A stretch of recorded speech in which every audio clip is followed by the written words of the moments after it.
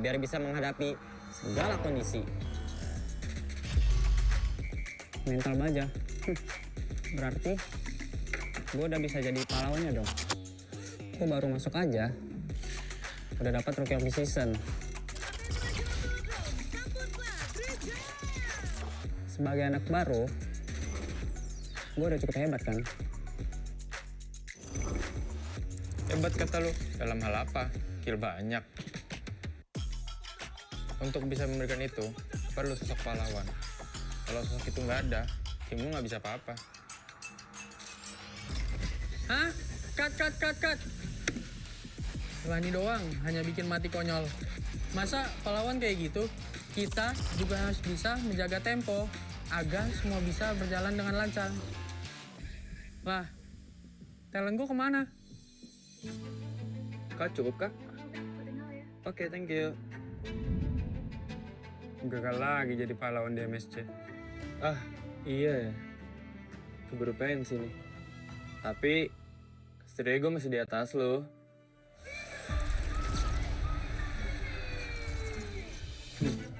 Oke doang lo itu mah. Season ini nggak akan semudah itu. Yuk, mulai syuting. Nih, baca dulu. Loh, kok lu jadi Estrada, Man? Magang, Mor. Wih, serius kita bakal main di sini?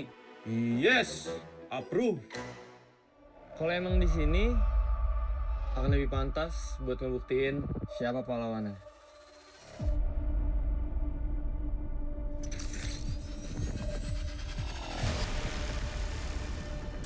Persiapan kita cukup. Kita berpengalaman. Kita harus sesuai target. Kita punya mental. Kita nggak butuh waktu lama. Kita memiliki inisiasi. Kita bisa mengatur tempo. Kita punya banyak cara. Kita yang ngatur permainannya. Mari kita lihat Siapa yang pantas.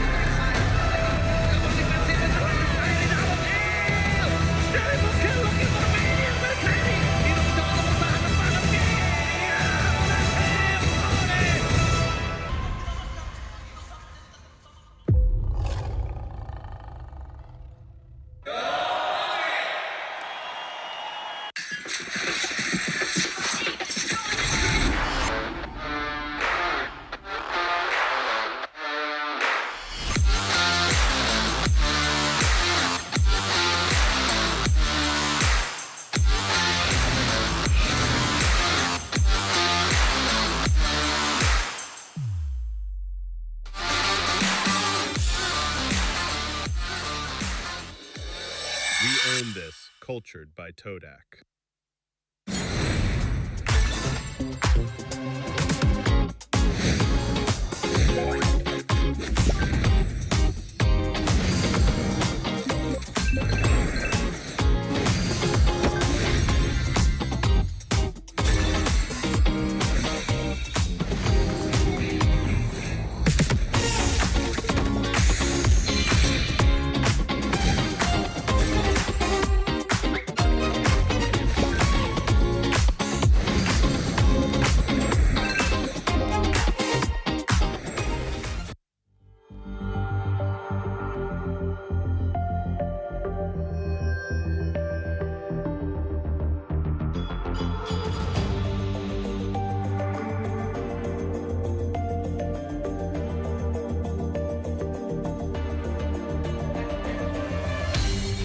Aku kan berdiri dan terus berlari, terus ke arah puncak tertinggi. Ku takkan berhenti, hanya sampai di sini. Kemenangan abadi menanti. You know we won't miss if we unite our focus. And if you haven't noticed, we all live. Nyalakan apimu, hadapi semua tantangan, hadang semua serangan jahat.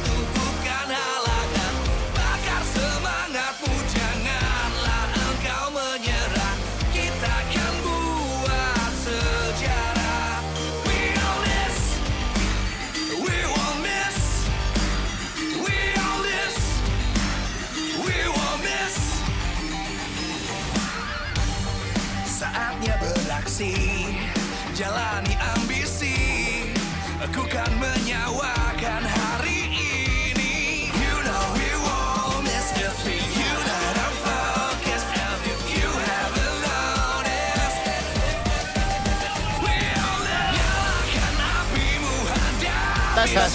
Okay. Test. Oh, okay. Nice. All good. All G. Yo. Seven.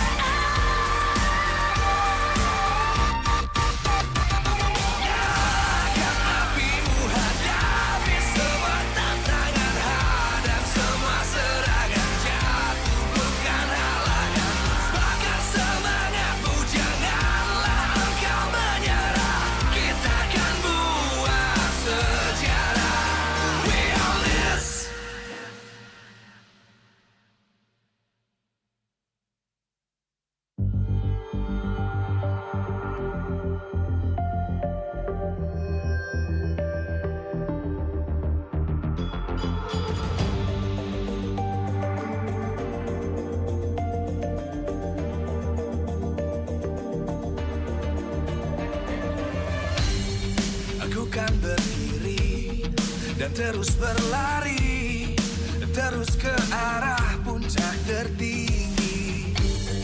Ku takkan berhenti, hanya sampai di sini. Kemenangan abadi menanti. You know we won't miss if we unite our focus. And if you haven't noticed, we all live. Nyalakan apimu, hadapi semua tantangan, hadang semua serangan, jatuh bukan halangan. Bakar semangatmu, janganlah engkau menyerah. Kita akan buat sejarah. We all this, we won't miss. We all this, we won't miss. Saatnya beraksi, jalani ambisi. Aku kan menyawakan hari ini. You know we won't miss if we unite our focus. And if you haven't noticed, we all live. Nyalakan apimu, hadapi semua tantangan, hadang semua serangan, jatuh bukan halangan. Bakar semangatmu, janganlah engkau menyerah. Kita akan buat sejarah. We all this, we won't miss. We all this, we won't miss. We all this.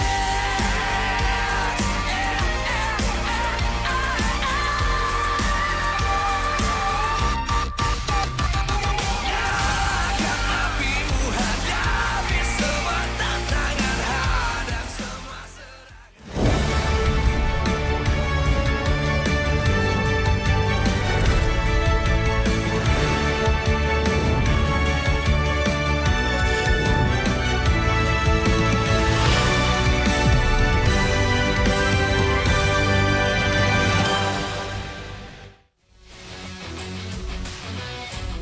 Live from MPL Arena, Jakarta. MPL Indonesia Season 18 is powered by Muto. Supported by Esports Federation of Indonesia. Presented by official gaming phone, Infinix. Official e-wallet, GoPay. Official gaming chair, Toda. Partner in esports, Aqua. Good time. So good. We own this.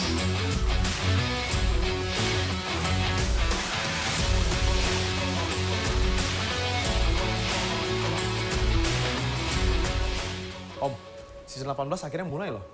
Kayaknya udah waktunya kita ngebedah tim-tim siapa yang kuat di season ini. Ya, musim lalu kalau kita lihat memang rekor demi rekor pecah. Ya, tapi masuk ke musim yang baru, semua tim mulai dari nol. Jadi coba kita mulai bahas dari Navi dulu. Mereka sempat memainkan 2 rookie. Cuman sayangnya 2 pemain ini kurang yang namanya waktu. Dewa United. Hero pool luas, hero powernya mengerikan. Tapi musim lalu mereka ngebut di awal-awal. Cuman buat di akhirnya kehabisan bensin jadinya. Gifam punya masalah sendiri. Mereka bisa kehabisan ide karena mereka tidak punya Baloy. Sekarang tanpa kehadiran the big brain Baloy, the monster maker, tetap apakah Gifam akan bisa menjadi the King Slayer? Nah, untuk 4 tim ini sih sebenarnya oke, cuman masalahnya mereka di konsistensi aja. Alter Ego, tim yang sangat disegani, tapi penuh misteri. Untungnya mereka punya Arvi, pemain dengan most savage di MPL ID. 2,5 musim. Tapi dia nggak masuk playoff, Om. Yang ini unpredictable. Siapa sangka nomor 9 regular season yang diprediksi bisa end up nomor 2. Ya itu liquid ya. Tapi kita punya EVOS juga. Ada 1 pemain mereka yang memang benar-benar super. Mereka punya Albert. Bisakah Albert seorang diri mengangkat EVOS? Masuk kita ke beras premium. RRQ. Back to back mereka mengecewakan fansnya. Sampai mereka memanggil Demon Kite. Apakah mereka akan masuk playoff season ini dengan 2 king yang kembali? King Clay dan King Adi. Nah, 2 tim ini. Tapi pertanyaannya adalah, apakah mereka masih menjadi yang terkuat? Kita mulai dari Onyx. Bahkan bisa dibilang Raja MPL ID dengan 8 trofi yang sudah mereka koleksi. Jadi masih tim yang konsisten, butuh sesuatu tapi untuk Onyx. Iya dong. Bigatron by Vitality. My goats! Gila, membuktikan proses membuahkan hasil, Om ya. Nile, number 1, top kill dan assist. Moreno, number 1, top kill and assist. Number 1, top kill and assist, Finn. Pertanyaannya adalah, apakah sudah puas my goats ini? Cerita baru akan terungkap season ini. Semua tim punya kesempatan untuk mendapatkan hal tersebut. Tapi, hanya satu yang akan meninggalkan warisan. Who will own the story? Who will earn the legacy?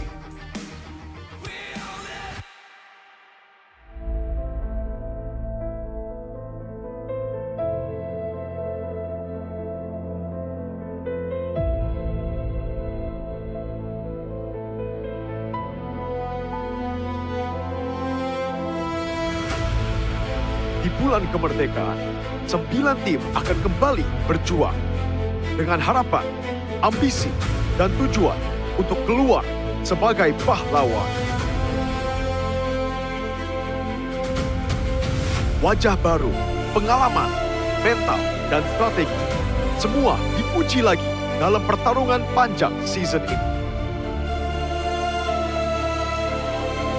Yang gagal bersinar musim lalu membawa misi pembuktian jati diri.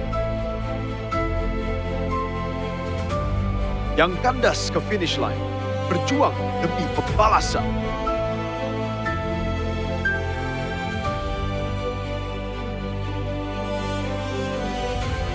Dan sebagai peserta terdepan untuk rebutkan titel King Phoenix dan Immortal Cup, sang finalis harus siapkan kembali taktik untuk bertahan di putih.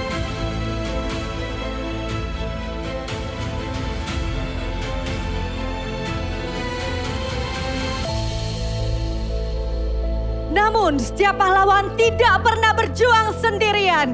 Karena di balik setiap kemenangan, selalu ada suara yang selalu percaya. Mereka yang selalu hadir di setiap musim, bersorak saat menang, bertahan saat kalah.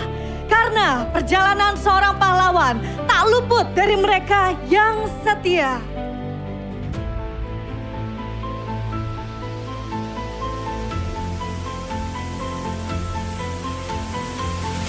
Tak ada perjalanan menuju tahta yang ditempuh dengan jalan yang sama. Tiap musim menghadirkan tantangan yang berbeda. Dan dimanapun panggung itu berdiri, selalu ada yang membawa harapan. Selalu ada yang rela pertaruhkan segalanya. Selalu ada kisah yang akan dikenang lebih dari sebuah kemenangan. Kini, perjalanan itu berlanjut. Playoff MPL Indonesia telah menorehkan jejak itu dari satu daerah ke daerah lainnya. Setiap tempat menjadi saksi. Bagaimana mimpi diperjuangkan. Bagaimana rivalitas lahir. Bagaimana sejarah diukir. Dan pahlawan baru yang akan lahir.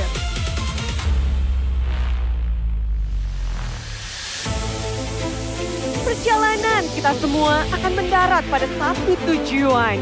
Sebuah nostalgia dengan semangat yang lebih menyala.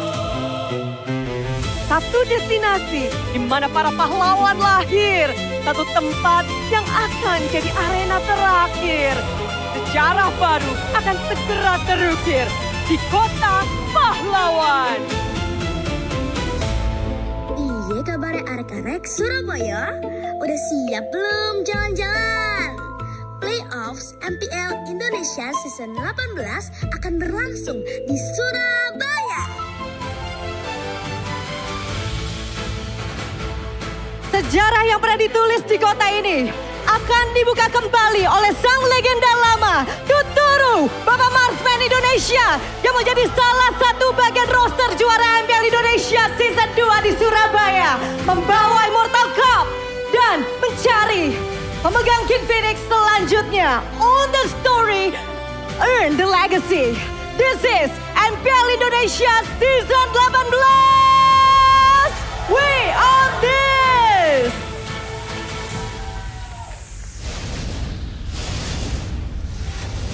Own the story, earn the legacy. Ladies and gentlemen, welcome to MPL Indonesia Season 18.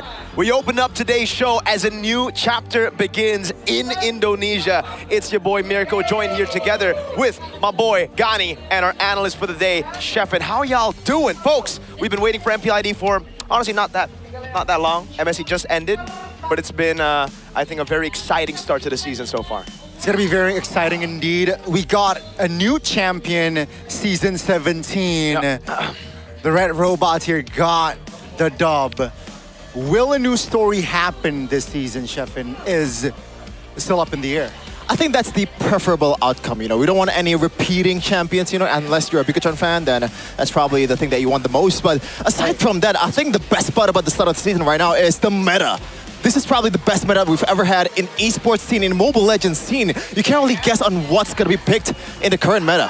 I agree. It's been the most dynamic meta. It really requires you to dig in deep. And that's why a lot of these teams have been utilizing that off time as, again, 7 of them didn't make it to internationals to rebuild their rosters. Heck, we got a crazy lineup later on to talk about for both these teams. EVOS and RRQ to start the show, to start MPL Indonesia Season 18. We've never had this in the history of Indonesia MPL, where EVOS and RRQ, the classic derby, starts us off. And right now, I just want to ask y'all, what are you expecting from the classic derby opening as we take a look at our schedule and our regular season standings later on? Firstly, again, it's RRQ versus EVOS. Then it's going to be Na'Vi taking on Alter Ego. I always dread the debut of the international imports of RRQ. You know, it has not been the best time for RRQ fans, especially currently right now. I think 3 times in a row or 2 times in a row they're not making it to the playoffs, but now they got new ammunition right here. But historically, Gani, it's always a flop. Irat, Brusco, now Demon Kite. Now, there's a bit of a pattern. Super Dan last season. Oh yeah, Super Dan, I'm sorry. And Super Dan goes back to Onyx PH. Now, you know, we can already congratulate Onyx PH to be the champion of M8 in Turkey if we're going by the pattern right here. Exactly. If we're talking about patterns, definitely not favorable for the side of RRQ. But hey, you know, Mr. AP made the decision, got the deal, and Demon Kite perhaps might debut today. So it's going to be a statement for RRQ if they are able to win against EVOS, who is currently, at least trend-wise, in the Classic Derby. A lot of dubs here for the White Tigers. EVOS have been on the receiving end on victories so far. Yes, 3 times. The last 3 times they met, it was all EVOS who were able to get the wins, and all those matchups were in the regular season. Now we have audience topic votings by Infinix GT50 Pro for y'all back home. With Demon Kite, can RRQ break the 3-time Classic Derby losing streak that we were talking about? Now, A, with Demon Kite, RRQ will rise is the most favorite answer according to y'all back at home. Then we have Hard, it's Assassin meta, and no, EVOS will continue winning at 13%. Now, few fans would actually disagree. You know, my boy Ken, he's a big EVOS fan. Why is that? I don't know, he just likes EVOS, man. I mean, you can also argue that in the last playoffs in season 17 in Jakarta International Velodrome, EVOS was arguably top 4 team in that tournament, but unfortunately they got to meet Bigatron first, and they have to say goodbye to that EWC contention. But always be wary of Albert. I would like to call him the constant, because he's always been very consistent throughout the years in RRQ. Even in Onyx, despite him switching roles, he's playing pretty decently. Now in EVOS, I would argue that last season he was the best jungler, at least in the regular season. Definitely the star player, right? A star player for EVOS, and we're about to see if he's able to bring that same consistency, bring that same quality here, going up against RRQ. Mind you, it was his X team as well, right? And it was RRQ that technically build Albert to become a player that he is today. And that's why there's just so many interesting storylines as we get into our Classic Derby opener. Now, RRQ, they've been on a drought of wins here up against EVOS in the Classic Derby again. We have to go back into this. Their last win against EVOS came through a 2-0 clean sweep victory 2 seasons ago. Season 16, leg number 1. But after that, it's been EVOS who've just been able to dominate these matchups. So, with a 25% match win rate since MPL Indonesia Season 16, can RRQ make it back? Now, you brought up the point of Albert being ex-RRQ. We can also bring up the fact that Arthur, aka Sutsujin, his new nickname, by the way, for you guys who didn't really follow the transfers, was also ex-EVOS, a jungler for EVOS, now playing for RRQ. Now, question is, King Arthur was able to pull Sword from Stone. Can Arthur pull RRQ out from the dumps? We will find out, right? At least that question will be answered here on their debut match for Season 18. But here are a couple of highlights, right? From not from last season here. It's M1. No, it's not M1. Anti-match is there. This was Season 9, I believe. The prime days of RRQ Hoshi when they actually won with this lineup. 100% win rate. Now, Shepin, talk to us a little bit about Clay. Talk to us about these new transfers in Demon Cat as well, joining RRQ. Demon Cat carries, I think, a big question mark. I think a lot of people also dread the possibility of this transfer being a flop. A lot of people also think that Demon Cat is not really well-suited for this meta, Mirko. He's been known as a good fanny player for the longest time, but it has not been brought towards the game very often. Usually he goes on picking those Fredrin, those utilities, and that's the way Aurora PH played the game. I don't know if it's gonna translate to RRQ right now, but aside from Demon Kai, there's also some old faces coming back to this team. Adi, he's also part of the glory days of RRQ, if you want to call it the glory days, even though the national-wise, it's not really the greatest, but locally, they were dominating with Adi. So, I think I have a bit of trust towards Adi more than people overall, more than RRQ fans, to be honest. Okay, there you go. You know, some RRQ fans actually celebrated his departure from RRQ back in the day, so I would really love to see his reaction to Adi coming back. Now, together with Caleb, we have to bring him into the mix as well, right? Because Caleb has been through, I think, a lot of different teams in the last few seasons, from EVOS, starting things out, EVOS Icon, moving up to the EVOS MPL team, making it to the MSC and Season 13, but then falling short that tournament, moving all around again. And just last season, he was in MPL Malaysia for Team Ray, together with St. Lucas. Unfortunately, not the best of results as well. So it's about these two coaches who've literally just been to Malaysia, Adi with AC, Mr. Caleb with Ray, coming back to Indonesia and saying, we still got a shot, we can make these players good again. Now, again, a big question would be, how's Hajirin and Saeed going to perform here? AKA Rins Edok. Again, there's a trend of new nicknames here. A lot of them have chosen their real names instead of their IGNs. So Rins is Hajirin and Mr. Edok is now Saeed. So that's what we're going with, all right? Saeed, Hajirin, still in the roster. I think many Kingdom fans, or many of the Kingdom actually didn't really like this change, didn't really like the fact that they stayed. But for the EVOS fans, they certainly are also I think, quite doubtful about the roster. Yeah. I've seen some of the legends as well speak on how they have low expectations for this season. For me, though, going back to Said and Hajirin, I have more of expectation than RQ fans, to be honest. Because I feel like in this meta especially, there's a lot of heroes that Rince can use, especially that Prio ban Selena. Oh. This guy, Selena, has been banned a lot of times, even in the first pick, the first ban phase, against Onyx, against the big teams. So in this tempo-based meta, it might be suited for Rince more than anything. All he has to do is to get through that mental block that he had against Suns. And especially if he paired with Edok, right? If he's able to find his form, Edok is just a crazy momentum maker as well. At least in this meta, you know, I know that Edok or Said can make his mark, or at least try. Because RRQ, they need that sort of leader in the Lana Dawn. Yeah, even Edok or Said, I'm sorry, he has more heroes to play right now, right? Despite the Tigreal not being Prio, but there's a lot of set heroes that can still be played in the game. Atlas, Beleric. Atlas and Beleric. Those two, with Edok, absolute cinema. Whoa. Should be the case, right? But obviously, with these players having signature picks, we're gonna have to assume that our very close friend Aldo, who's now the head coach of EVOS, should have noted that down already. Gone too soon. Gone too soon. One season, and he's back to coaching. Now, let's talk a little bit about that, because it really seems like this EVOS was handcrafted by Aldo. As he joined in, he recruited some more of those MDL players that we saw back in the day. Again, Rendy, last time we saw him was season 16, where they were able to make it to 3rd place. Now with Riza in the mid lane, ex-BTR, by the way, might goat as well. Do you think EVOS are going to be strong this season? Do you think it's going to be a 50-50 for this matchup? I think the way I see it, Aldo, definitely a capable coach. You know, I think he has that quality as a leader, as a drafter, and also how to lead teams. Now, question is the adaptation towards the players.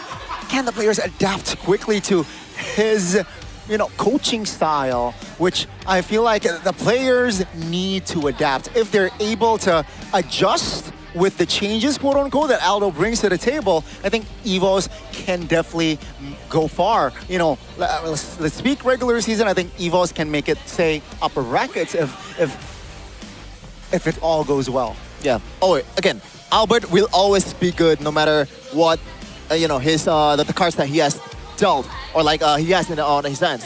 But aside from that, Mueza is a big question mark. A lot of people has been saying that this transfer is super weird, especially with the fact that Mueza has not performed the best last season, but you gotta see the lineup here. Let's take a look at both these teams for our classic derby. It's Demonkind in the jungle making his debut in MPL Indonesia with Hajirin. Syed, I don't even... Arthur making his way up there as well. What do you have for us, RRQ? Let's find out.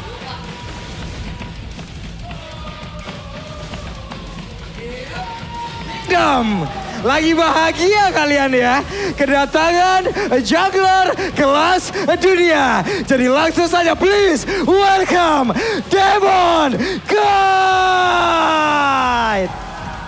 Demonkind has made his debut in MPL. This is the time to show those doubters that he can indeed perform, that this transfer wasn't a desperate move by the Kingdom.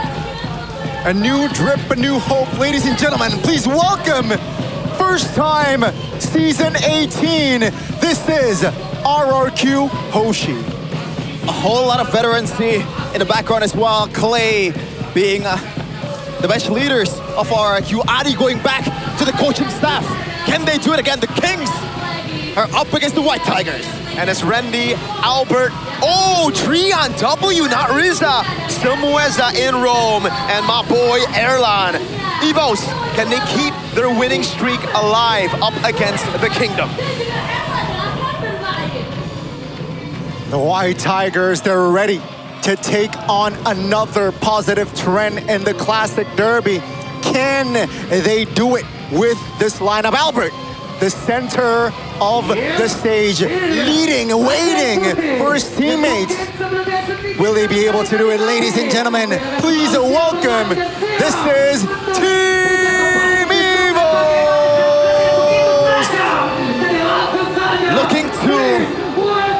Looking to revive the glory days of EVOS. Now with the Architect, which is also a tournament by now, in the helm. Can they do it this time against their arch rivals, RRQ? Let's find out. who's going to get the dub here today. Drian W, with his debut against RQ, was not what I expected. I thought they would rely on a little bit more on experience with Riza, even though he didn't play too much last season. Dang, Coach Aldo, bravo. Adi and Caleb, both of them have gone for, I think, what many believe to be not really the main lineup for both teams. Again, Drian W over Riza, Arthur over Kuroki, a much more experienced gold laner. We have to remember Arthur, the fact that he's a new gold laner is already supposed to raise some questions. Now, bring into the fact that he hasn't played for a whole season, that inactivity, that rust, could it be a factor to how, you know, okay, maybe it might be the language. Maybe they chose Tutsujin, aka Arthur now, to play because he can communicate with Demon Kite a bit better. That might be the case, but going back to the rust problem, I think there's also a reason why they trust Tutsujin in the gold lane. Obviously, this is an organization that has seen a lot of success in MPLID. There's got to be a big reason on why they trust this guy over their other gold laners. Toy demoted, I think, to MDL. Kuroki in the bench. Tutsujin over both of them. I guess we'll see. I'll reserve the judgment until we'll see it in the Land of Dawn. But the audience topic voting here by Infinix GT50 Pro, Mirko. All right. It was. It is still 67%. Yeah. To Demon Kite, RQ will rise. It's final. I mean, you agree, again, Gani? You think Demon Kite's going to bring in that win for RQ? Yeah, I think the stage is set, and I think, personally, I think EVOS still has an edge, if you really think about it. One thing's for sure, unlike the previous seasons, I think Demon Kite will be playing here without the immense pressure of the past. The previous lineup didn't make it to playoffs. Heck, they were 9th place. Right. They were dead last in the regular season, so any improvement will be welcomed by the Kingdom. Maybe not another playoff miss. Okay. But they'll be happy with What like if they're 5 or 6 place? seed. Yeah, they'll be happy with it. Okay, what if they're 7th? No. What if they're 7th, same head-to-head matches, but just losing out on the game rates? That would be very, very See, a lot of RQ fans become RQ fans when Lemon was playing, when Tuturu was playing. That's true. Those legends. Yeah. So the expectations is set towards them despite the over and over again the drought of the playoffs. So the expectation is still there. If they don't get to the playoffs, there will be an uproar. Maybe not a bigger uproar than the last season because they're already miserable for that. But yeah, that's the reality. It is the reality, and another reality that we've had for the last, what, almost 10 seasons has been the consistency of Albert. You mentioned it, the constant from RQ days to then Onyx winning those trophies as a bench player and coming back to the competitive scene by joining an EVOS that was rebuilding, an EVOS that had no big names at the time when he joined, to bring them back up to a 3rd place finish and unfortunately last season 5th to 6th place, but they did lose to the champions, Gani. The Red Robots, huh? Yeah, I mean, a very, very strong story from the side of Albert, where we get to see him debuting here in MPLID. King's new jungler, right? He was a part of the RSG franchise. He's been here and there, Malaysia, Philippines, now finally in MPLID. Going up against Albert, that's going to be a very interesting, you know, head-to-head. Let's take a look at the keys to victory, Sheffin by Infinix GT50 Pro. Yeah, when you have a player like Albert, you play through Albert no matter what. Don't give him utility unless they already tested it and it's also working the scrims. But Albert, you have to give him a room to carry. The Hirara is probably the hero that they will probably the most. I don't think RQ will give him, but we'll see. Now for the other one though, punish RQ's movement. Oh, okay, I missed out on that. No worries. I thought it was 1. My bad.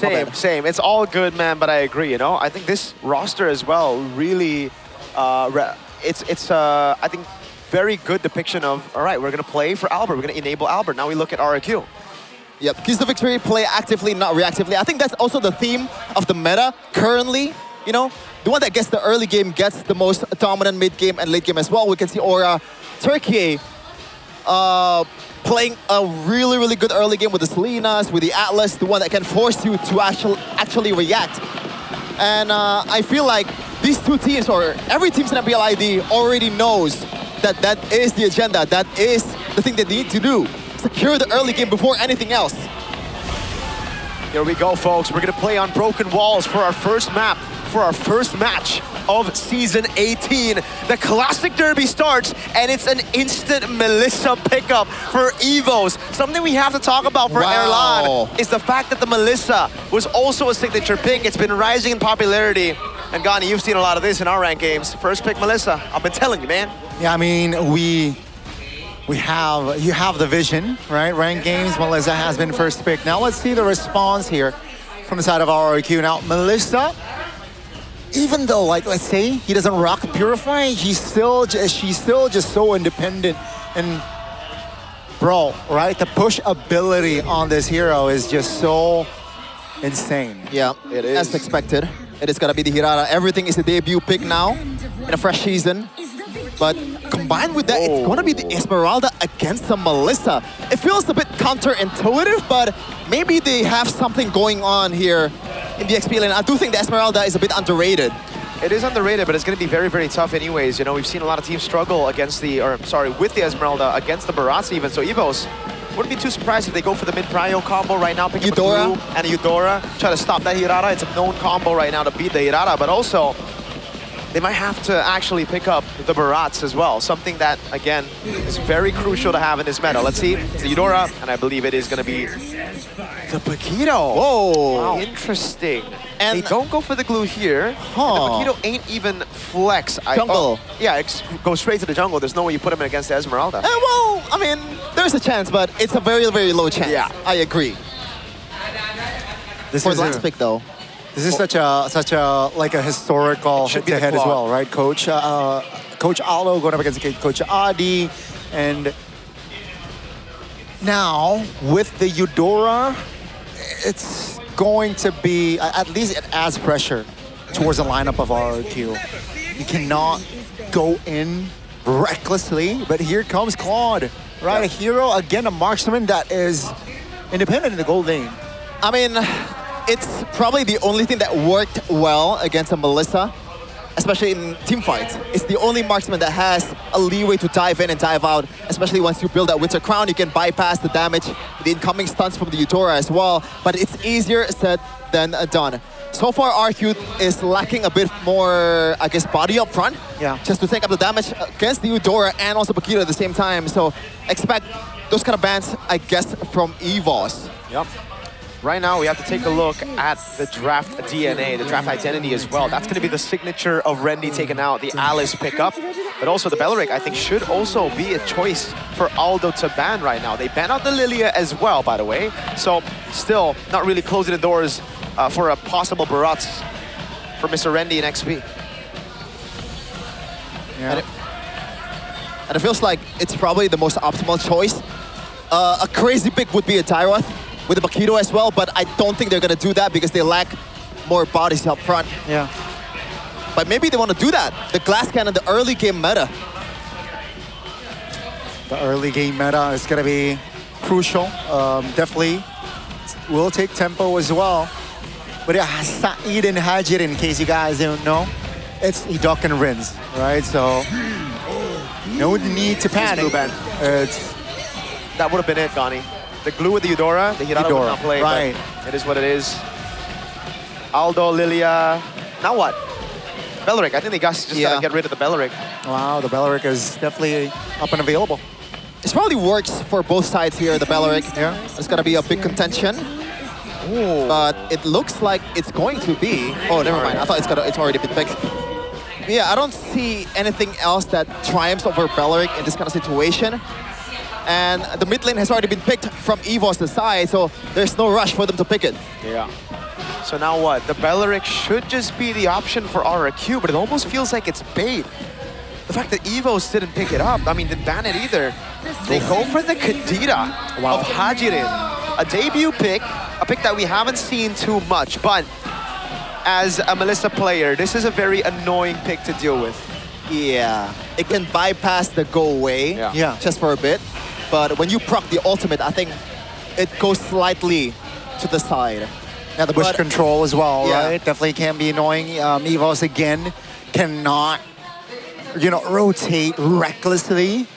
I think not only for the Melissa, this is moreover is to kind of quote-unquote counter Eudora. Eudora cannot get too close Yeah. to Khadira's, environment, because the first kill brings you that CC immune. You can just burst down the Eudora really, really well. And there you go. It's gonna be a Tyroth actually. So they went for the glass cannon. I don't know about this, but I do expect the Tyroth to be a bit more, utility based. It's just gonna be an enabler most of the time. It's probably just a single Fury Hammer into all tank build. This is looking very scary. Coach Aldo is definitely cooking. Remember, Tyroth shreds the armor as well, right? If you combine that with the Paquito, bye-bye. Yeah, even you build Dreadnought, even you build the Cuirass, the armor will be negated. Feels like it's gonna be, oh my god! Edoc special, or wow. Now, to go for this. it's Saeed's special. Oh! Saeed special. Gani, you're the roamer here. Tigreal, Belleric, and this matchup. I mean, which roamer will have the better... It's tough going up against some Melissa, and let's say the Melissa is already farmed. I think I remember a certain playoff game with Bronze on a Melissa against a Tigreal. I don't remember exactly what game was it. I think it's EVOS versus Alter Ego in season 11 where Bronze completely negated the late game potential of Tigreal. He completely defended the base all by himself through micro skills. The perfect go-away procs that evaded all those ultimates from the Tigreal. But we'll see though, it's Edoc. Those questions will be answered by Saeed, not Edoc, and maybe Hajirin on the Khadira. Coach Adi in his debut back. The comeback season for Adi and Caleb after their stint in Malaysia. Will they be able to bring RQ back to the top, or will Coach Aldo with EVOS stay on that win streak? Ladies and gentlemen, welcome to the opening match of MPL Indonesia Season 18. It's time for the Classic Derby. It is round 1, folks, and Lanadon, here we go. Will the White Tigers continue the trend of the Classic Derby wins, or perhaps this time with DK? That's Demon Kite. Perhaps that pattern will break. Yep, Joshua is taking a bit of beating here, but it's all good. Against a Tyroth, you will lose a lot of HP, especially once the Paquito is a bit more online. You secure that Fury Hammer in the early game. That should be good for EVOS. But RRQ, I feel like in this early of a game, they have to be a bit more conservative with the way they play, because they are a very old reliant composition. If you missed out on a single skill, then it's all GG. We only have 1 vote for RQ. Sorry to cut you off there, but that is still very odd to see, Sheffin. But that's, it's Pak Pulung. So Pak Pulung thinks that EVOS will win. Oh, yeah, you're right. That's how it works. Fortunately. The twist. First minute is in, folks. Nothing too crazy. No spells are open. Well, at least not the Retribution, but apart from the Retribution, but talents-wise, or anything stood out. Yeah, just what I said earlier, Randy is rocking a pure enabler utility build here as Albert. Just a bit of poke. So it's going to be a tank emblem with a Brave Smite. So a full-on trying to survive kind of mentality here for this Tyroth and let Albert cook most of the time. But the problem is, once again, RQ, they're a window-based composition, obviously very reliant on the ultimate, but at the same time, this tower also works the same. That's a Petrify, finding Mueza, immobilized as well. Here comes Albert from another flank. That's going to be Saeed taken very low. Pops the flicker to get out. No first blood just yet. Whoa! But this looks like an open turtle for EVO's ass. That's going to be Joshua popping the Purify as well. A big win there from that fight. And it's EVO's with the tempo back again. If we take a look at Randy and this EVO's lineup, they really love to play around that tempo. Airline on the weak side, that's what makes them good. And again on this Melissa, it's going to be a tough question to ask for Arthur, even if you're in a winning matchup, to push him through. Not just Arthur, man. Even Hajirin and also Saeed as well. It's a Purify Melissa with a go away. There's no way you're going through that. The Wraith of Jiraiya locking Hajirin into place. And that's going to be first blood here for Albert. Damn. I mean, EVO's, it's classic Mueza. Even in Dewa, there are a lot of questions about this transfer, but one thing's for sure, though, early on in the season, he's always good. It's the later half of the season, that consistency that becomes more of a question for Mr. Mueza. But it's Evos really just capitalizing on this early win, pushing through into the jungle, and giving Erlan all the space he needs to out lane Arthur. Again, this was a big point of discussion. Putting Arthur in a lane against Erlan on the signature pick. Saeed! Uh-oh, here's time. Seems like RQ will strike back. They find a kill. In the mid lane, Evos cannot find a trade there, so it's a 1-for-1 though.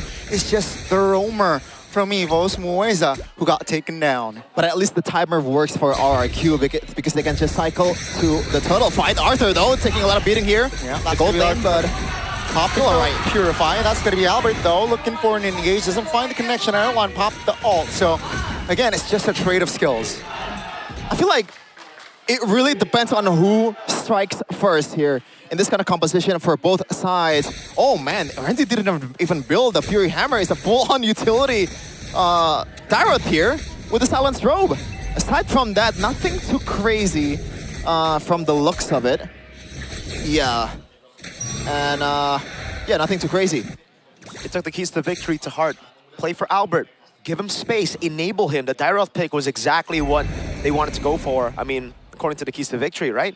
Albert gets a little bit of physical defense shred from Rendy's second skill. The whole team plays MPL as well. So even if RQ try to re-engage, Erlan's going to be there with a go-away to stop this implosion. And that's why for Saeed, it's crucial for him to find the right moment, to wait for everything to be used. And now it's up to RQ. Mueza! Wow! That's the stop right there. Mueza finding the right timing. Here comes the Kadita looking for an engage. That's a knock-up on towards the roamer though, but here comes Evos. The rest of the players, Demon Kite doesn't find the connection. Ajirin taken down twice this game. DK now shoot away by Rendy. Open turtle again for the White Tigers. This is a stomp of a fight as Mueza starts things out. RQ, we're ready for that setup. And now they go on to Arthur! Oh no, 2v1. Saeed is there to cover. Here comes the implosion.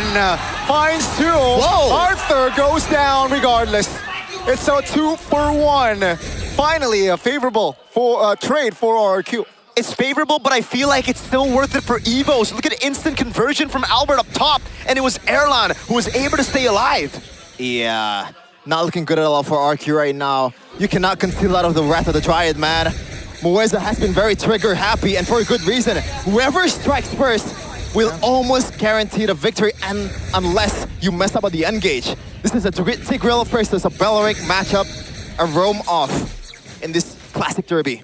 That's why we brought it up before the game started. You know, who's going to have a better time, the Belleric or the Tigreal? And so far, if you look at the KDA, you'd say maybe it's 50-50, but no. Mueza's been the man to set things up all so brilliantly for Erlan, for Drian W to get these sets. And then Rendy comes in as the executioner, where you would think it was going to be the Paquito. Yeah, that's the thing, man. Belleric, you can play it actively with the Flicker as well, but in terms of playing it reactively, I feel like Belleric triumphed just a little bit over the Tigreal, especially with the amount of tankiness that Belleric has compared to the Tigreal, so they can be a bit more flexible with the way they play EVOS. Now it's very difficult. Hirara to... Oh, Drian, help you. They're going in on towards Joshua. The mid turret, though, was the target. Still able to be defended. But again, 6 minutes in, almost 7. It's a healthy lead for the White Tigers. 2K gold is the difference. Even though they've rebuilt their roster, though, Evos, they've stuck through to that disciplined gameplay of last season. Again, if you guys remember, that was really what stood out for Evos. Playing it slow, playing it clean. This roster feels like it's taken that aspect as they get a lead.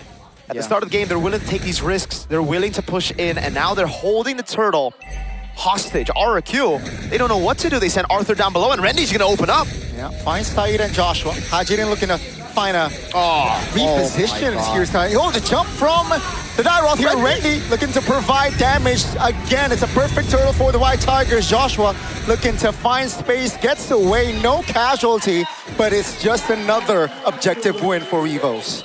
That's kind of insane, man. I want you guys to look at where Alan was positioned in that team fight earlier. He's the one who's thrown out the Tigreal. Normally as a marksman, that you should not do that against a Tigreal that has a flicker, but no! He has to go away and also purify at the same time. Saeed cannot do anything about that. He cannot engage unless he knows fully well that the purify and also the ultimate is gone. That is 2 layers that needs to be peeled for this Tigreal to pop off. And there's no way you can bait it out right now because he's the sole initiator for the team. RQ, mid lane, and XP. It's Joshua and Hajidin that should actually be able to, you know, on paper, bait out those abilities, bait out those resources out from Evos, but they're just 2 behind. If Joshua walks up, he's gonna get shredded. If Hajidin goes in, he won't even have enough damage to take Erlan down. Bro's chilling in the back. This is supposed to be a good pick against the Melissa, but not if you lose out on mid-prio. We have to go back to the fundamentals now, right? The Tigreal, the Kadira in a teamfight scenario can be great, but they lose out too hard in their own lanes. They're gonna be too far behind to actually even threaten anyone from Evos. Yeah, and layering the CC is not even an option for RQ right now. Especially if Mueza does a good job in peeling for his team. When he has the flicker, he has to watch out for a single guy, and that is Saeed. He has to man-mark, box 1, this guy down to the ground, and pretty much on his back the whole time. Look at that, Randy does not care. He wants himself to be ulted. He wants to bait out the resources. And it's because he's built that utility build full on. No damage, not even a Fury Hammer that you mentioned earlier, Sheffin. It's a Radiant Armor Rush, so there's no risk of him walking up. You saw the Kadira splash him with water, and it really just felt like that, like a little boy splashing water on you in a pool. Didn't feel like any waves, no rough waves, those are smooth. Yeah, he's playing in the bathtub instead of the beach. Wow. This is the bathtub. Randy. Yeah, slow push down Please below. ult me, please ult me. Please, come here. Evos are just masochists right now, man. They just want RQ to hurt them. Dude, he does not even care to use the ultimate because he knows that the ultimate for this Tyrant is kind of useless. There's no damage to proc. It's a fully enabler Tyrant at this point of the game. Oh no. Mueza finds an opening. The Wrath of Dryad is not really, doesn't really connect. Oh, Saeed finds a 2-man stun. Take a look at the damage though. Saeed very low. Hajid in the back, taken down. Joshua will not be able to sustain the damage. Renly in the front will not fall just yet. Arthur gets away, but DK jumps in. Ladies and gentlemen, DK making it away. An escape, but Evos, they stand with 3. RQ actually pull off a pretty good fight. They were able to bait out some resources, and it was through Saeed going in, baiting out Purify, zoning them in the back. Basically breaking the front to back, but still they weren't able to fully convert on that fight. Yeah, unfortunately it was through Evos' mistake. Mueza, I think, is a bit too late or a bit too early in the flicker. Yeah, he has to be a bit more precise from now on because if that connects, it would have been a different story for Evos, man. They might be up like 4K, 5K gold lead by now. But yeah, good job by RRQ at this point of the game. Any equal trade is a good trade for RRQ, despite the late game might not even favor them. And this is where Drian W needs to start being very, very safe. Saeed can still pick him off, right? He can't pick up Erlan, but he can go for an easy pick off on the Eudora. That's why both of them, Drian and Erlan, need to play together so that Erlan can purify out of that implosion, then get Drian into a safe spot with Go Away. And by the way, oh, hold on. Amazing poke. Hirata's down below. They were going to force this. Yeah, it seems like that's going to be the call. Saeed pops the conceal to at least bluff. That's a taunt, that's a stun. That's going to be the damage coming in. Rajirin finds the burst. Saeed falls. That's going to be Demon Kite in the back, trying to provide damage as the Lord will be slain by Erlan. And now Arthur, the No Man's Land, still able to find a route to safety. But it is Evos again who will strike. Oh God, that was an early retry, I believe, from Demon Kite. Yeah. It was a 1v1 in the Lord Pit and he wasn't able to secure it against the Melissa. And this is a Melissa, by the way. It's a marksman that uses the Trinity build, so the basic attack damage is not really that much compared to the critical marksman usually. So there's absolutely no reason for DK to lose that retribution.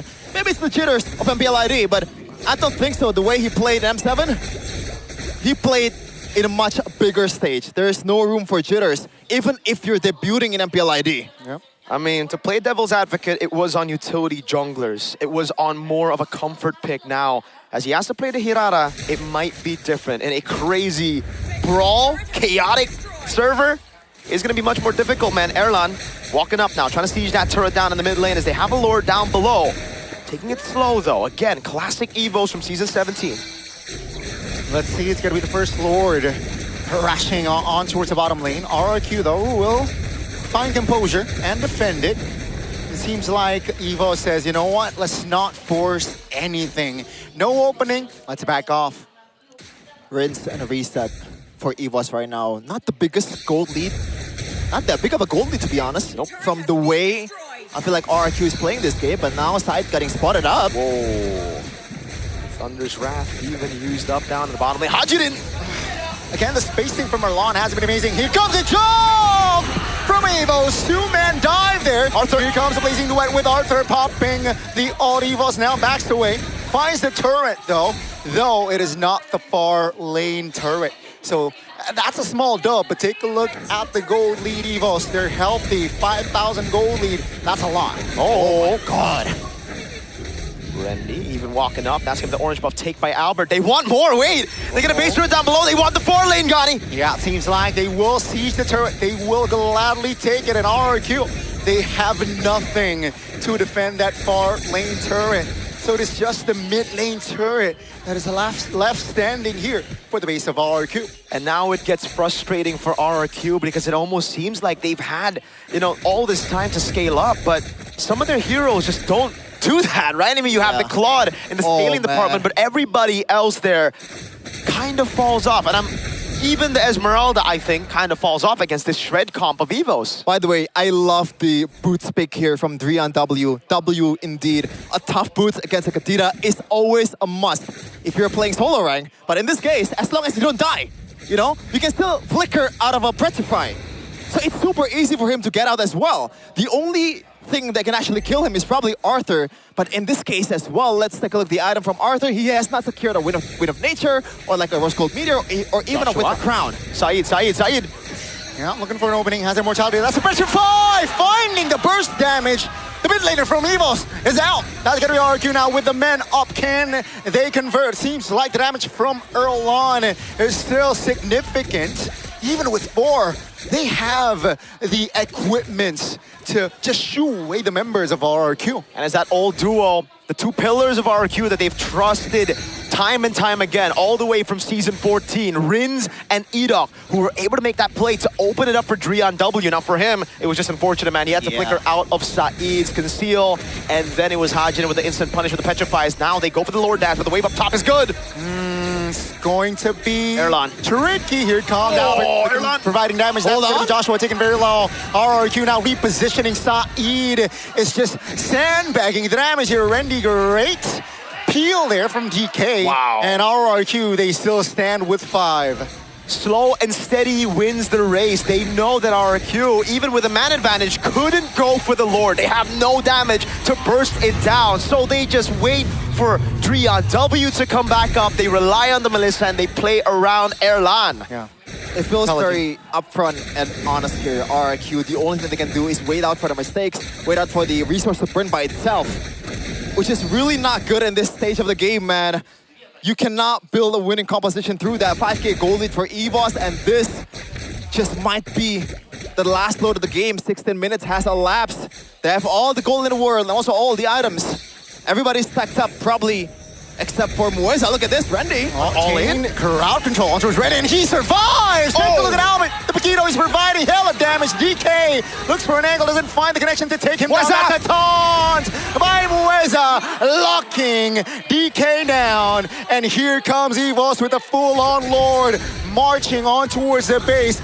RRQ, can they defend with 4? That's gonna be Evos now finding the mid-turret. RRQ now looking for an opening for Saeed.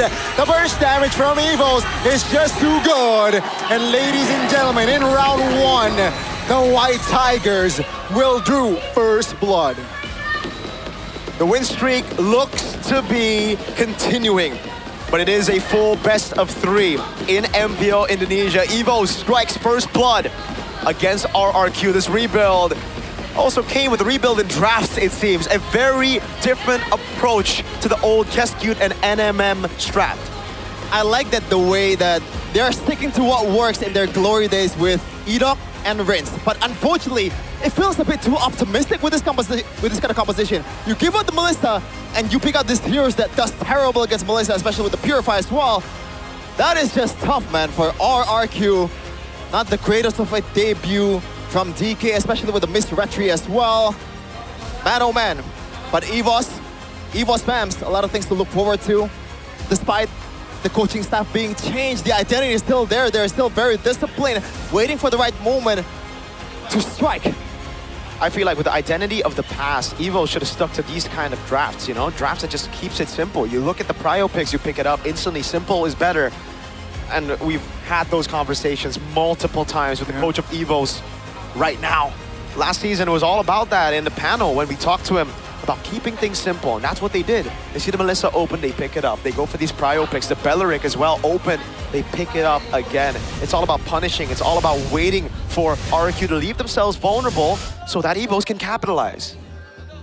Definitely abuse that composition there from the side of Evos, right there. They're able to just strangle RRQ's composition, you know, just enough so that RRQ don't get the farm that they want, don't get the bush that, say, Hajirin wanted to occupy. And, you know, without, let's say, a bush or a vicinity that Hajirin can't occupy, Kadita, yeah, the power, the potential power is definitely negated. And we saw only one pickoff from Hajirin that was significant, quote unquote. That was on towards Drian W. And it was towards the later stages of that game. Yeah. So there are glimpses of how they could make things work, but it just didn't work out the way they planned. And I think it starts with the first phase, right? If you want to go for those crazy picks, you need to guarantee a win in the first phase. They left the Paquito open for an Esmeralda. Then what did they take for second? I forgot. Hirata. All right, the Hirata is completely fine, but the Esmeralda pick for me was already off, right? Even against the Barats in MSC, it wasn't a win. You pick up Uranus against the Barats, not the Esmeralda. They banned the Uranus. I thought they were going to get their hands on at least the Barats there, because if you have a Barats plus the Hirata, at least you can guarantee one pick off. That's solid.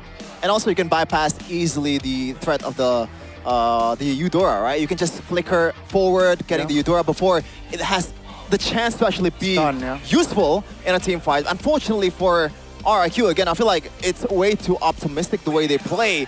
It does not guarantee them the mid-prio, despite the meta is a bit more dynamic right from now, you know? The mid-prio is still probably the most important thing in the game, or even more important by now, because that reinforced the importance of the early game.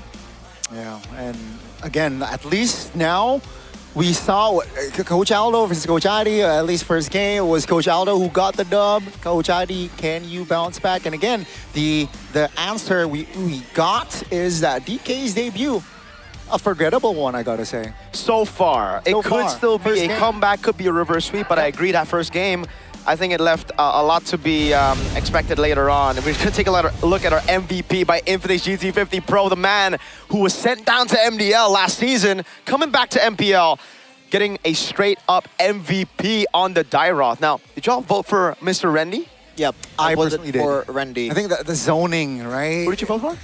Rendy. Rendy. Oh, both. Okay. Yeah. I would go for Moenza if it's not for the mistake that he did in the early game. But Rendy in this game, man, I feel like he has so little to do, but he did it so perfectly in this case, man. Just manhandling everyone, even just getting four very focused against them. Now, I don't know how to use this actually. Let's see. This is the first time I use this, but we're gonna see the replay right now on what happens in the early game. Nothing too crazy. Can I just go around and I feel like I don't really have the tutorial to use this, but yeah. Even the early game, he did what he's supposed to do. Dominate against the Esmeralda and enable the early game Paquito for himself. And most of the part, he did that beautifully through a full-on enabler build. Just gotta see here. It is one of the moments where I feel like Rendy needs the spotlight. You can see Albert against Citogen in the mid lane, but in this case, 1v4, Rendy is just tanking everyone for himself with that build, man. And I like the Dominance Ice Rush as well for the second item. It makes himself to be a bit more less prone to getting bursted down, especially when there's 5 members on the opposing side. And he was so important to EVOS most of the part with the way they want to play. In the early game, in the late game, even in parts where he's not supposed to be impactful, he is incredibly impactful until the end of the game. I think it's just very, very strange because usually when you see the Dairoth against the Esmeralda, you'd expect the Dairoth to just win out in lane, right? Rendy took a very safe approach in lane. He didn't really go for those 1v1s, the duels. he kept to himself, waited for the team, and then built full tank to open up. Got that Chastised Pauldron, got the Oracle, was able to, again, double down on what already makes Dairoth a very annoying character, that healing, that sustain. He was there as a, not a damaged Dairoth, as a utility Dairoth now. It was like Uranus with swords.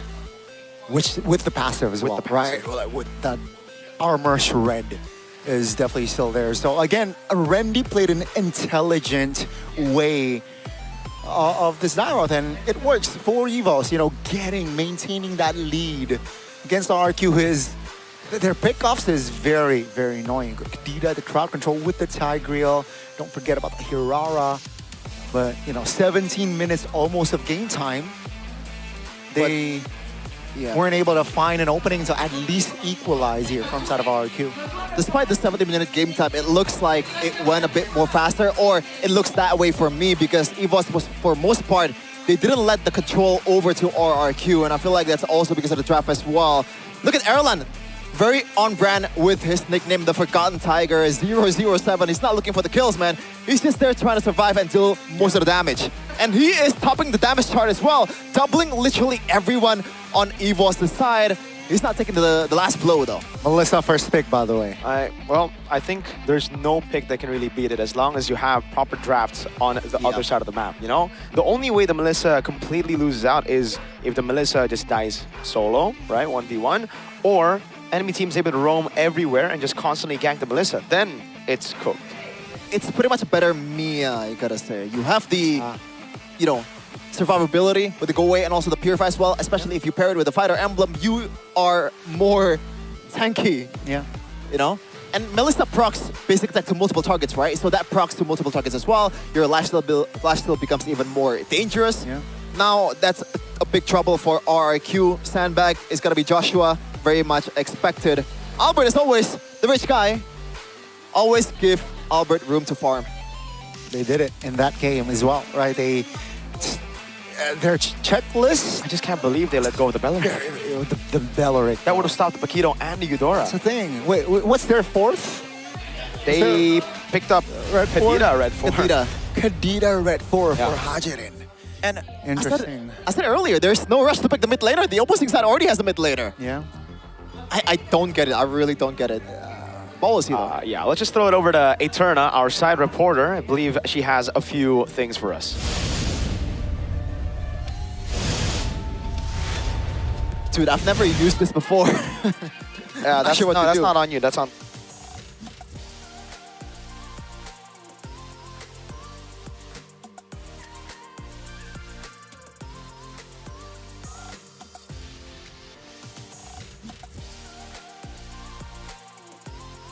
Masuk ke Derby Classic yang ke-40.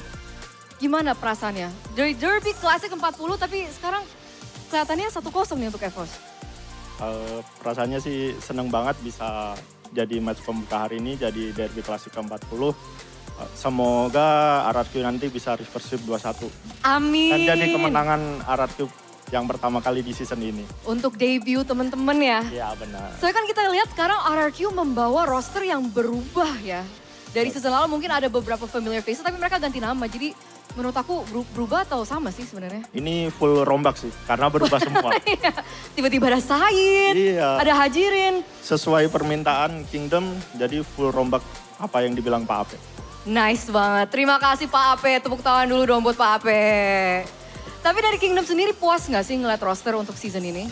Kalau untuk season ini sih puas karena udah ada King Clay yang kembali dan kita punya veteran yang bisa membimbing lebih bagus lagi untuk kedepannya di roster season 18 ini.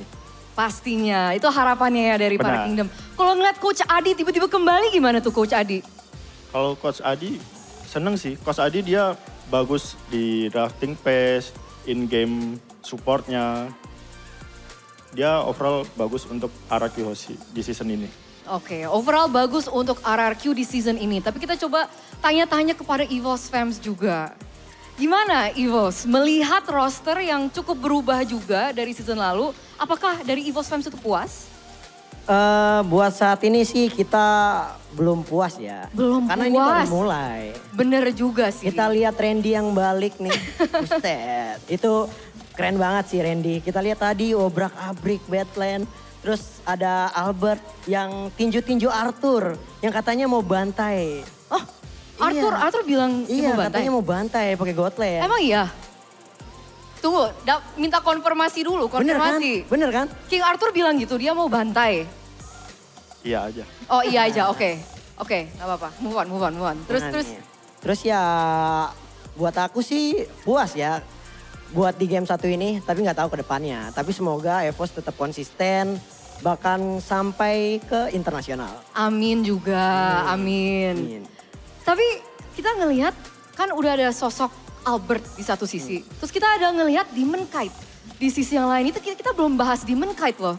Aku pun kaget banget ngelihat Demon Kite masuk dan cukup excited juga untuk RRQ. So far ngelihat Demon Kite gimana? So far bagus sih gameplaynya, masuk kombonya juga sama trio midnya jalan. Cuman terhalang lawannya karena di game 1 banyak sisi, jadi emang agak kesusahan juga kalau kita main assassin ya. Jadi buat Demon Kite di game 1 udah bagus, tinggal nanti di game 2 pasti bisa lebih bagus lagi. Pasti bisa lebih bagus lagi. Berarti game 2 milik? RRQ. Game 2 milik RRQ. Itu pendapat? Enggak dong. Oh enggak. Game 1 aja udah kita yang pegang. Oke. Harusnya game 2 ya tetap kita yang pegang. Mau lawannya juara dunia, ya sejarah EVOS tetap banyak. Oke, kita boleh tepuk tangan dulu dong untuk Evil Spams. And of course kita masuk ke season dimana dari awal tuh udah diumumin ya. Kita mau playoffs di mana. Very exciting, kayaknya banyak orang juga sangat menanti playoffs yang akan ada di Surabaya. Harapan dari Kingdom untuk RRQ di playoffs di Surabaya itu apa sih? Harapannya sih yang pasti kita fokus lolos ke playoff dulu. Habis lolos playoff, pasti kita difokusnya untuk jadi juara. Playoffs juara, step by step. Kalau dari Evil Spams gimana? Harapannya untuk EVOS? Yang pertama harapannya semoga di regular season ini EVOS lancar sampai lolos playoff dan semoga nanti di playoff ya sebagai pahlawan lah buat EVOS fam nanti. Sebagai pahlawan untuk Evil Spams nanti, keren banget. Tapi jadinya game kedua tuh milik siapa sih? RRQ dong. Jelas EVOS. EVOS atau RRQ? RRQ dong. Kayaknya RRQ lebih kenceng nih. EVOS! Ya udah coba kita semangatin dulu masing-masing, mulai dari RRQ dulu dong. Dari Kingdom gimana nih semangat untuk game yang kedua? Ayo bantu teriak guys. FIFA! RRQ! FIFA! RRQ! Semangat banget dari Kingdom untuk game yang kedua di Best of 3 Derby Classic ini. Tapi dari Evil Spams jangan mau kalah dong. One team, one force, one family. EVOS rock! Itu dia teman-teman, keseruan dan juga semangat dari para Evil Spams dan juga Kingdom. Tapi kita akan melihat siapa yang akan memenangkan Best of 3 series ini. Apakah Evil Spams bisa mengambil 2-0 atau RRQ akan mendapatkan game kedua untuk force game yang ketiga. Kalau gitu kita langsung aja lanjut ke para casters, silakan.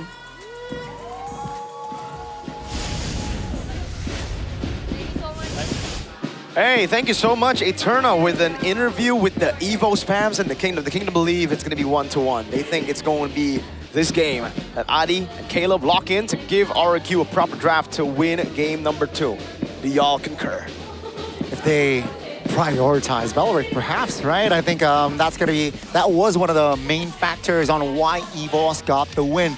And it was also one of the reasons why EVOS got first blood. On towards Hajirin was Mueza engaging Hajirin. And then from then and there, Rin or Hajirin's his form in that game very, very shaky. And I think it's been, a problem for RRQ for a while now. The fact that they're always hesitating around those moments, like the old RRQ would just have someone walk up and that guy would be Dyron. Now it almost seems like everybody's waiting for Dyron, but he's not even on the team. See, unfortunately, even if Tyron plays in this match with the Esmeralda, I don't think he can be as aggressive as he is before. Maybe he can juggle around the Are you sure about and also that? the damage a bit better than Joshua, especially with the playing time he has. Hey, that's my GOAT you're talking about, XBTR, by the way. Who? Joshua. He was lynched. He just changed his face is stunned though. Yeah. Huh? His face is stunned. He is stunned. That's a fun fact for y'all. That's Lynch. He just changed his name to Joshua because, you know, it's a trend. Yeah. So why isn't Demon Cat using his real name? Because he's Filipino. So Filipinos can't use their real name. Kyrie uses his real name. But that's... Mine would be Albert. Yours would be Albert. Would it be Albert Ghani or just Albert? Just Albert. Yours would be Frederick. Frederick, and you'll be Yours Chahyo. would be Bimo. Chahyo, I'm light.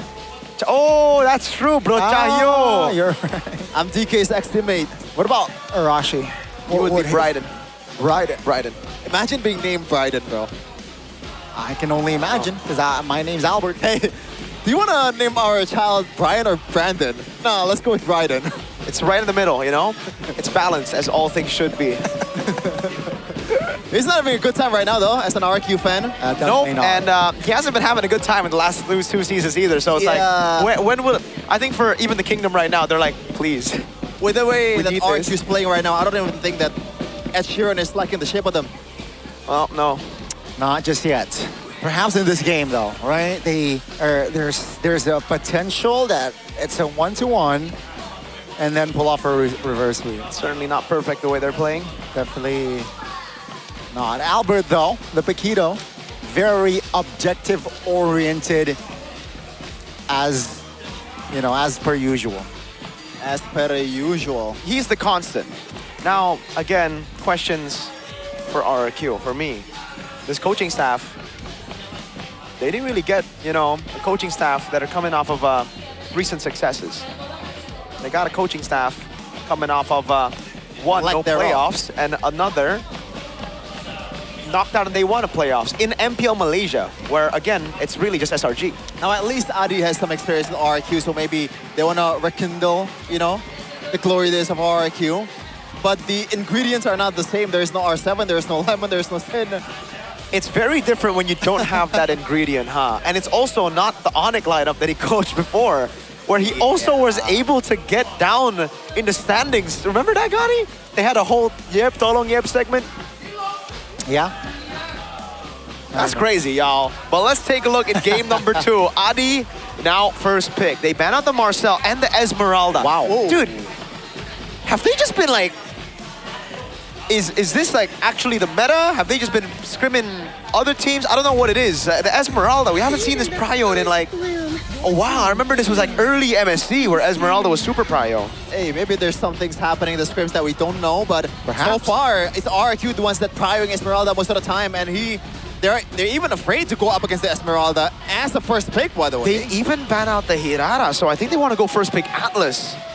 Right? Or I think the Valentina would make more sense. You can't just go Atlas here with a Belleric and an Atlas Open and a Valentina, because then Evos will just pick up Valentina Belleric and it's boom, bang, bada bing, as Ghani would say. Yeah. Perhaps. That's going to be the Atlas again. Not going to surface in the Lanadon. Now, RQ, what will they prioritize? Should be the Paquito. Or Uranus. Okay, with Melissa on the board, that's very sensible. Yeah, off the board is sensible. So, RRQ, will they go for, a Uranus, a Paquito type of approach? Or will they prioritize others? Do they want to throw a curveball and go back to the DK Fanny back then? Whoa, that's a massive curveball. It's been a while since we've seen DK on Fanny. It's been a while. They go for the Mathilda first pick. There you go. Mathilda has been rising in prio, so I'm not actually against it. I think it's a very, very good pick here. And then they can just supplement it with the Uranus and then maybe a Novaria for red, blue 2, blue 3. Evos, where do they go now? I think they pick up the Uranus. They take it away, right? And the Paquito. Yeah, Paquito, I think, is almost guaranteed for either Albert or maybe Adelan can play it. I'm not sure if he's actually capable of doing that because he's more known for a marksman, but either way, we'll see. Pick it up and make RQ choose.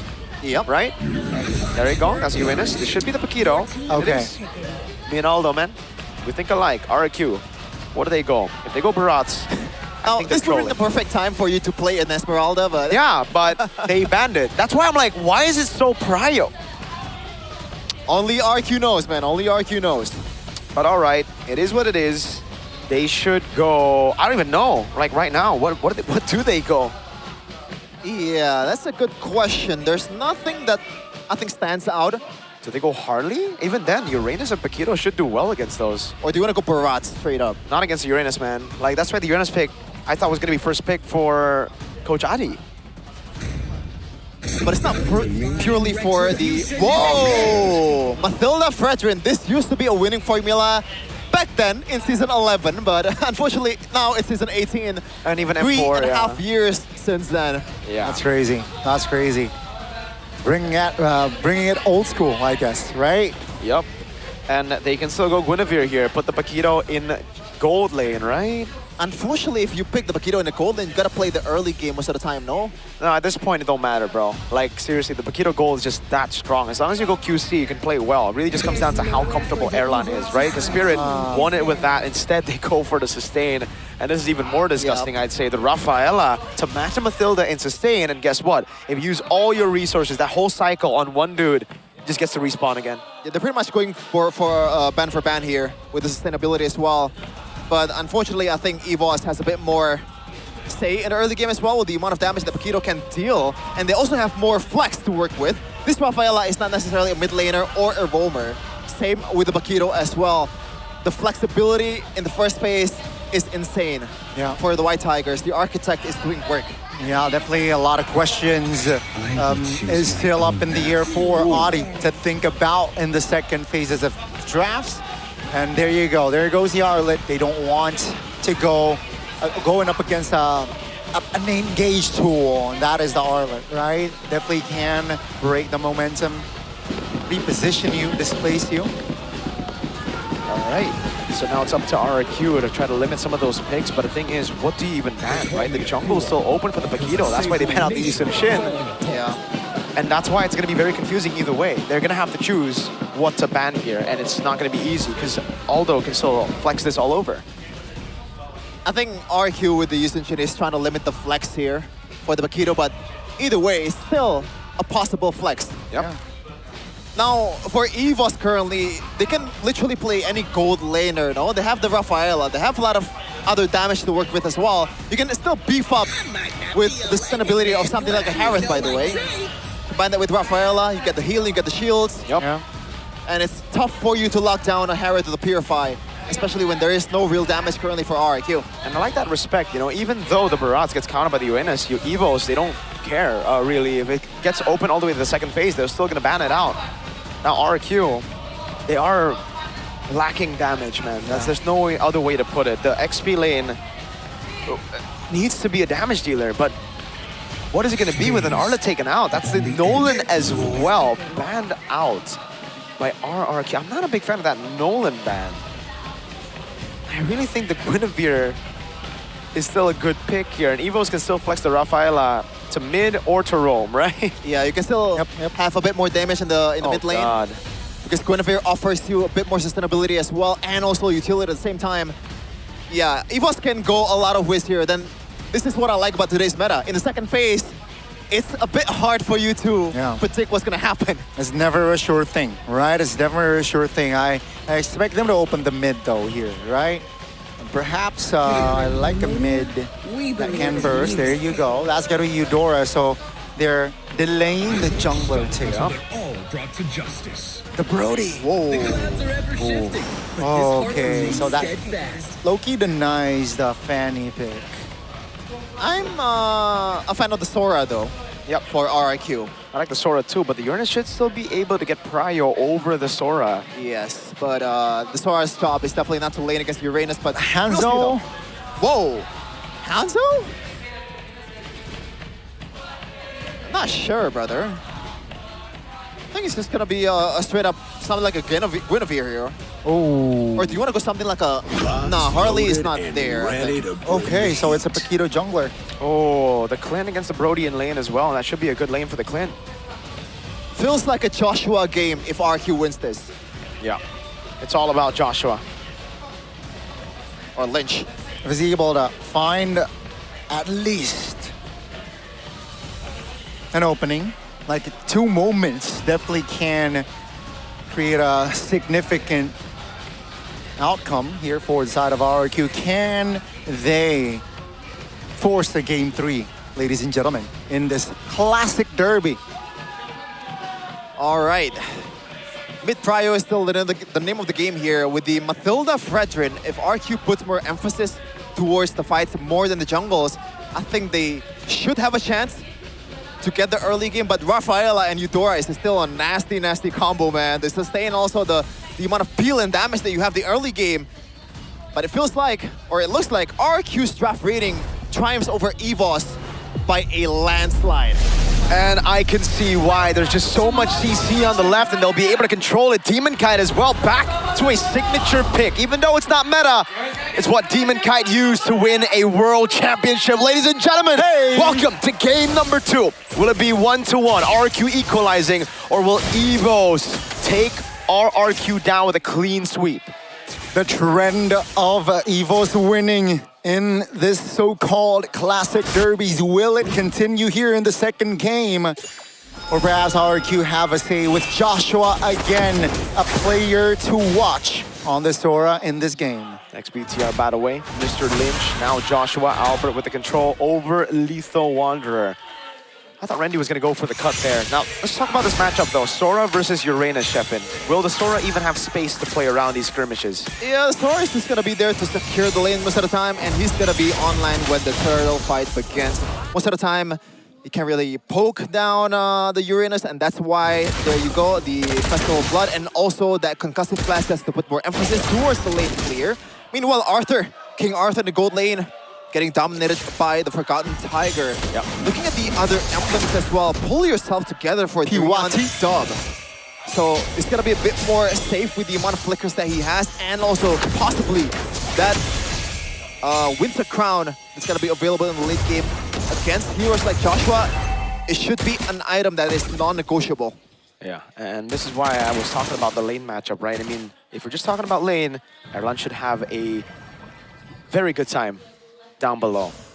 But EVOS, they gotta be very careful about that setting pressure from Joshua. Randy with the cut, so he has Prio up top. EVOS understand here, they cannot contest Randy though. Oh, that's gonna be a beating. Andres Uranus finds an angle. Oh god. And he will heal back up. Joshua again! Albert finds an angle to steal the turtle. That's got Imueza taken down. Here comes EVOS though. No, they will disengage, so it's a 1-for-1, a kill for a turtle. A straight up retribution win for Albert in the 50-50. And that makes it still worth it for EVOS as a roamer for a neutral objective. And that is why he is the constant. He is always performing despite different teammates. He is always there, bringing out the best in this jungle role.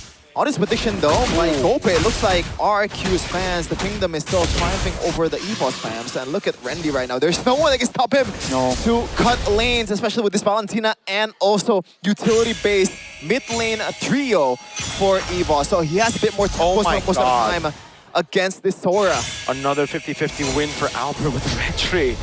It's 2 times now that it's happened. And this is not a good spot for a Fredrin to be, especially in this meta. Again, the reason we don't see Fredrin too much is because it's going to be very difficult for him to keep up in levels, especially against Bakito here, who clears really quickly. Yeah. And there's no rush for EVOS at all. They can play as slow as possible, despite the danger of this Brody that's going to post in the late game. And there is not much full dive potential from EVOS. They're still a better scaling composition, you know? The damage, the sustainability as well, the flexibility mostly for EVOS. It's definitely over RRQ. First item priority for Joshua is gonna be that Radiant Armor, just being that front line for RRQ. He's doing a decent job in the first turtle, but apparently it's not enough for RRQ to win out that retry battle. Yeah, RRQ are gonna have to play for a turtle too. They're gonna have to win this guy. Seems like that will definitely be the case here. Here comes an interesting rotation for Albert. Great setup there. It's gonna be a kill. Randy though will be the trade, so it's an EXP for gold laner as RRQ lets burst this floor down. Rion W will find an angle, opening things up. Is there? Oh my God! Locking the jungler in place. 2 turtles for RRQ, but 2 of them got stolen. A disaster for RRQ! They get the kill on XP. This should be free.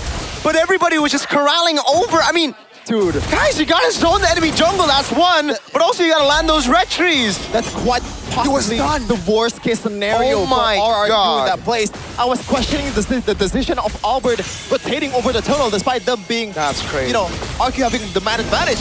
They should have just played down below, but no, they get everything and also the conversion immediately towards the purple buff. Everything have gone wrong for RRQ. Oh no, the Cyclone Eye as well! The timing, definitely not favorable. Here comes Evos though. They want to find something, but quick disengage there by the side of RQ now. 5 minutes in, almost 3K gold lead here for the White Tigers. Definitely not ideal for RQ. Not ideal is something completely different. I mean, we gotta shut the screen off right now. What you're seeing here shouldn't be available. Randy, pause the flicker, still able or still trying to get out, but this time RQ has enough damage. Oh, again! Mueza just finds the holy baptism. The timing is impeccable. Oh my God, you can see the experience dip down below. Arthur getting manhandled by the cowboy. Yeehaw, partner! Again, that's the retribution. That's gonna be the flicker. Albert though still have abilities to close the kill out. Ladies and gentlemen, it's a carnage here. And the White Tigers, they're munching. They're eating kings right now.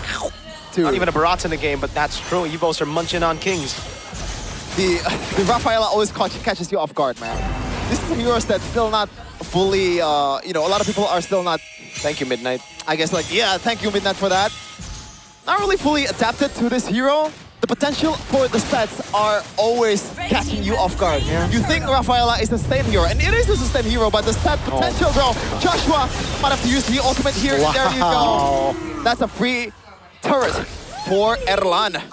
I mean, Evos are just skill diffing RRQ at this point as well, right? It just... I mean, obviously we're gonna have some questions there. We got Lemon and Donkey, both legends. One with a very iconic medal. It almost seems like Donkey is, you know, kind of putting that in front of Lemon, saying like, hey, I got this, bro. I won. Remember that 4-3? Yeah. And M1? M1. They blew a 3-1 lead, brother. They did. They did. It's kind of sad. And Lemon literally has to see. Shout out to our restreamers. He didn't restreamers. see Donkey in his screen. Oh my God. Oh, he's gonna see it. He will, and he's seeing his team get cooked. Let's see, Lemon. Lemon's reaction. Hello. Donkey's reaction though. Hey, but he's a wholesome guy, man. I don't think he takes offense to that. He took offense to, I think, another thing. You know, I think someone called him overrated or something. Anyways, 3-6. Evos with a 5.5K gold lead. Rendy just doing whatever he wants. And I don't know, folks. Right now, I think the only questions we would have is, how did this happen? Or maybe how... From the first turtle. How long will it take for Evos to end this game? Yeah, that's a better question, actually. Now with Erlan even... dude, Rendy can just take all this. He wants all the smoke. Yeah, hard memory also used up. That's gonna be done. That's gonna be the holy baptism pop. Oh, Albert! Joshua! Finally finding the engage that the Kings of Kings wanted, and two members of Evos wipe out. Okay, now that was immense levels of greed. What the heck? They were on the purple buff for so long. I thought they were just gonna go away. Let's take a look at the replay here by Infinite GT50 Pro. What? Albert missed everything. Yeah, I think the burst from the Eudora kind of makes their brain go, let's go, let's pull the trigger and let's fight. But they forgot to sustain the Esmeralda and also the Fredrin brings to the table. And they gotta realize, man, as long as Arthur is not dead, RQ will always have a fighting chance, but the two Evos way, they know they still have the advantage in terms of economy and also items as well. Yeah, I mean, the first game, discipline was shown by Evos, but in that, at least, fight, they could have gotten way more discipline. Let's see here, the first lord of the fight here of this game. That's gonna be the Holy Baptism pops. Use done! Albert finds a turtle. Demon Kite getting away with the help of the Guiding Wind. Hajirin pops the Holy Baptism as well. So it will be a two objective get here for the side of Evos, getting a kill and the Lord. 4,000 gold lead now. I mean, RQ are able to turn things around for a bit, but Evo still just play the game slowly but surely. They know that RQ can only win through 5v5 team fights, and if Evos don't troll like they did earlier, there should still be no chance at RRQ winning out these neutral objective battles, especially considering Demon Kite is 3 levels down, about to be 4 levels down on Albert. Yeah, Randy so far has been playing decently as well. Despite the KDA, he's playing a different Uranus kid, just baiting out all the resources as he's doing right now. Can they get it? No, I don't think so. Not just yet. That is quite vulnerable though. Top lane turret below 50% HP. And Evo, I think after what happened in the purple buff, they said, you know what? Let's be disciplined now. Let's end it. That is the case, it seems. Evo's is going to take it slow. They will pounce on their prey when they are ready to. And it's clean right now. I mean, Demon Kite, no chance for him to contest for the neutral objective. Randy. Oh, that's a pull. That's again Joshua looking for a potential play. Now, do they want to siege the mid lane here? I don't think so with the Holy Shield still active. There you go. Yeah. So it will be another reset, but the jungles though, will be eliminated, right? No jungle farm here. At least for Demon Kite. At least, Gani.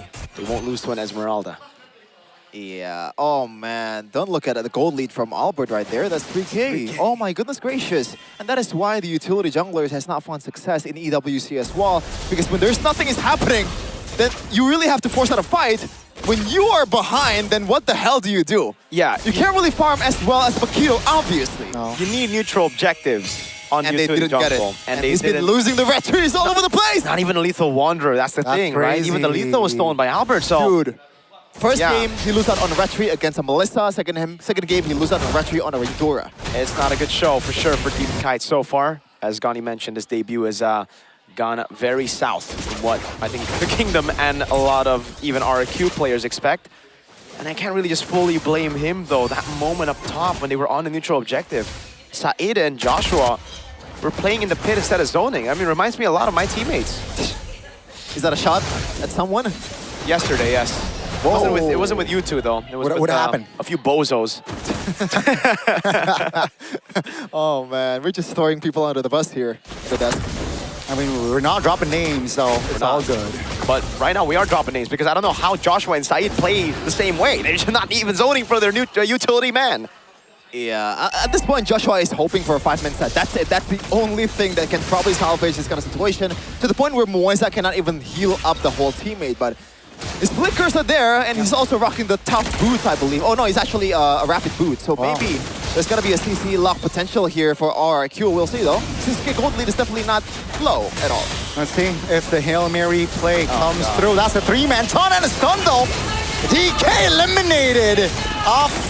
The jungler goes. Here comes Arthur with the free hit in the back. That's going to be Albert securing the lord. No problem. But here comes Evos. They want to fight Said. Looking for fried cover with a flask of the Oasis here. Provided RRQ stand with 4, but they lose out on the lord. They get away with the guiding win, but again, it's Evos pointing down on the ground and saying, let's go, 5v5. Yeah. If RRQ members was a bit faster in following up Joshua at that point, that might have gone differently, but still, EVOS wins out on the objective once again. 7K gold lead right now, and they have extra body to work with to burst down all these inhibitor turrets. Oh man, how do you deal with this? Because Joshua cannot take a lot of beating right now. No. Once he gets inside, like he's gonna be denied of the shifting skies as well. The stance is gonna be there for the Eudora. I don't know, man. It just feels so off as well when you pick up Fredrin and then a Brody, right? Like, the Fredrin wants to go utility jungle. I mean, wants to go neutral objectives because he's a utility jungle. And you want to play Brody strong side usually. So it's just like, you pick a utility jungle, but then a weak side pick. So it's like they want to play up top, but they also want to win down below. So it was very wishful thinking, I'd say. A bit too ambitious. But we'll see, because it's not over yet. RQ, one big set from Joshua can change things. No Purify on the hands of Evos. Evos will get the far lane though. And that's going to be a very, very tough, challenge up ahead if RQ do survive this defense. And Evos, they're cruising right now. 7,500 gold lead. They know how to space against this sort of composition. And I think they're just waiting right now, Chef. And 80 seconds on the clock for the next floor to come. And RRQ, they can't really do much about this. Again, there's absolutely no rush for EVOS right now. They're controlling the game, controlling the map, and also the scale better at this point. It's just a matter of like how disciplined can you be in this kind of situation. And I feel like EVOS is always battle tested in these scenarios. They like the experience that they have last season. What'd you say? They like it here. Okay, they do. Especially with Randy, man. This guy on Alice was a different beast. Yeah. With this kind of heroes as well that relies on tankiness. He's also a different beast as well. Yeah. At this point, Drian, he's so safe, bro. Like, he's 0-1 and 6. It's all Randy. Oh, man. They're just taking everything away, by the way. These Tigers are waiting in these bushes, taking away Albert again with the red tree, Ajit with the walk-up, but there's no threat. Uranus can take that all day, Sheffin. He cannot always get away with this, Mirko. Huh? Just like you just now. Player timeline, though, from Randy and Joshua. I'm sorry. Joshua. Yeah, it's not looking pretty good right now for Joshua, let me tell you that. That's also an understatement. Uranus is actually crazy, though. The amount of damage that he is right now taking. And again, just providing info, right? Yeah, they like the, I guess, like the penetration here. The Brody has the Malfic gun, so maybe they can actually burst down the Uranus with 4 guys. I don't think so even, right? I mean, even if they are able to burst him down, the thing is, Rafaela can just respawn him. That's so crazy. You're right. It's back. That's why I'm laughing, dude. It's like, look, they can go all in on Randy all they want. Dog, Erlan, kill out. You're winning the game. 141 BPM. Hey, Erlan will beat per minute as many minute beats as he wants to, Sheffin. Randy trying to spot out Joshua. Oh, DK. Half HP. Guiding reuse. Evo's looking for perhaps again, an opener there. Looking to pull the trigger. Looks like they will pull the trigger on the Lord, though. Yep. As RRQ, you know what? There's not enough resource to contest. Let's back off. Oh, it's just so clean. Evos know they have a wave up top. RQ try to deal with it, but there's no way they can go for the fight just because Randy can just stay up front. Then you have Mueza healing him. Then you have Mueza that can respawn him if he dies. This 0-3-2 stat is a fallacy. It's a lie. Yeah, it's a trick. I can't believe I'm only noticing it just now. Like, who the heck do you copy in this kind of situation? Is it like the Holy Baptism? Dude, at this point, you just try to copy a win. Now that you just can't. How do you copy a win? Well, that's something RQ have been trying to do for 2 seasons now. Maybe Hajirin needs to change his nickname to Hajirin W instead of Hajirin only. Ah, Drian in his debut with a W. Looks like he's gonna get a W. 6-8 right now. Randy's gonna go for the zone. They have a Lord Ghani. Sheriff Erlan's in town. Well, Holy Baptism lands on Natalia. Definitely looking to at least put, or trying to end the bleeding here. It seems like they're taking it slow. No opening, RRQ's players not overextending. Perhaps they want to siege it here in the mid lane, and it's looking very low. But it seems like RRQ composed enough to defend that mid base turret. So it is still standing, folks, here. 18 minutes of the game. So far, this is the longest game we have MPL ID Season 18. Yeah. Tell me, that's true. The last game was the longest game as well, Donnie. Thank you for the fun fact. I love the fun fact with Last Donnie, game was man. the longest and the shortest. That's true. Now we have the longest. And it's set by Evo, so hey, maybe Evos are like the best team or something. Yeah. For RQ though, just like what the Filipinos says, usually walang damage, pre. What is that? No damage, right? Yeah. Walang damage, pre. Walang damage, pre. We usually say something to follow that up, but it's not really. Oh, you can say it. You can say it. Yeah, it's like about putting a tank somewhere in a mall. Yeah, which mall? All right. Ghani's enjoying it. 8K Gold League for EVOS. It seems like you were just waiting for the inevitable right now. But there is some comeback chance though, because EVOS, if they get over Zealous, that's literally the only thing that can save RQ right now. Dude, if Erlan flickers forward, RQ can win. Yep. Yeah. Oh, hey, if Drian and Erlan flickers forward. No, but they have respawn. Oh my god, wait a second. It's not even like a guarantee. Wow. I can't believe our Firelight is also a late game hero. Yeah, and they got flying clouds too. Like this is just disgusting. 15 seconds towards the Lord. And let's see if DK can actually secure. I don't think so, man. The objective this time. Is this still 0% on the objective? This game, yes. Oh, even from last game. Last game. Did they get an objective last game? I don't think so. Yeah, 3 turtles went to Evos, I believe. Oh, yeah, brother. I think so. Not a single neutral objective That in is 2 crazy. You know, one of the keys to victory, or one of the many things I had to say in that opening video is RQ needs to fix their objective control. And they are trying to fix it with a Fredrin pick miracle, but so far it's not working at all. Rendy though? Uh-oh, look at a reposition. That's Joshua finding the opening. No follow-up to Rendy. Taking very low. Arthur pops the torn apart memory. Yeah. All 10 members are still standing. But Evos, with the lead that they have more say here in the rivers of the Lord. Arthur needs to pop off. Demon Kai needs to steal this, but Rendy is not letting him close. Look at that. That's how you zone an enemy jungler. And they reset again. Oh, Evos is intelligent. playing this very, very disciplinedly. so But well played. RQ right now, they have Top some lane is healing pushing. as well. It's all about the far lane control here for our RQ. Rendy once again trying to zone out people.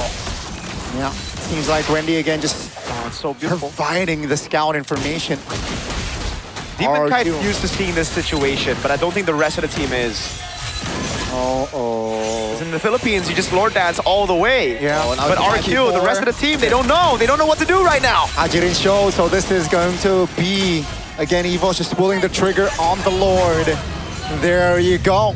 7,000 gold lead.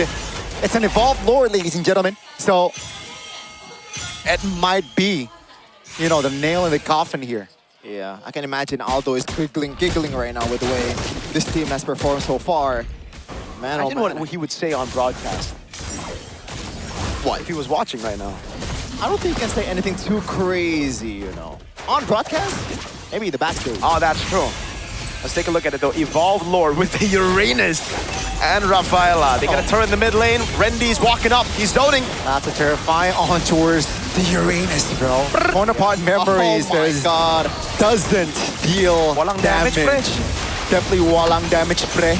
Here comes Evos. That's going to be the Holy Baptism landing on towards Joshua. Oh Taking my very God. low. Still able to survive. Rendy though will lose his immortality. Take a look at it. Oh my God. Actually taken down. Overzealousness there. And Rafaela calmly responds. They gotta get out of jail free card with that respawn, but Erlan, oh my God, the rest of the team as well. You know what? Looking at it, he shouldn't have flickered anyways. He should have just taken the death, but man, what happened? Why was it so botched? Yeah, I think it's like the positioning for Erlan here is not really that great. He didn't have the chance to even flicker with the amount of CC that RQ has. And once again, they have to play it disciplinedly, despite how disciplined Evos has been playing it right now in the objective game. The breakthrough, or like the way they trying to just burst down this turret, needs to be fixed as well, man. 2 times by now, but still, they have the advantage in terms of power lane and everything. But in terms of economy and also items, RQ is catching up, and it's no more walang demek pre. They can burst down the Uranus from now on, as long as Rendy is overzealous. I still think they're gonna lack damage right now. The only way they were able to technically defend there was because Erlan stepped up a bit too far. Like, yes, they can still, you know, burst Rendy, but it has to be from, like, all of their resources, and that would give Evos a bit more of an advantage to go back in, fight it out, and capitalize on those used resources. Oh, brother. This is building up to be a long, long game right here, ladies and gentlemen. 2 healers at opposing side. They can kite away easily. Especially they have Demon Kite, you know, look at it. Kite with Demon Kite. No, get it, yo. Okay. Get it. Still, Demon wants to kite. Yeah. Lord comes up. Far lane does not matter. 2 turrets, in fact, on both sides for Evos. So they can play with it easily. Again, just be disciplined as long as Erlan is alive and as long as Arthur is alive. Those 2 are the winning condition of each team, but RQ looks like they want to actually gamble this maybe. Yeah, they take initiation here on this Lord. They have to, definitely in this current situation now. Will it pay off or not? Demon Kai doesn't land the taunt. Here comes Evos though. Albert is confident in taking the retribution. Oh my God! That's gonna stun, that's gonna crowd control. Joshua finds the opening that they wanted. Here comes the flickers. That's gonna be Albert now with immortality popped. DK taunting, not in a damage. Look at the base, look at the base! Oh my God! The far lane is enough to end the hope of the Kings of Kings. And the White Tigers, they will continue RRQ's drought in the Classic Derby. You can only see laughters from the backstage of EVOS. No way! A debut for a world champion, a debut for the rebuild of RRQ ends in the hands of Winions. They won the fight, but at what cost? My oh my, the constant, once again securing the objectives with the item switches as well. RQ forgot about the most important thing, their own base. It was a risk worth taking, but unfortunately it didn't go their way once again in the second game. EVOS starts the season 2-0. The opening match of MPL ID Season 18. It was the Classic Derby, and it is still EVOS with a 4-win streak in this derby. And RRQ, even with a name change, even with DK, they will not be able to find a different outcome. It is a big yikes. If you take a look at the entire game, the one time that they were able to finally, contest for the neutral objective, holding it in, they even there were not able to win out the retry. Look at this. Again, we see it. Boom, bang. It was a late retry this time around. Albert was able to get that skill 2 down.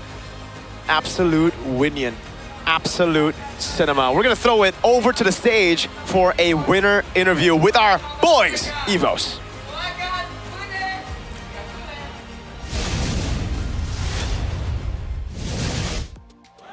Kemenangan pertama di MPL Indonesia Season 18 dan Derby Classic di tangan EVOS.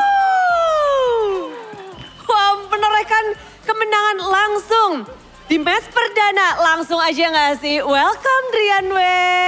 Halo. Panggilnya Drian W nih? Ya, panggilnya Drian W. Oke, Drian W, panggung pertamamu MPL langsung bisa 2-0 Drian. Seperti apa rasanya selancar itu dengan debutmu? Rasanya sih happy banget lah bisa menang lawan tim rival kita. Di Derby Classic kamu nggak ada tekanan, nggak ada kepikiran, nggak ada pressure. Apa yang kamu paling pikirkan nih untuk Derby Classic pertamamu? No pressure sih, paling main-main aja. Jadi main-main doang, jadi nggak mikirin apa-apa. Oh wow, jadi sama sekali nggak ada ngerasa pressure sama sekali gitu? Kayak biasa aja sih. Main lepas aja ya? Iya, main lepas, betul. Oke, cuman kalau misalnya dari Drian W sendiri nih, susah nggak sih adaptasi sama teman-teman yang lain? Sebenarnya ya untuk awal-awal ada struggle-nya dikit, cuman bisa adaptasi lah syukurnya. Waktunya sangat cepat karena bisa dibilang ada yang baru nggak cuma Drian W. Wajah lama, baju baru. Moiza. Halo Bude. Coba kita kepengen denger gak sih Moiza ngeror dulu? Roar. Moiza itu kurang semangat kayaknya. Boleh diulang kembali mungkin? Udah semangat itu. Udah bersyukur, udah menang. Udah bersyukur menang. Ya dengan 2-0mu tadi menjadi laga pembuka. Langsung Derby Classic. Ini kan Derby Classic pertama Moiza. Apa rasanya Derby Classic Moiza? Seru lah, maksudnya adrenalinnya seru di stage-nya. Cuman kalau buat kayak pressure-nya nggak ada sih, soalnya ya kita udah percaya sama tim kita aja. Memang tim yang begitu luar biasa. Karena tadi ada momen yang dar-dar banget Sabila. Betul. Game kedua. Betul. Siapa sangka MVP-nya siapa game kedua? Minion. Yuk kita lihat MVP di game kedua yuk. Betul. Kita lihat bareng-bareng. Yuk kita lihat bareng-bareng. Gerobak MVP gerobak. Nah, ini. Nih ada namanya nggak, kalian namain nggak sekarang gerobaknya? Boleh kita minta namain ya nanti ya. Gimana Moiza? Apa? Tentang momen ini. Oh ngeliat momen ini, ya udah cuma kayak bisa keren, lamain aja udah gitu. Bisa ngen, aman aja udah katanya Bude. Oke, tapi kalau ngelihat momen ini kan epic banget loh. Kalian tuh lagi battle di area Lord. lagi di tengah-tengah river. Ya. Terus tiba-tiba minion, emang kalian nggak sih kalau itu minion lagi jalan atau memang hoki nih? Nggak. Dari sebelum udah nggak. Kita kan ya udah expect juga maksudnya. Dia kan udah lagi susah wave gitu kan. Gimana cara kalian ngebait RRQ biar ngelupain tuh ada minion yang lagi jalan? Ya emang udah mereka desperate aja sih mau nggak mau harus gambling lord gitu kayaknya. Dipaksa gitu untuk gambling lord. Betul, dan terbukti ya memang Bude di sana kita lihat juga dari RRQ sendiri mungkin lagi fokus tadi nge-warnya sampai akhirnya kecolongan untuk di game yang kedua. Tapi Erlan. Apa responnya tuh tadi ya? Gimana? Erlan? Yes. Yes, langsung dengan lantangnya. Gimana Erlan responnya tentang game yang kedua? Ulang? Responnya tentang game yang kedua gimana Erlan? Aslinya nggak kaget sih. Kenapa nggak kagetnya kenapa? Soalnya emang kita udah setup. Emang udah di setup seperti itu berarti. Jadi memang udah gak kaget lagi, udah biasa aja kalau dari Erlan Bude. Gak ke defense gitu? Iya. Ya kan mereka Iya. gak sempat ke defense gitu ya? Gimana tuh? Apa yang kalian plan sih? Komunikasi kalian gimana? Bisa membuat game kedua tuh nge-endnya minion yang jadi MVP? Kayaknya mereka udah pasti kain minion deh. Koms kita begitu. Gitu udah yakin Iya. banget? Tapi pada saat itu nih, karena kan pada saat war tadi kita ngelihat ada 2 player dari teman-teman EVOS juga tumbang gitu. Nah komunikasinya gimana sih dari teman-teman EVOS? Karena kan tadi kalau misalnya kita ngeliat dari Mueza bilang kalau misalnya yes kita udah tahu kalau minion tuh udah jalan gitu. Nah komunikasi kalian pada saat itu kayak gimana Erlan? Aslinya Randy yang bisa jawab sih itu. Oh boleh. Welcome back Randy, halo. Hai, datang-datang langsung menang 2-0. Gimana Randy? Digendong diktator Erlan. Diktator Erlan. Oke, tapi dari Randy sendiri nih ya, datang kembali ke MPL melawan tim RRQ yang kita tahu komposisinya banyak yang comeback-comeback. Tadi Erlan juga melawan Arthur di gold lane. Tadi Erlan ada ini nggak di in-game gitu, shock ngelawan Arthur sekarang. Susu Jin dulu jungler, sekarang ada Arthur di gold lane. Enggak sih aslinya. Enggak ngomong juga. Lalu gimana? Jadi ya udah. Gak gimana-gimana sih Bude. Melawan Susu Jin di gold lane. Easy, medium, hard. Masih awal-awal dia, kan baru ganti role. Jadi easy. Oh wow. Masih awal-awal jadi easy ya. Kita lihat nanti gimana kalau misalnya udah di pertengahan. Tapi dari Albert, gimana Bert ngelihat roster baru dari tim RRQ sendiri? Ya mungkin masih butuh banyak adaptasi aja sih. Soalnya kan ada yang pindah role, ada yang baru dari Filipina juga kan. Terus ya mungkin mereka masih kurang adaptasi lebih aja sih. Walaupun tadi gamenya benar-benar luar biasa banget matchnya, tapi dari Albert sendiri berhadapan dengan seorang Demon Kite. Gimana? Apa ada preparation khusus mungkin atau gimana Bert? Preparation khusus nggak ada sih, cuman percaya diri sama percaya sama teammate aja. Rival lamamu kan Demon Kite? Zaman MSC. Iya, dulu. Dan sekarang melawan dia di MPL Indonesia, di panggung ini. Kayaknya Albert nggak kasih ampun, nggak ngasih turtle sama sekali, nggak ngasih lord sama sekali. Apa plan kalian nih untuk memenangkan match ini? Untuk Demon Kite mungkin khususnya? Oke aja mungkin ya. Bisa dapat dari juara dunia. Mungkin dia masih belum panas mungkin. Butuh dipanasin. Butuh dipanasin, karena sudah keluar juga kata-kata hoki aja Bude mungkin belum panas. Mungkin habis dari match ini dia baru panas. Oh, jadi maksud Albert ini bisa dibilang adalah match pemanasan dari tim RRQ gitu? Mungkin ya, kita nggak tahu juga. Tapi dari keadaan EVOS, mungkin Randy yang bakal kasih tahu ya. Keadaan EVOS nih season 18 kayak gimana sih Randy? Kamu kan udah hadir kembali juga. Keadaan EVOS bagaimana nih? Udah panas, udah ready, udah bagaimana? Kalau dari keadaan EVOS? Keadaannya ya mungkin ya bagus aja, adem ayem. Ya yang penting nurut sama diktator Erlan aja sih. Oke. Enggak sih, kata dia udah isbak gara-gara ada gua. Oh, udah isbak karena ada Randy. Ada sound effect-nya nggak buat EVOS? Coba. EVOS is? Back. Oh, boleh lebih semangat lagi kali Erlan. EVOS is? Back. Oke, EVOS is back. Ini dia pemenang dari match kita hari ini di match pertama. EVOS Flames, marilah kita sambut. Ini dia, EVOS.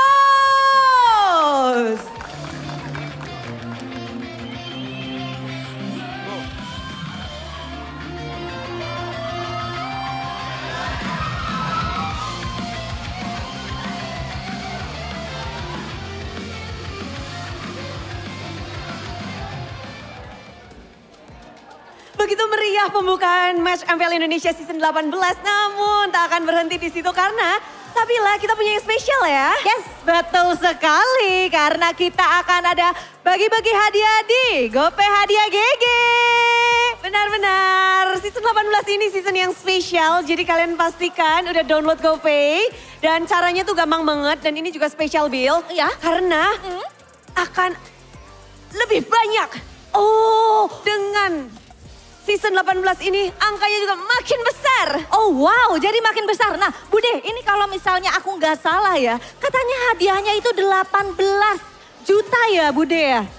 Iya Bila, ini semua super fans bisa ngedapetinnya. Gimana caranya? Nah gimana? Langsung aja, ini dia cara untuk mendapatkan GoPay Hadiah GG.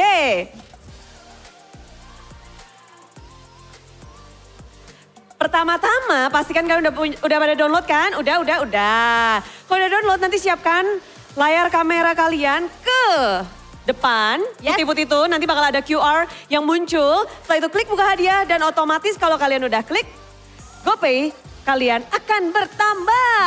Wow, langsung dapat ya untuk hadiahnya. Serta kita berdua juga pengen ingetin nih buat teman-teman superfans yang udah hadir ke MPL Arena. Kalau misalnya udah dapat hadiahnya langsung aja ditunjukin, langsung di post ke sosial media kalian.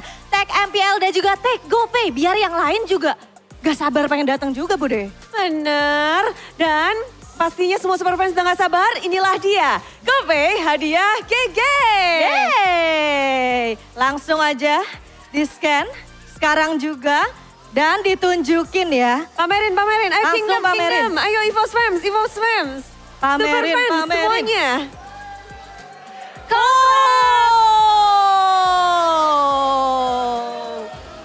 Aduh mantep banget. Wow banyak banget ya yang dapat langsung ditunjukin semuanya. Dari sebelah kanan, kiri, depan, belakang semuanya pada dapat. Luar biasa banget GoPay Bude. Akhirnya senyumannya bisa berubah jadi GoPay. Namun di sini juga kita melihat ada 2-0 yang begitu apik dari Evo, Sabila. Betul sekali dan buat kita semakin penasaran ya. Karena di sebelah sana sudah ada yang akan mau berbincang-bincang. Yes. Bude langsung aja kali ya. Kita berikan kepada Profesor KB. Silakan KB.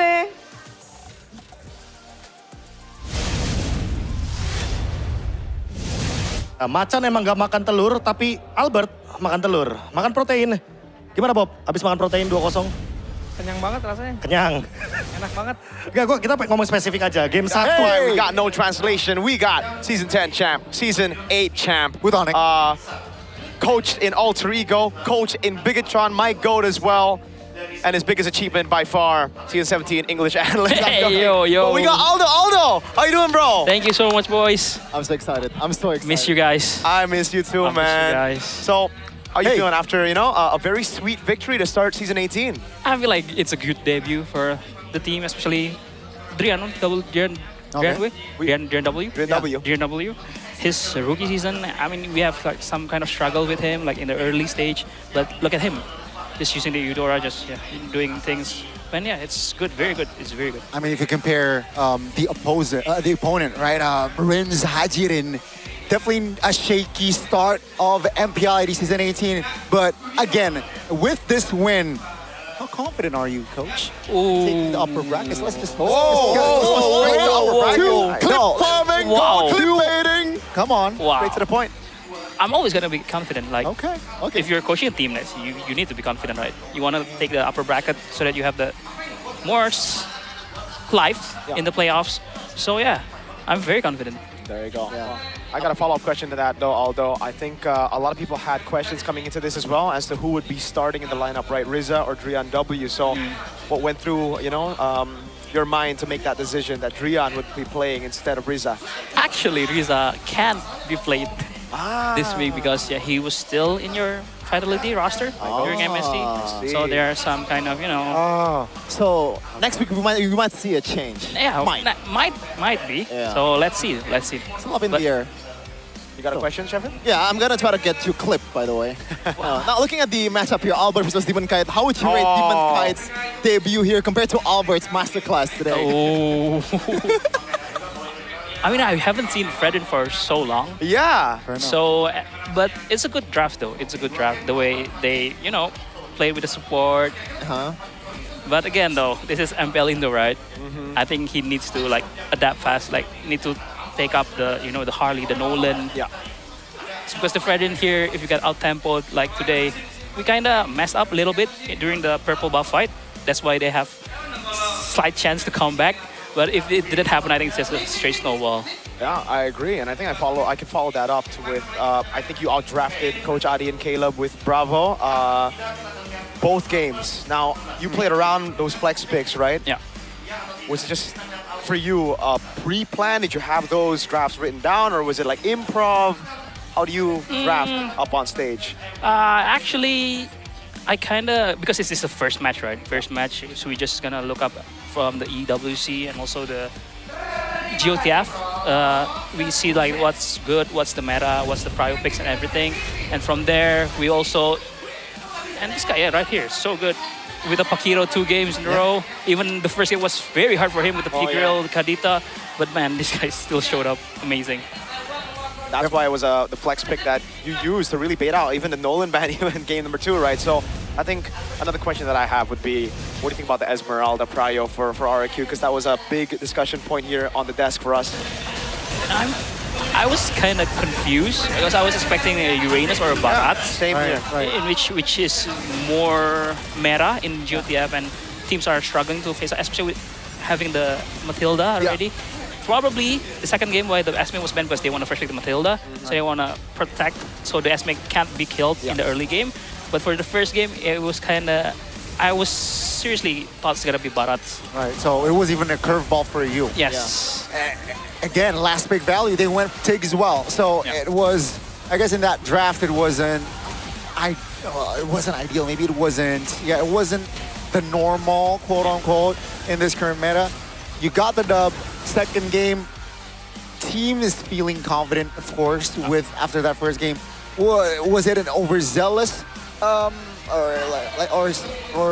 is it still just confident? You think the room or the locker room in the back? I think the vibe. It's fine to make mistakes, especially we're playing MOBA, right? There's no such thing as a perfect game. If you have perfect game, yes, good enough. But if you kind of messed up and everything, it's just how do you reset in the game. And they did reset so well, like the way they did the Lord Dance was, I think I say almost perfect. Yeah, I mean with the Winions. The Winions, yes. I still want to talk about the first game though. That last 2 picks was Tigreal and Katita, but Red 4, all of us and their mamas thought that it's gonna be a Belleric. That would be a safe pick, but the Katita, what do you think about that? Like, was that too ambitious? Like, was that like a prio pick or a pocket pick for Rinse himself? I think it's a good answer to the Eudora because and especially with the Pakiro jungle already intact because of Melissa Pakiro, right? And also, I even forgot my drafts. Yeah. So the Kadita was there to, target the Pakiro, but then Albert played so well, like he didn't show up, he didn't give himself. So yeah, that's why it's a pretty hard game for them. All right, but that's all the time we have with Coach Aldo. Coach Aldo, we don't want to, waste more of your time here, but thank you so much for joining us here on the English Desk. Congrats, this exclusive interview. Congrats on the win. Thank you so much, guys. Thank you for having me. See ya, man. See ya. W, Coach Aldo.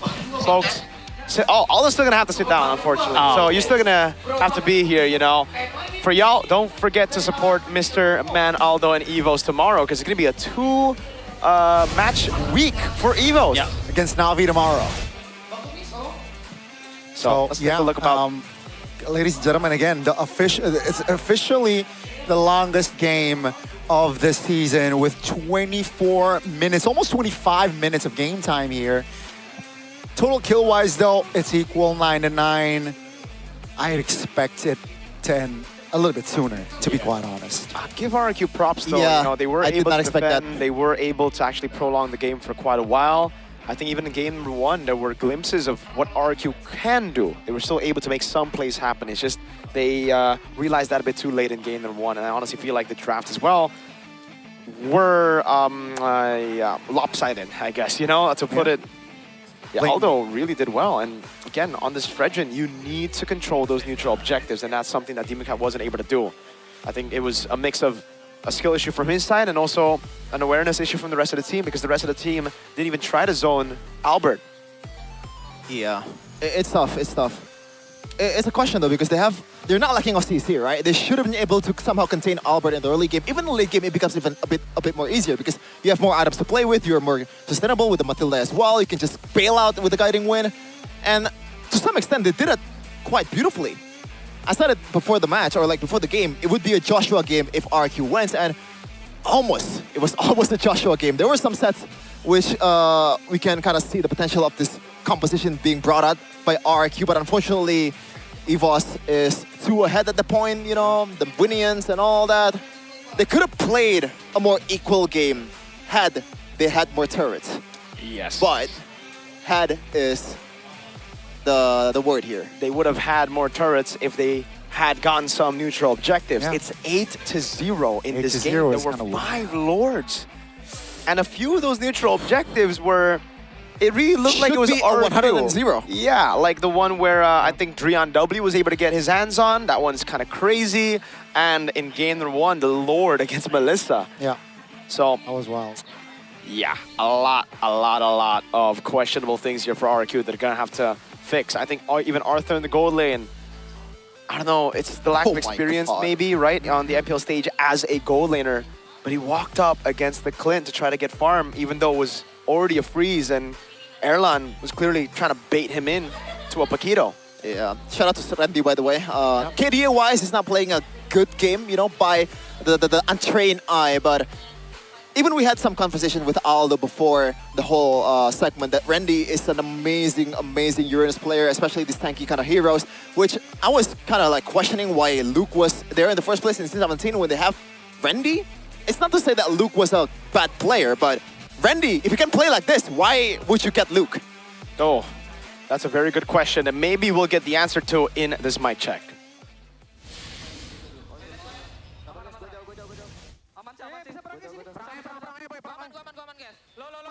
Lihat Hirara nih, sabar masih jauh.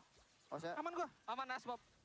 Lihat Hirara. Kenasun. Nice. Bisa yang sini bareng-bareng Lord. Gua dorong midnya dulu kan. Udah. Bentar. Bisa stun nggak, Tat? Bisa nih Ghost nih. Boleh, Tat.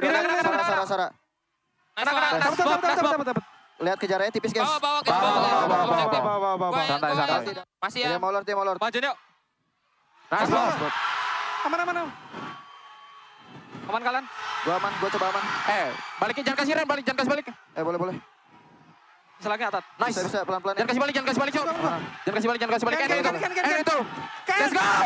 Let's go. Minion. Nice.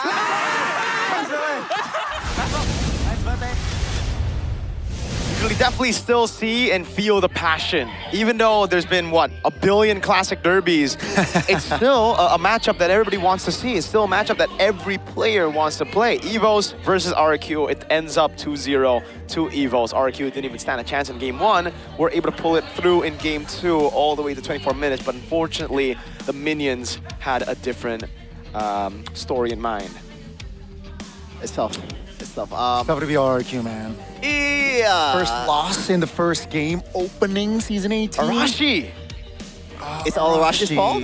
No, I mean, is it his fault? Arashi needs to try to wake him up. Wake him up like how? He's not even on the team. Shake Adi. You know, it's wake him up. Thank God Arashi's like not casting today. That's true. That would be a very sad day for him. It's kind of crazy that right now it's normalcy that RQ loses in the first game of the season.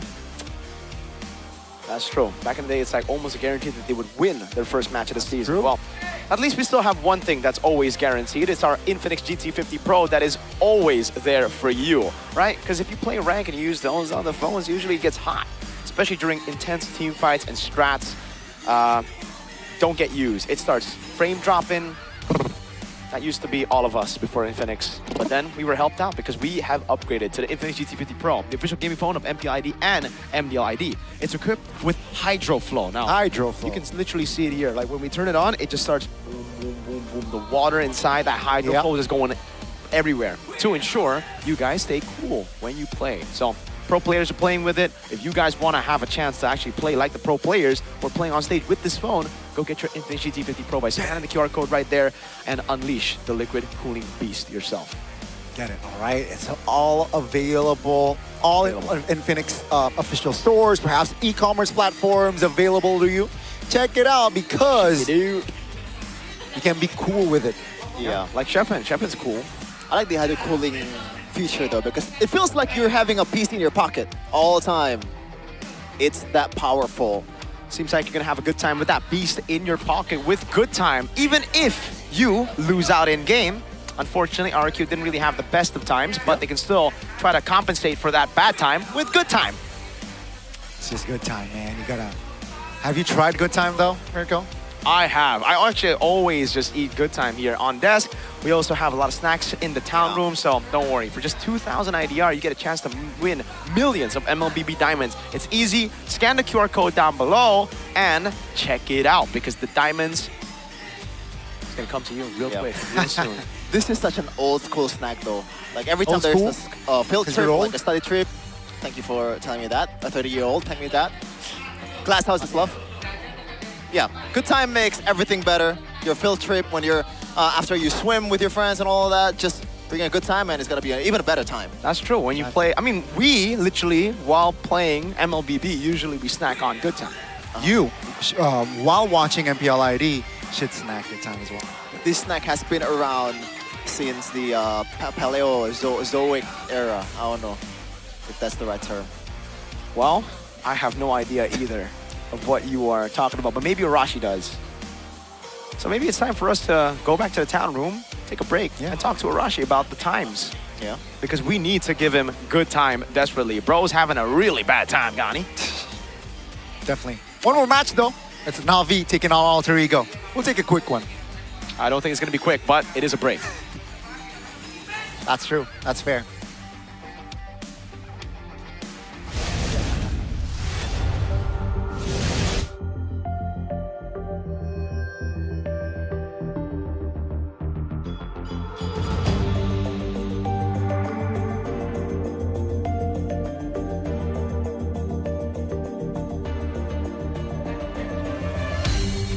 Aku kan berdiri dan terus berlari, terus ke arah.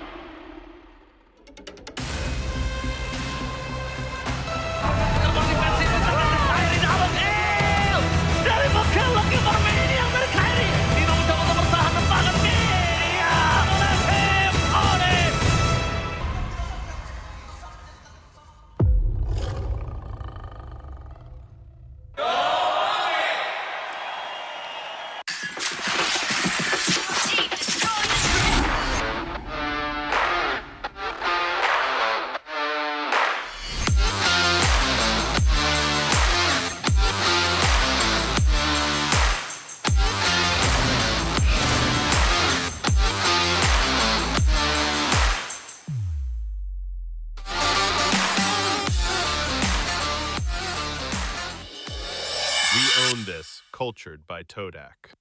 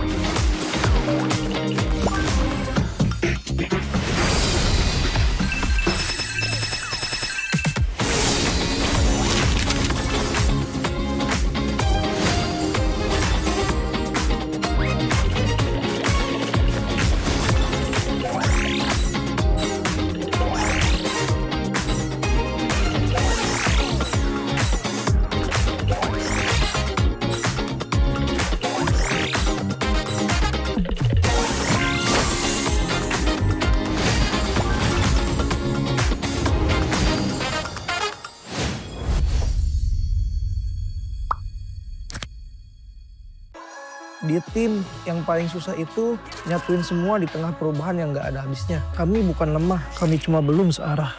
Menang atau kalah itu biasa, tapi ingat satu hal, kita itu keluarga. Waktunya konsisten saling percaya. Sejak kapan Navari jadi CEO? Hah? Lalu dia Ming. Mending lihat ini. Yang ini murahnya beneran. Bantu kita naik level barengan.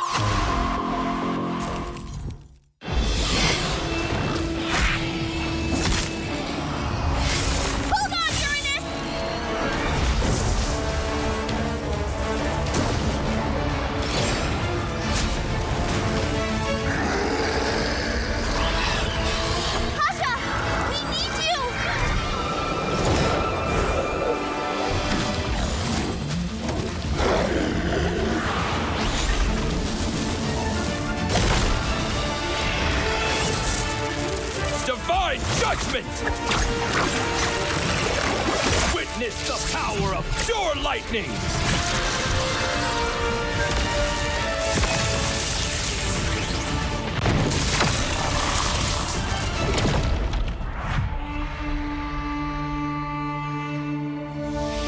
All that lies below is under my vigil.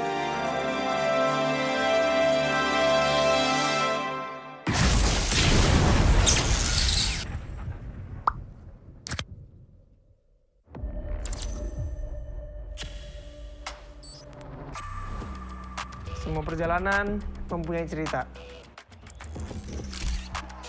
Dan semua orang ingin menjadi pahlawan dalam cerita itu. Menjadi seorang pahlawan bukan hanya sekedar menang perang, namun mampu mencari modal untuk berperang.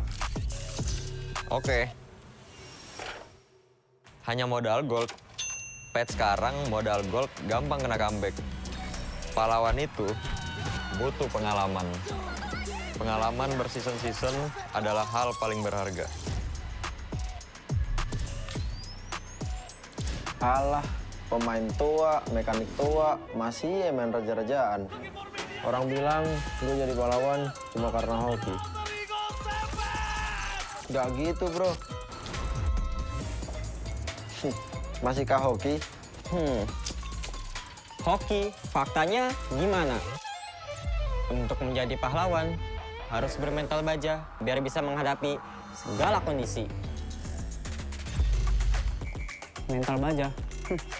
Berarti gue udah bisa jadi pahlawannya dong.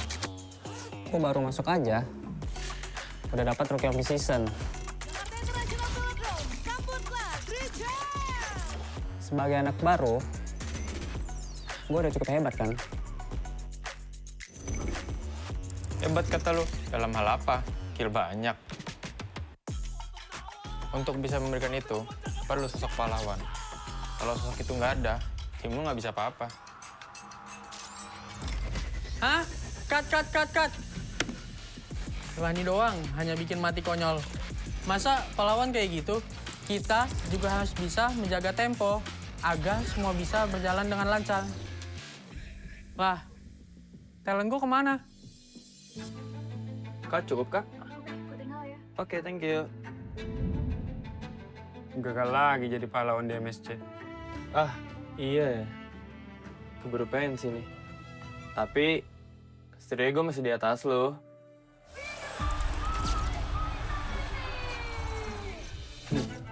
Oke doang lo itu mah. Season ini nggak akan semudah itu. Yo, mulai syuting. Mi, baca dulu. Loh, kok lu jadi Estrada, Man? Magang, Mor. Wih, serius kita bakal main di sini? Yes, approve. Kalau emang di sini akan lebih pantas buat ngebuktiin siapa pahlawannya.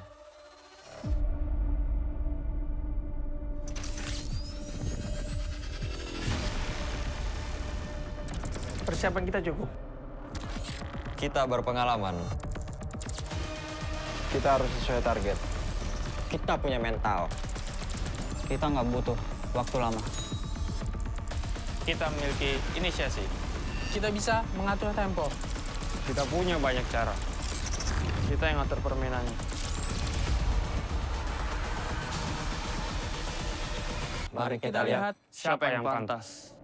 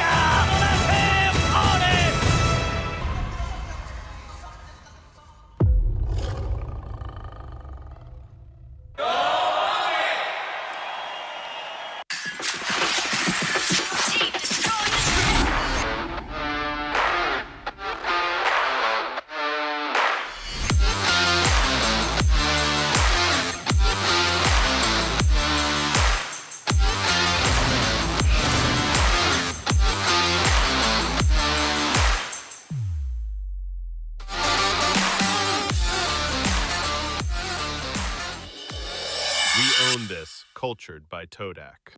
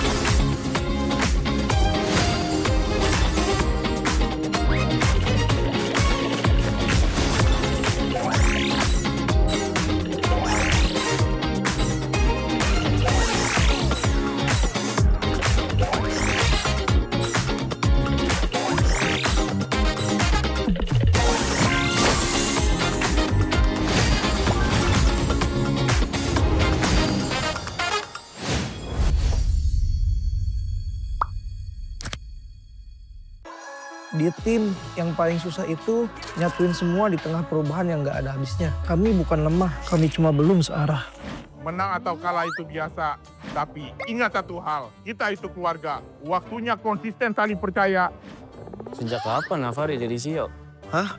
Lalu dia Ming. Mending lihat ini. Yang ini murahnya beneran. Bantu kita naik level barengan.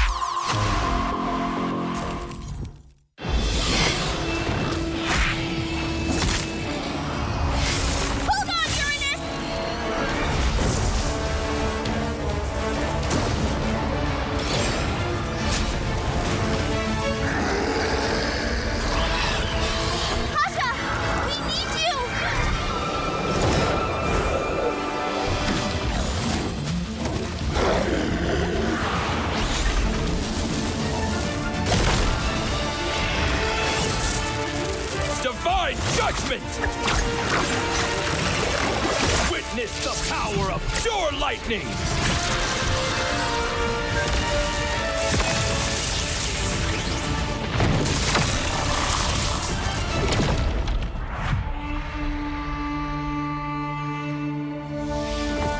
that lies below is under my vigil.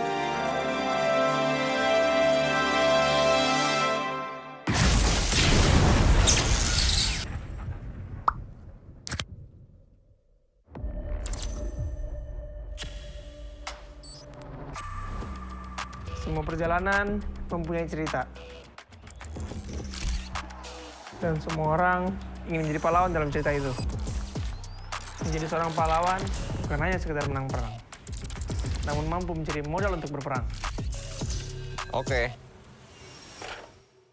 Hanya modal gold. Patch sekarang modal gold gampang kena comeback. Pahlawan itu butuh pengalaman. Pengalaman berseason-season adalah hal paling berharga. Alah, pemain tua, mekanik tua, masih ya main raja-rajaan. Orang bilang gue jadi pahlawan cuma karena hoki. Gak gitu, bro. Masihkah hoki? Hoki, faktanya gimana? Untuk menjadi pahlawan, harus bermental baja biar bisa menghadapi segala kondisi. Mental baja? Berarti gue udah bisa jadi pahlawannya dong. Gue baru masuk aja, udah dapat Rookie of the Season. Sebagai anak baru, gue udah cukup hebat kan? Hebat kata lu, dalam hal apa? Kill banyak. Untuk bisa memberikan itu, perlu sosok pahlawan. Kalau sosok itu nggak ada, tim lu nggak bisa apa-apa. Hah? Cut. Rani doang, hanya bikin mati konyol. Masa pahlawan kayak gitu? Kita juga harus bisa menjaga tempo agar semua bisa berjalan dengan lancar. Lah, talent gue kemana? Kak, cukup, Kak? Oke, thank you. Gagal lagi jadi pahlawan di MSC. Ah, iya ya.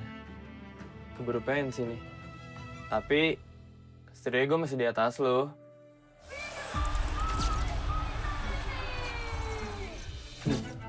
Oke doang lo itu mah. Season ini nggak akan semudah itu. Yuk, mulai syuting. Mi, baca dulu. Loh, kok lu jadi extra ada, Man? Magang, Mor. Wih, serius kita bakal main di sini? Yes, approve.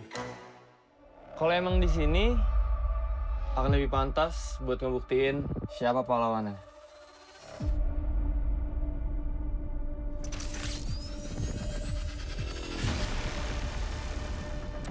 Persiapan kita cukup. Kita berpengalaman. Kita harus sesuai target. Kita punya mental. Kita nggak butuh waktu lama.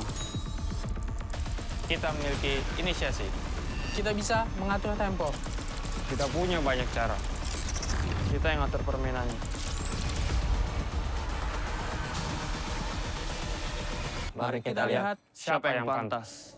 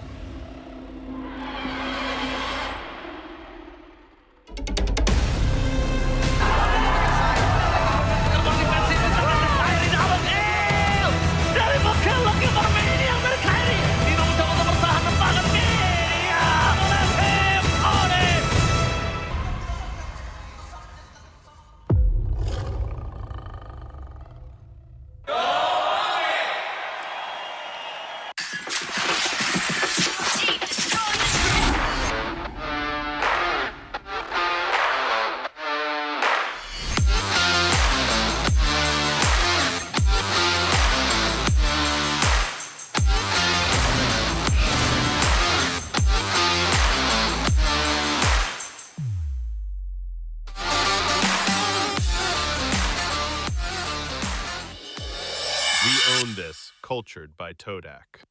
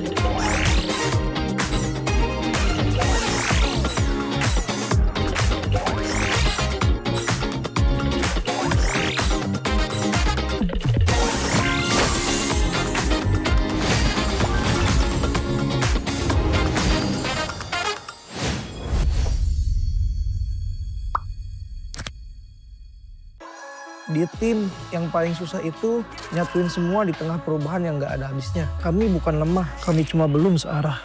Menang atau kalah itu biasa, tapi ingat satu hal, kita itu keluarga. Waktunya konsisten saling percaya. Sejak kapan Navari jadi CEO? Hah? Lalu dia Meng. Mending lihat ini. Yang ini murahnya beneran. Bantu kita naik level barengan.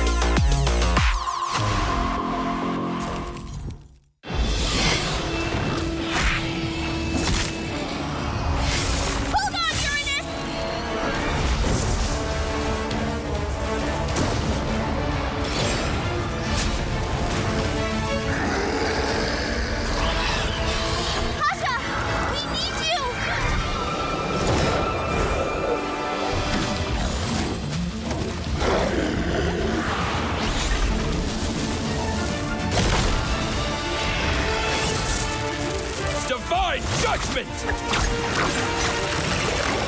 Witness the power of pure lightning!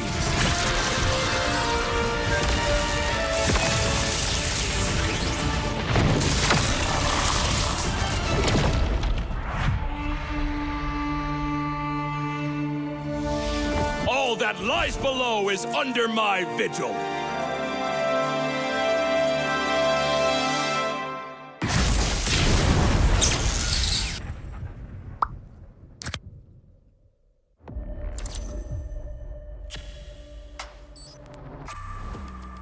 Semua perjalanan mempunyai cerita. Dan semua orang ingin menjadi pahlawan dalam cerita itu. Menjadi seorang pahlawan bukan hanya sekedar menang perang, namun mampu mencari modal untuk berperang. Oke. Hanya modal gold. Pet sekarang modal gold gampang kena comeback. Pahlawan itu butuh pengalaman. Pengalaman berseason-season adalah hal paling berharga. Alah, pemain tua, mekanik tua, masih ya main raja-rajaan. Orang bilang gue jadi pahlawan cuma karena hoki. Gak gitu, bro. Masihkah hoki? Hoki, faktanya gimana? Untuk menjadi pahlawan, harus bermental baja biar bisa menghadapi segala kondisi. Mental baja? Berarti gue udah bisa jadi pahlawannya dong.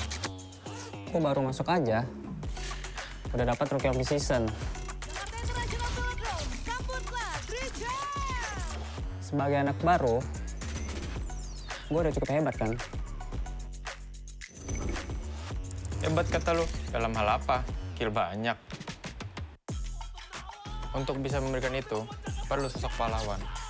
Kalau sosok itu nggak ada, tim lu nggak bisa apa-apa. Hah? Cut. Lani doang, hanya bikin mati konyol. Masa pahlawan kayak gitu? Kita juga harus bisa menjaga tempo agar semua bisa berjalan dengan lancar. Lah, talent gue kemana? Kak, cukup kak? Oke, thank you. Gagal lagi jadi pahlawan di MSC. Ah, iya ya.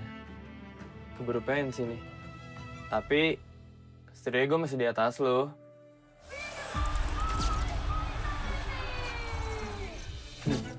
Oke doang lo itu mah. Season ini nggak akan semudah itu.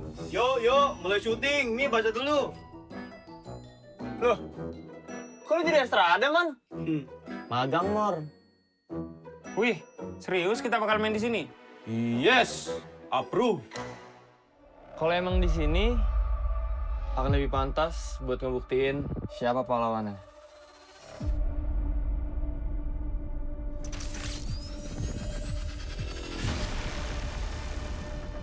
Persiapan kita cukup. Kita berpengalaman. Kita harus sesuai target. Kita punya mental. Kita nggak butuh waktu lama. Kita memiliki inisiasi. Kita bisa mengatur tempo. Kita punya banyak cara. Kita yang ngatur permainannya. Mari kita lihat siapa yang pantas.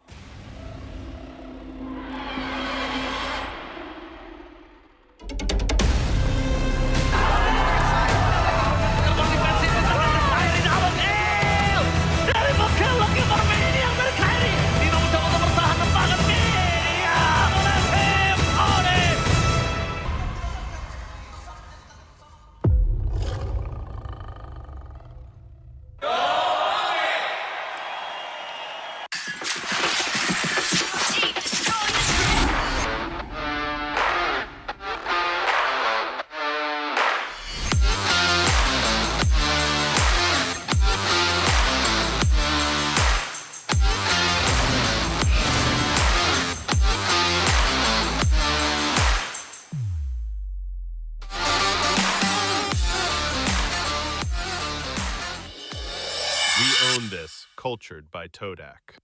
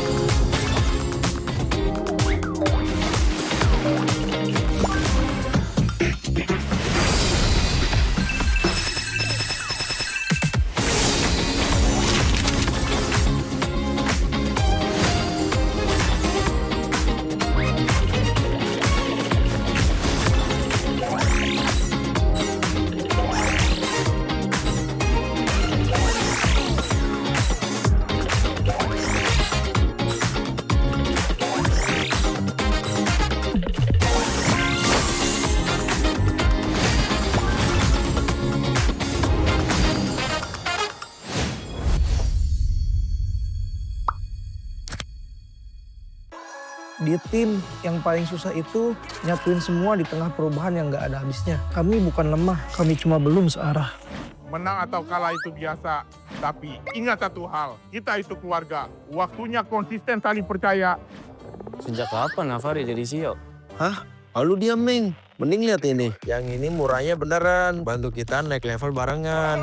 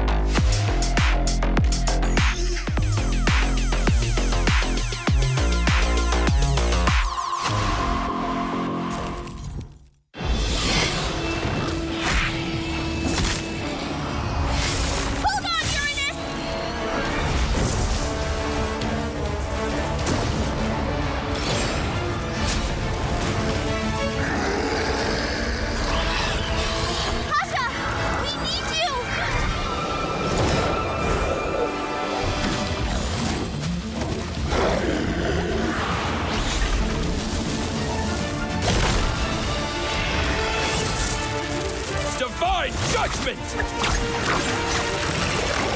Witness the power of pure lightning!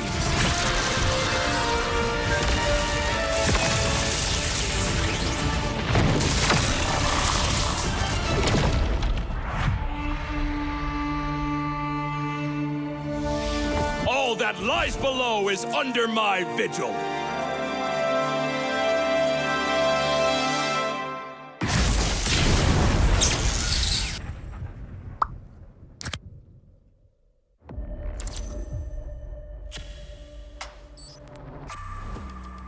Semua perjalanan mempunyai cerita.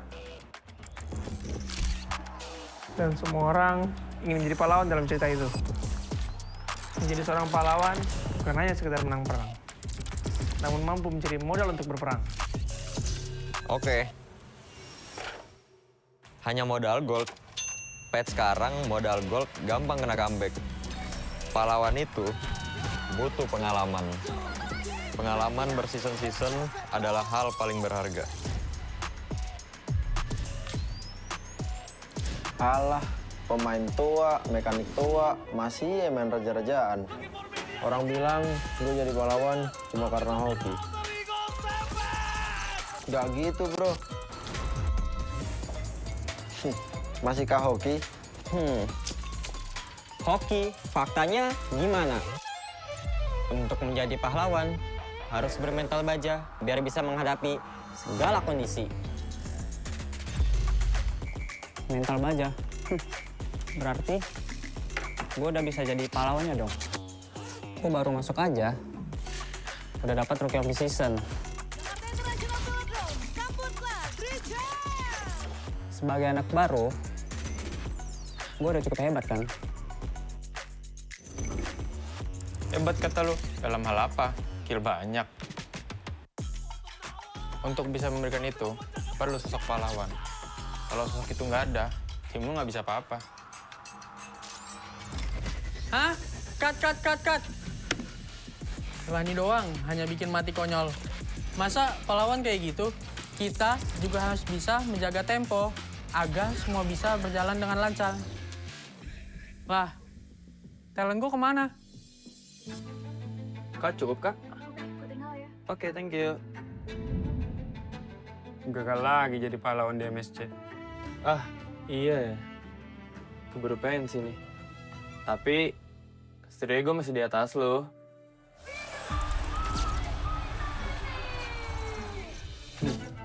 Oke doang lo itu mah. Season ini nggak akan semudah itu. Yuk, mulai syuting. Nih, baca dulu. Loh, kok lu jadi Estrada, Man? Magang, Mor. Wih, serius kita bakal main di sini? Yes, approve. Kalau emang di sini akan lebih pantas buat ngebuktiin siapa pahlawannya.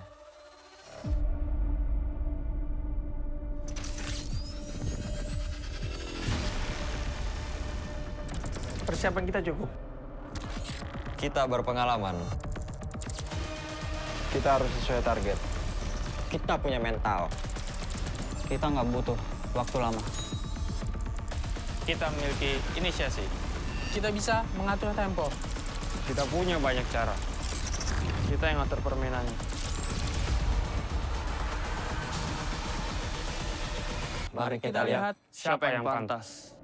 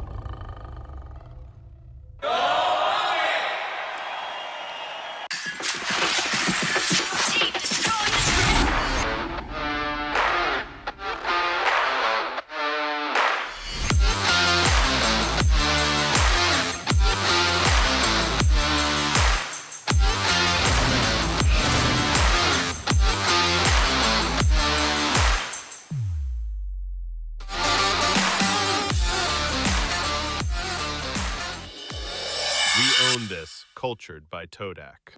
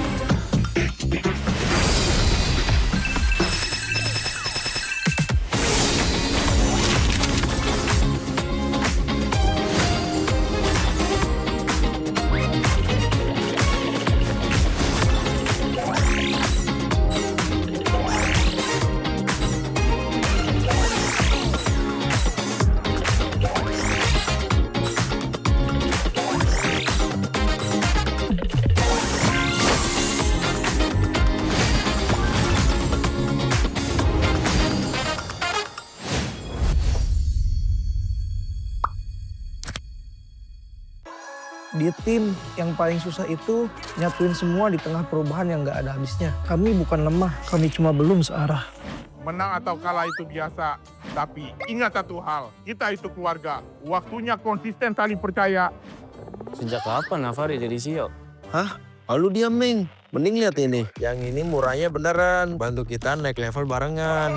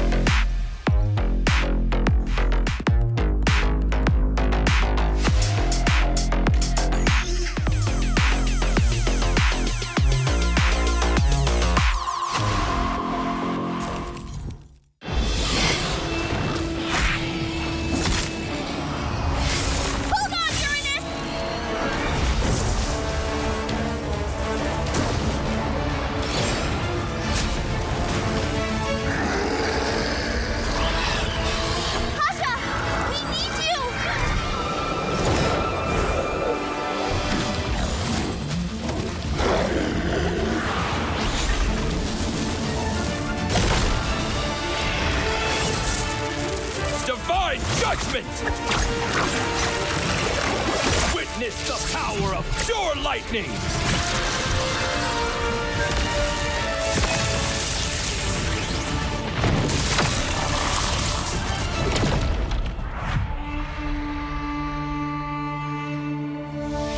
All that lies below is under my vigil.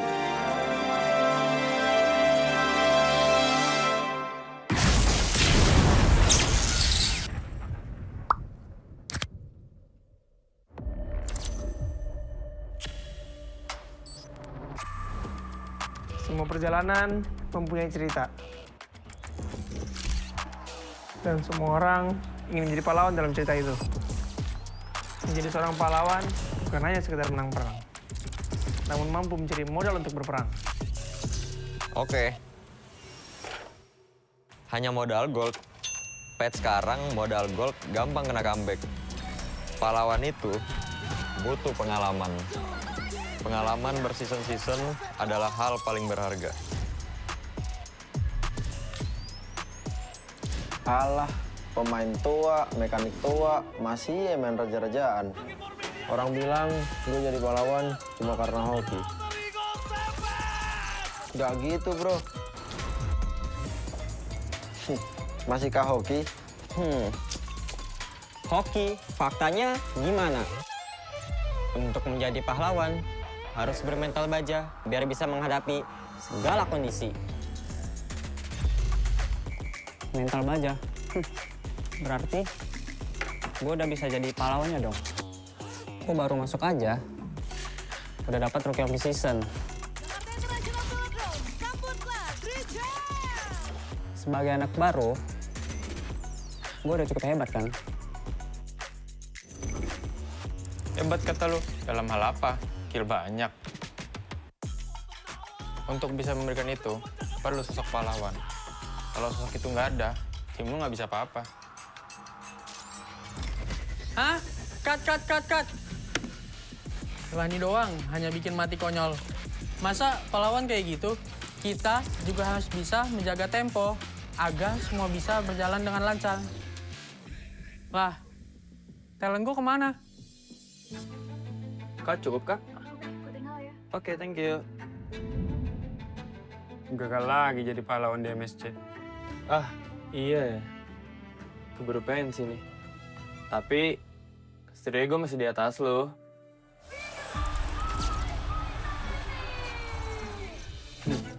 Oke doang lo itu mah. Season ini nggak akan semudah itu. Yo, mulai syuting. Mi, baca dulu. Loh, kok lu jadi Estrada, Man? Magang, Mor. Wih, serius kita bakal main di sini? Yes, approve.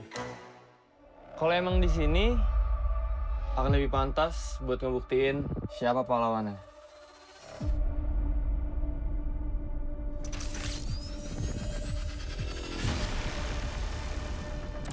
Persiapan kita cukup. Kita berpengalaman. Kita harus sesuai target. Kita punya mental. Kita nggak butuh waktu lama. Kita memiliki inisiasi.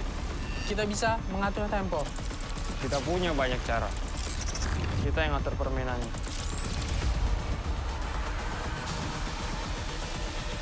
Mari kita lihat siapa yang pantas.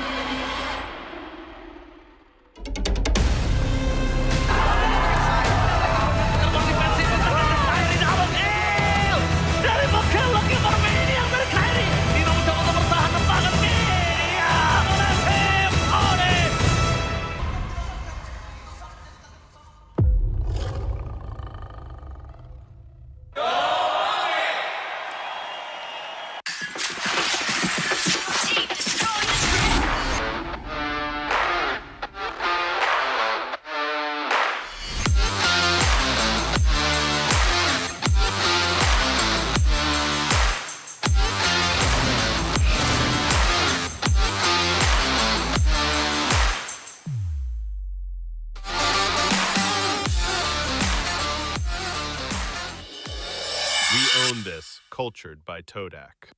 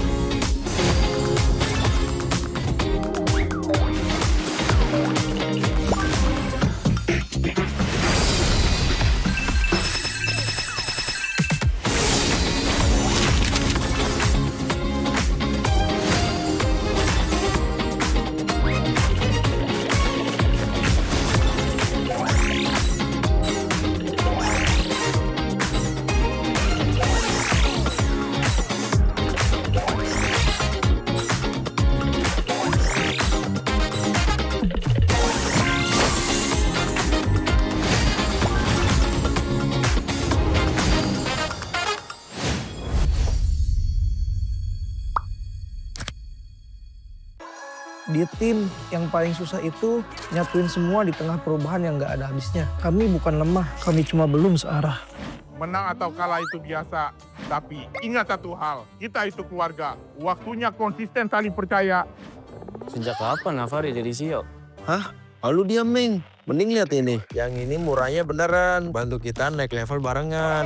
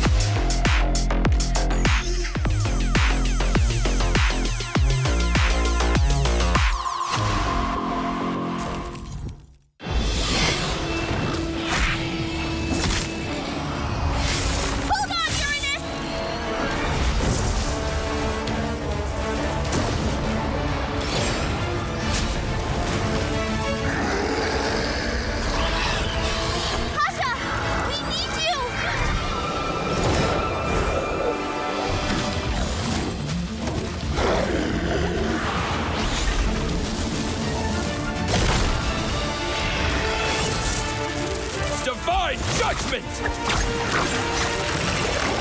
Witness the power of pure lightning!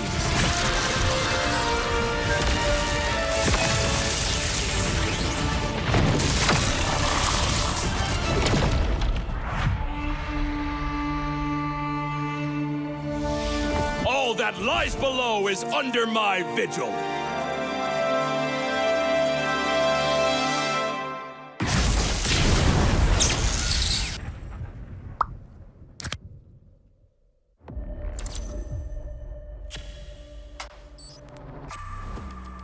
Semua perjalanan mempunyai cerita. Dan semua orang ingin menjadi pahlawan dalam cerita itu. Menjadi seorang pahlawan bukan hanya sekedar menang perang, namun mampu mencari modal untuk berperang. Oke. Hanya modal gold. Pet sekarang modal gold gampang kena comeback. Pahlawan itu butuh pengalaman. Pengalaman berseason-season adalah hal paling berharga. Alah, pemain tua, mekanik tua, masih main raja-rajaan. Orang bilang gue jadi pahlawan cuma karena hoki. Gak gitu, bro. Masihkah hoki? Hoki, faktanya gimana? Untuk menjadi pahlawan, harus bermental baja biar bisa menghadapi segala kondisi.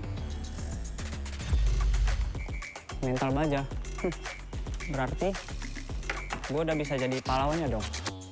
Gue baru masuk aja, udah dapat Rookie of the Season.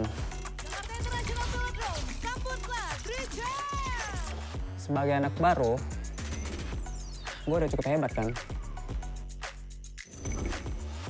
Hebat kata lu, dalam hal apa? Kill banyak. Untuk bisa memberikan itu, perlu sosok pahlawan. Kalau sosok itu nggak ada, tim lu nggak bisa apa-apa. Hah? Cut. Rani doang, hanya bikin mati konyol. Masa pahlawan kayak gitu? Kita juga harus bisa menjaga tempo agar semua bisa berjalan dengan lancar. Lah, talent gue kemana? Kak, cukup kak? Oke, thank you. Gagal lagi jadi pahlawan di MSC. Ah, iya ya. Keburu pensi nih. Tapi, setidaknya gue masih di atas lo.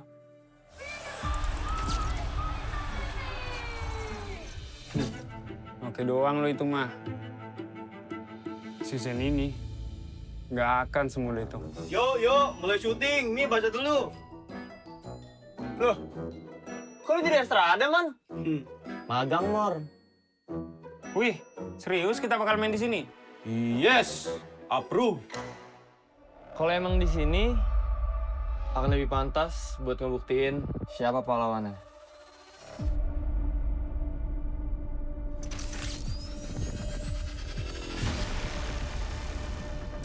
Persiapan kita cukup. Kita berpengalaman. Kita harus sesuai target. Kita punya mental. Kita nggak butuh waktu lama. Kita memiliki inisiasi. Kita bisa mengatur tempo. Kita punya banyak cara. Kita yang ngatur permainannya. Mari kita lihat siapa yang pantas.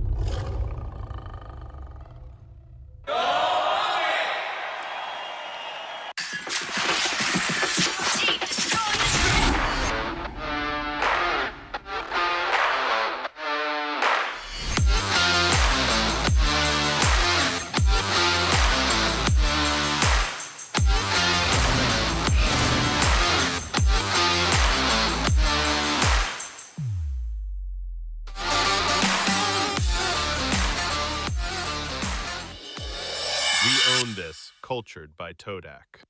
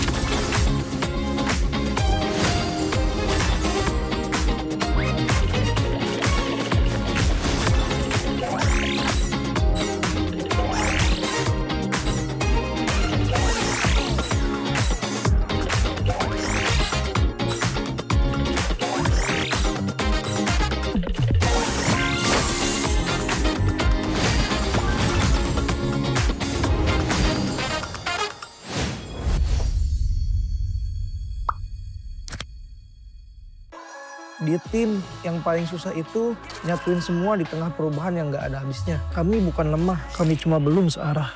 Menang atau kalah itu biasa, tapi ingat satu hal, kita itu keluarga. Waktunya konsisten saling percaya.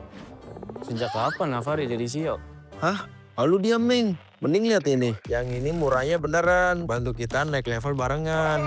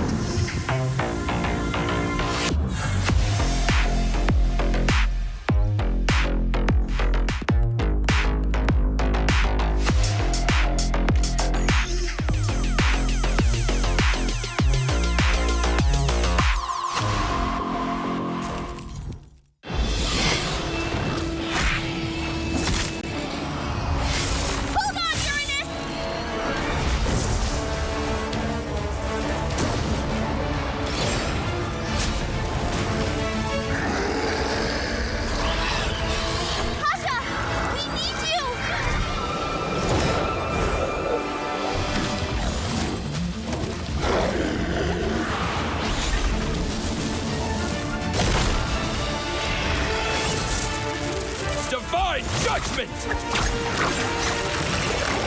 Witness the power of pure lightning!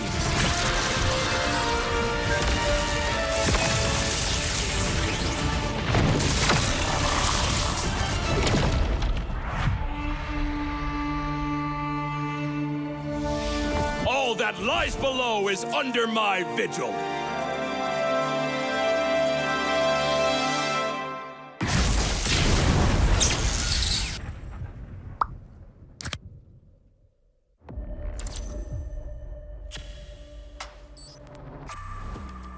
Semua perjalanan mempunyai cerita. Dan semua orang ingin menjadi pahlawan dalam cerita itu. Menjadi seorang pahlawan bukan hanya sekedar menang perang, namun mampu mencari modal untuk berperang. Oke. Hanya modal gold. Patch sekarang modal gold gampang kena comeback.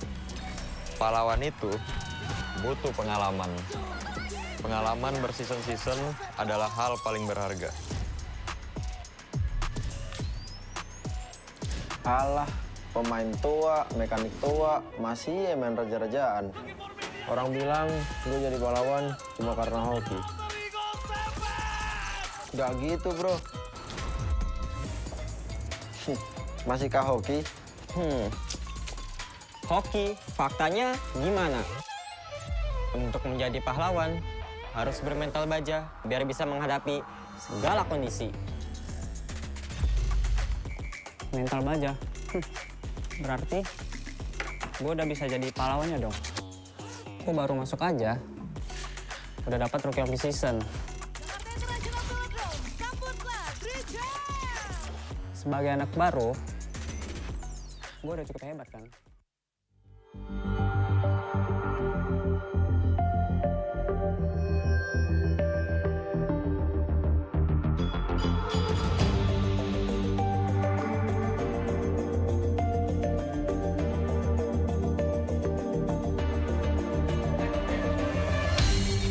Aku kan berdiri dan terus berlari, terus ke arah puncak tertinggi. Ku takkan berhenti, hanya sampai di sini. Kemenangan abadi menanti. You know we won't miss if we unite our focus. And if you haven't noticed, we all live. Nyalakan apimu, hadapi semua tantangan, hadang semua serangan, jatuh bukan halangan. Bakar semangatmu, janganlah engkau menyerah. Kita akan buat sejarah. We all this, we won't miss. We all this, we won't miss. Saatnya beraksi, jalani ambisi. Aku kan menyawakan hari ini. You know we won't miss if we unite our fight.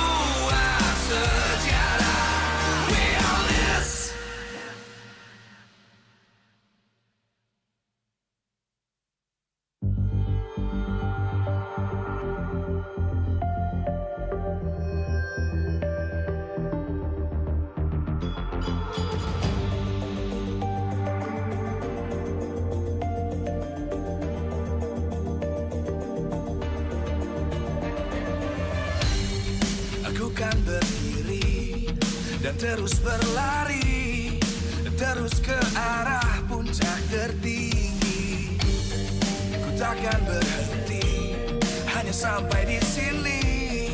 Kemenangan abadi menanti. You know we won't miss if we unite our focus. And if you haven't noticed, we all live. Nyalakan apimu, hadapi semua tantangan, hadang semua serangan, jatuh bukan halangan. Bakar semangatmu, janganlah engkau menyerah. Kita akan buat sejarah. We all this, we won't miss. We all this, we won't miss. Saatnya beraksi, jalani ambisi. Aku kan menyawakan hari ini. You know we won't miss if we unite our focus. And if you haven't noticed, we all live. Nyalakan apimu, hadapi semua tantangan, hadang semua serangan, jatuh bukan halangan. Bakar semangatmu, janganlah engkau menyerah. Kita akan buat sejarah. We all this, we won't miss. We all this, we won't miss. We all this.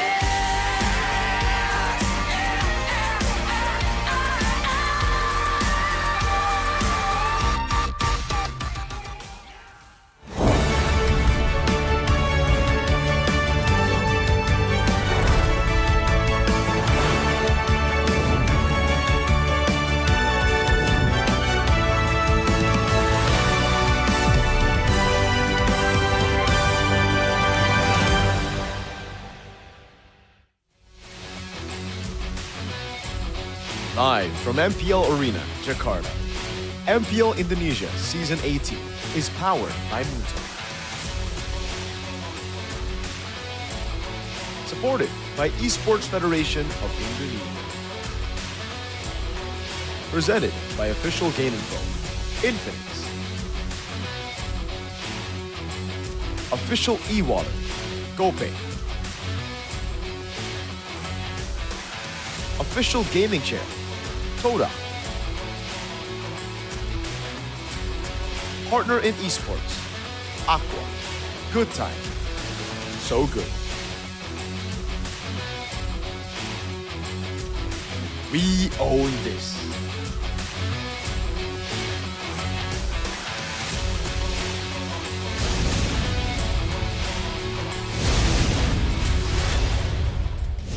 Di sini dan sebelum matchnya kita lagi di player room Navi. Tadi kita dengar ada briefing and aku juga dengar kalau misalkan Coach Wainal udah bisa bahasa Indonesia ya?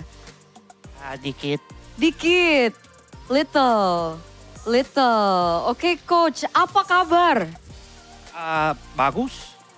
Kabar bagus. Kabar bagus. Gimana persiapan untuk season ini? Apa yang lagi dirasakan sama Coach? Apa kabar? So Coach, how are you coming into the season? How do you feel about the roster this season? Because I remember, talking to you last season and then you were saying that you had high spirits for Navi last season, but unfortunately you were unable to make it to playoffs. But is it different this time around? Oh, sama aja. I mean, panas. Like now, panas. Panas. Kita coming in hot. Kidding aside, I think, we're prepared quite well. We're gonna see. Kita very excited. Kita ada baru players, kita ada baru analis. Baru analis. So, yeah, let's see. Jadi sepertinya mereka sudah mempersiapkan diri untuk season ini dan juga ada banyak teman-teman baru ya. And among the new ones, we're hearing there's Zeon again. How is Zeon like right now? Gimana Zeon sekarang? Who is this guy? Zeon. He's doing good. He's doing good. They are very excited. Every single day, he really does the work. Every day he overthinks. Sorry, that's secret. Overthinking katanya Zeon. Kenapa emang overthinking ya? Gak. Oh enggak. Everyone, every one of us really loves Zion. His work ethic is very good. Whenever, he wants to improve, he always asks us. So, yeah, let's see. Maybe, he's the next gold standard. Oh. Kelra. Mungkin Zion adalah gold standard baru katanya. Mungkin ya, mungkin. Masih awal season, tapi kata Coach Wynot juga kalau misalkan Zion itu hard worker, dia kerja sangat keras, dia kalau tidak tahu sesuatu, dia banyak bertanya, jadi inisiatifnya sangat tinggi anaknya. Karena kalau kita lihat dari statistics, if we're looking at the statistics from his moment in MDL, he was #1 in total kills. Coming into his debut last season, which you guys won back-to-back wins, by the way, with Zion. He has #2 in average KDA. So the statistics speak very highly of him. Do you think that it could be possible? Are we looking at a new gold lane prodigy? Maybe. I think, with the help of everyone, I think, Zion has the potential to achieve it. Jadi dari statistik itu mungkin dia berpotensi untuk mencapai hal itu. Tapi Coach, kita penasaran tentang mentalitas Zion. Secara mentally, how is he like backstage? Everyone's laughing suddenly. What's going on? Is there something that I don't know? Adakah sesuatu yang kita nggak tahu? Ini team secret aja. Oh, team secret. Secret aja. Apaan sih? We don't want our enemies to know the weakness. Oh, ada weaknessnya. Zion ada weaknessnya secara mental nih kayaknya nih. Dia mentality kuat. Penasaran. Andorius ini bentar. Tadi kamu yang ketawa paling kencang soalnya. Aku penasaran. Ada apa sih? Kenapa kamu ketawa? Gak apa-apa. Lah. Mentalitasnya kayak Spider-Man. Spider-Man? Kayak Spider-Man? Maksudnya apa tuh kayak Spider-Man? Dia ada kayak dua kepribadian apa gimana nih? Sense-nya bagus banget. Oh, sense-nya bagus Art banget. of Dodge gitu. Kayak Art of Dodge, oke. Banyak yang ngomongin killer instinct-nya Zion soalnya. Itukah maksudnya? Killer instinct makanya dia mirip kayak Spider-Man gitu?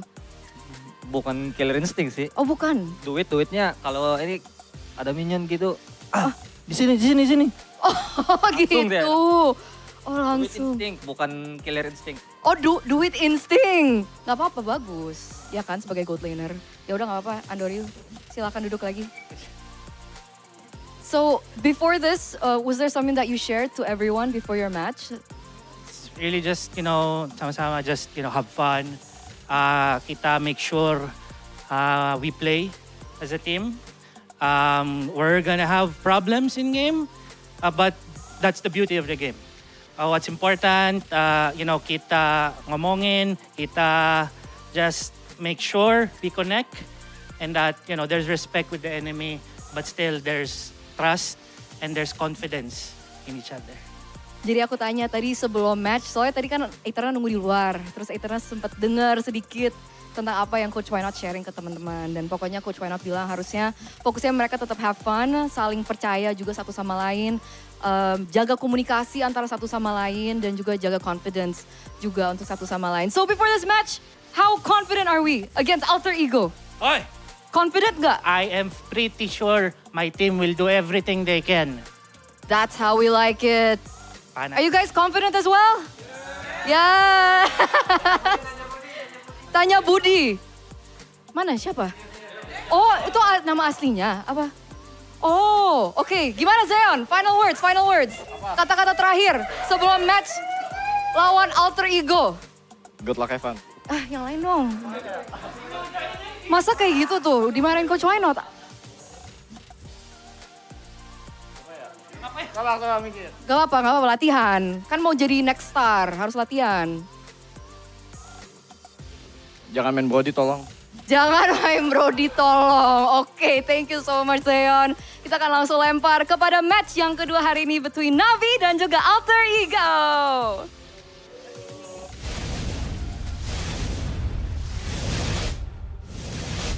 Match number 2 after that quick little player segment in the back rooms with Zion, Coach Wynot, and I believe we got a little chit chat with Andoriu as well.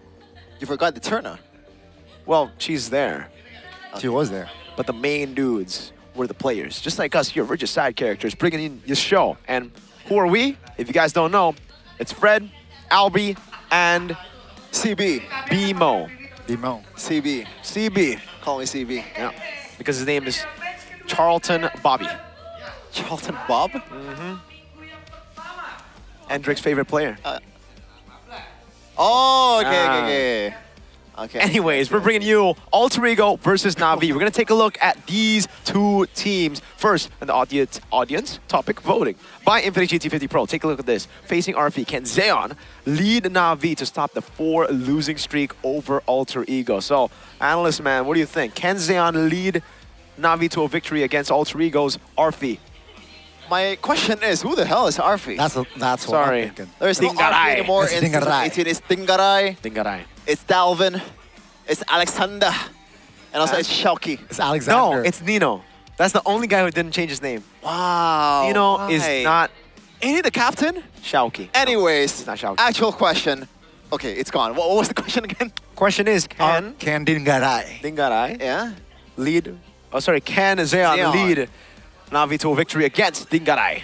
See, looking at the track record of the end of the regular season, Yes. Na'Vi looks actually like a proper team. Why not build, I think, a good core at the end of the season? Unfortunately, it was a bit too late for season 17 for playoff contention. But now they can fight for another playoff contention again here in season 18 start. And we had some conversation earlier with Coach Aldo. We asked him, which team do you think is the underdogs, the dark horses of MPL ID? And the answer is clear-cut, Na'Vi. Perhaps, definitely, with Coach Why Not still in the helms, right, leading this team, I expect, more improvements, just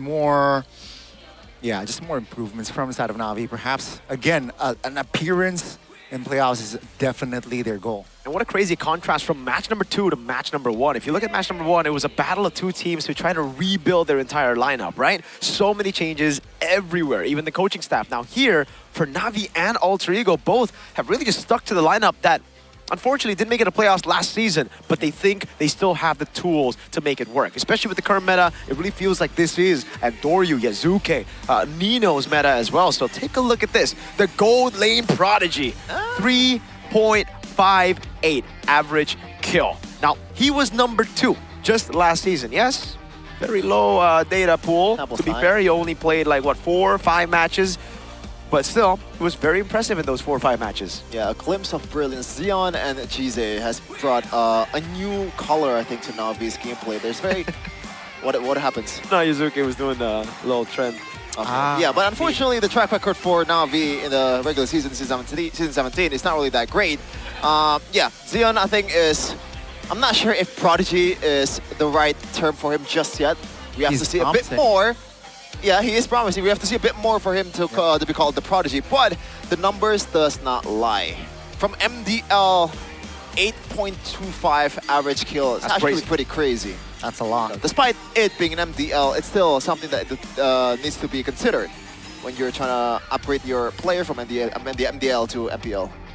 The thing about Zeon, though, is I've heard this name before already. Like, for Mr. Aldo's first season at Na'Vi, when they went 0-16, unfortunately, I remember hearing of this man's name, and he was in the lineup as well as a substitute, but he wasn't able to play because I think mentally he was just not ready to be on the MPL stage. So the fact that he took, 2 more seasons to grow in MDL, to come back here, and then go on a winning streak after that debut performance against Onyx, I think it's still very, very impressive, especially considering Zeon here plays it in a way where it's just calculated, but also very instinctual. He knows his power spikes very well. He knows when to just farm up, avoid fights, and he knows when to enter around these skirmishes. Is like the window when it opens. Yeah, unfortunately though, the hero pool of Zeon needs to be tested a little bit more. The Harith is not really prio anymore in the gold lane. We're looking for more the Bakitos, like the heroes that can actually carry in the early game, like Brody's and the Clint as well. So we're gonna see if he actually can play those heroes with his teammates, because those heroes needs enablers, needs peel, needs covers for him to be able to shine. But when you can already play those kind of like aggressive heroes for yourself, like a Harith, I don't think it should be a problem when you're playing a Clint. On the other side though, Dingarai and Afan in the jungle. Back then we can call him prodigies, I guess. The Savage Merchant, the whatever merchant you want to call. And also some of the members of Alter Ego here, always having a good time. How about the drip though? What do you guys think? I think this is a downgrade. Ooh, the drip game. Downgrade from last season? Yeah. From the M7 crazy jersey. Yeah. To be fair, that was just peak jersey. I think it's a downgrade, but not in a bad way, because it's like, it was just because they had a crazy, you know, jersey for the last 2 seasons. So let's see. Drip game may have gone down, but usually something else goes up. And for Alter Ego, they really need to get their performance back up to top form, as Micah would say. I mean, very surprising result, right? From the side of Alter Ego.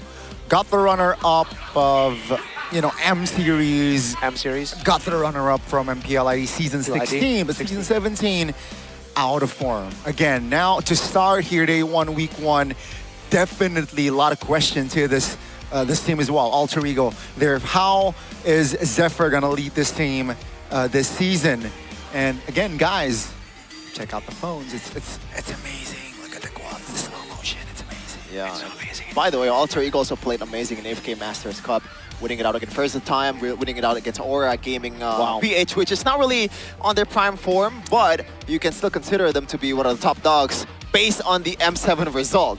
So, you know, there's a lot of things that they need to look forward to for the Alter Ego fans, especially with the fact that in Season 17, they were, like Zephyr was willing to admit that the problem that they had was they were a bit overzealous, there's a bit too much experimentation. They thought they were the top dogs, but unfortunately, every team learned how to play against Alter Ego, and they go right at the you know, start of the season. Yep.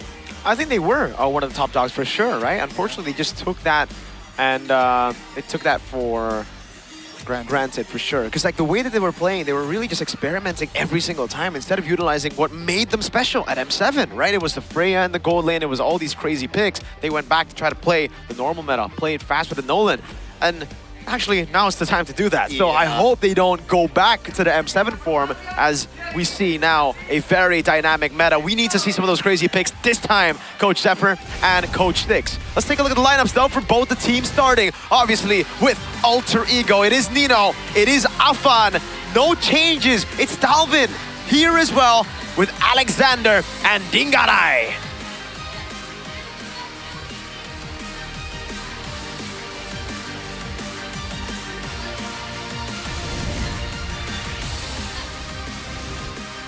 The 3 face mask up already on the stage. They debut on the MPL ID Season 18 stage. Can they find their mark? Can they find their form here? It is Alter Ego Esports. Nino, or Xiaoqi, as the captain, using that number 10. And usually number 10 is the ace of the whole lineup. The Messis, the Cole Palmers. The McAllisters. Take a look at this lineup though. Na'Vi with still Cars in XP. Even though they have Feb, it'll still be him deployed. And it looks like it's just going to be the main lineup from Season 17.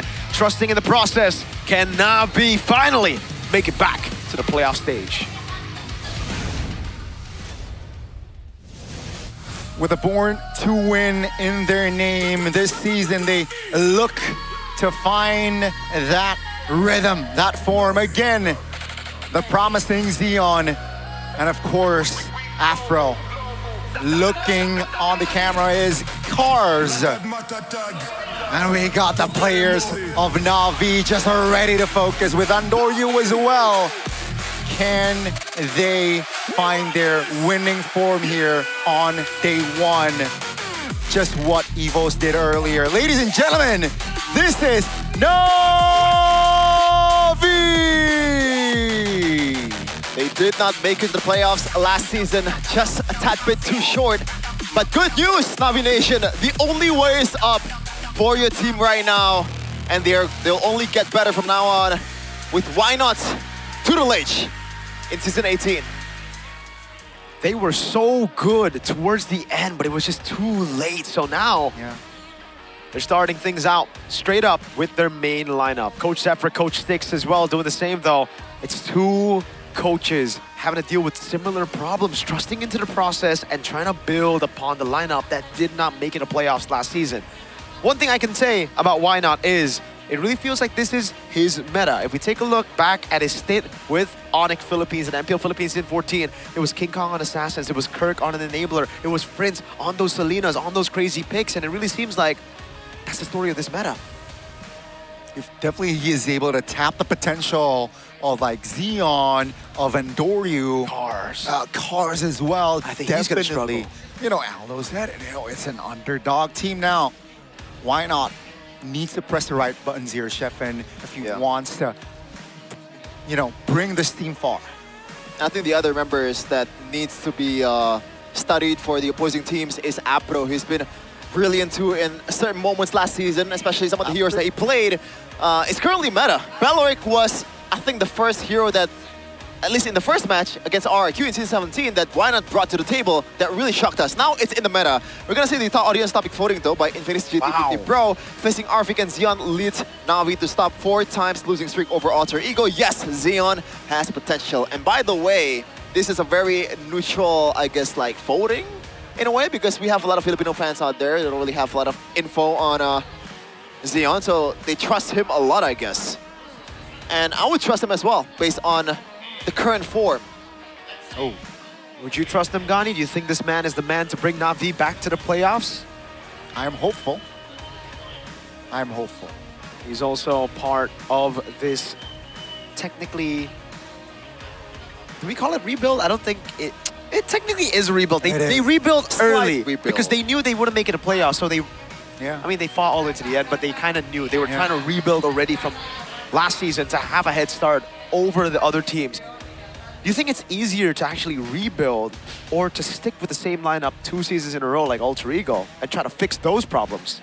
Well, looking at the best region, in the last 5 years or so, there is barely any changes, right? So maybe the lack of changes is what makes them strong, but at the same time, if it's not working out, then there's no reason for you to keep it. And for the longest time, Na'Vi, a lot of upsets, a lot of heartbreaks, not making it to the playoffs. But now, last season, I think that was a pretty brilliant, I guess, direction that the organization is going for. Trying to find those pillars for the future. And they are playing it here in Season 18, especially in this GZ guy and also Xeon. I'm very excited to see what's on the table, what's gonna be shown for these youngsters for Na'Vi. And I really hope we see a difference in Prio here. We saw a big lopsided draft earlier, just one side dominating in the drafts, taking every one of the Prio picks, leaving the other team defenseless. No zoning even, right? I hope both these teams don't have those problems. Again, this is a team that have been given a chance, that have been given so much more time to improve, to build. So I don't expect jitters from either one of these teams. Yeah, especially looking at the track record of both of the coaches. These two guys have something in common, which is they've achieved the grand finals of an M series. Why not actually won it in M6? So I expect a crisp draft, especially in this kind of meta. The players feels like very well suited for this kind of like brawly skirmish early games that we used to see in EWC. And that's where I'm gonna raise my own doubts about Cars, right? Yes, both these teams love to brawl. They did so last season, but in a different way entirely, right? It was very disciplined brawls for Na'Vi. They played front to back, they played around the gourd, the Claude as well. Now this time, it's not really like that anymore. You wanna go for these kind of dive compositions everywhere. And you might have to go for enablers and XP. It's no longer the lapu-lapu, the Yuzongs of the past that we've seen on Cars. Unfortunate. This is a Rendi meta. This is a Shogun Res in a way meta too back then. Is the glue just not prio in this sort of meta? Not an XP. Also, very situational or just conditional? Very. I don't know, man. I asked Coach Aldo back then, I think in a group chat, like, why is the glue not picked so often in the XP lane? And he was kind of wondering the same in a way. The clear is there. The lockdown potential is there, especially when you have the flicker. But I guess. I'm still not sure why is it not super prio. Maybe like glue cannot cut lanes as well as Uranus or Esmeralda, so you gotta stay in the lane much more often than those two heroes. The glue's been better in Rome. I think it's a very, very good way to deal with, say, Hiraras, but against most of the composition, it's gonna be very, very tough just knowing how much setting tools there are on the enemy side, a lot of pickoffs as well. Easy to poke, especially when a Melissa is around. The glue cannot be picked up. You just cannot die past that go away. That's Yeah. why it comes down to how smart the coaches can be with how smart the players can execute as well. Alter Ego. Not only have they trusted this lineup, but Indonesia has trusted in this lineup as well. They are Indonesia's, our representative for Asian Games. So a lot more pressure on their shoulders compared to Na'Vi as we get into the first map of the game, and it will be Dangerous Grass. And some of them for ENC too, by the way. That's true. ENC with Lutpi though. They have Lutpi and Sans. The sky is my domain. We're gonna take a look at the banning phase here. Hey. Kaja bans right away for Alter Ego and Phobius as well. So are they looking for, oh, never mind. I thought the Fanny setup was there, but the Fanny's already been banned. And also the Freya as well. So they know what's up. Or like what's the very bio for Alter Ego, Coach Wynot? Definitely a target ban, right? On towards Alter Ego. That's a specific, that's a Kaja banned out. From inside of Alter Ego, also a specific ban. Now with the changes, in case you guys missed it, there are some tweaks towards the Kaja. It is no more a single lock. Now with the Divine Judgment, you can find multiple targets. With a big trade-off though. When you are locked down, quote-unquote locked down in an ultimate of a Kaja, you can still use your skills. You can still move around, you can still deal basic attack. At the same time, like, why would you want to pull the frontliners of the opposing team to yourself? That is a very good question. They leave the Atlas open, something that has just been prio banned every single time. Wait. But Na'Vi have a way to go, just Valentina and a Beleric. So Beleric red 3 is what I'm thinking right now. They pick up the Valentina together with the Hirara, and I think they're set. That should be the case here. No rush to pick the Beleric unless Alter Ego wants to go crazy with the Beleric XP lane, but I feel like that's too much for themselves. The Barats will be the option here, and Valentina. So it's not going to be the Hirara. They're still confident that the Barats can still lock down the Hirara, or maybe they have an answer for those heroes. It really just seems like this is going to be the Uranus pickup and the Hirara for Alter Ego. Then Na'Vi, they're going to be forced. Yeah. Okay, so I think it's just Uranus Hirara right now as the response for Alter Ego. Na'Vi end the draft on the first phase with Beleric. That should be it. Yeah, that will be the standard way, I guess. There's still some other prior heroes as well, but it doesn't really fit against the opposing team. Like Eudora, it's very much hard countered by the Barats. But we'll see though. Sever is known to bring up something that's special for himself, but it's gonna be the Makito, even against the Valentina and also Barats at the same time. And a Kimi, this is definitely a curveball, something that we don't really expect at all. But it's actually really, really good. I really like the Kimi pick. Now the Paquito, not too big of a fan of against the Barats and probably a Beleric here, but the Kimi pick is great against the Barats. If you want to play front to back, especially with the Valentina there, Kimi can outrange you. Constantly just be on you, shredding these guys down. And Na'Vi, that's the thing that I was questioning for me. Like, why did they go Barats when you're going to have to choose between Hirara or Beleric in Red 3. Whereas if they went Valentina, Hirara, they could have just guaranteed that Beleric. Now, I think the Beleric should be banned out, and that's why the Paquito will have a lot more say. Alter Ego, that was a very smart Paquito now that we're thinking about it now. Because earlier I was all right, the Paquito, not too big of a fan because the Beleric's going to come out. But now that there's no Beleric, it looks very good. Uranus gets banned out, so that's, I guess, the trade-off. They're going to ban their Uranus out.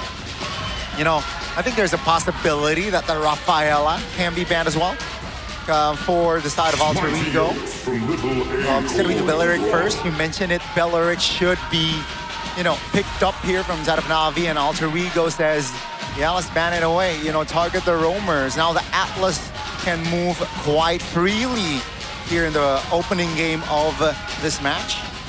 And will they ban another EXP laner here is the question. My kids. Okay, that is a good question. So they ban heroes, or like heroes that actually work functionally the same with Uranus. Yeah, I was gonna say Mathilda is still very much pickable for Na'Vi, especially Apro, and also Coach Wynot is very, he likes to play the Mathilda. So now what's gonna be the option here for Apro, especially against a hero that dives really well, like I'm not Uranus, Atlas. I don't think Rafaela should be picked here.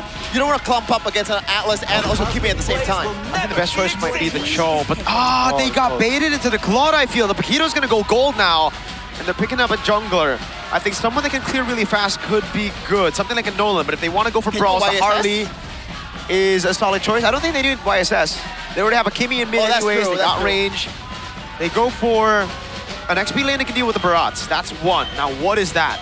And the Harley. I think that's what it is.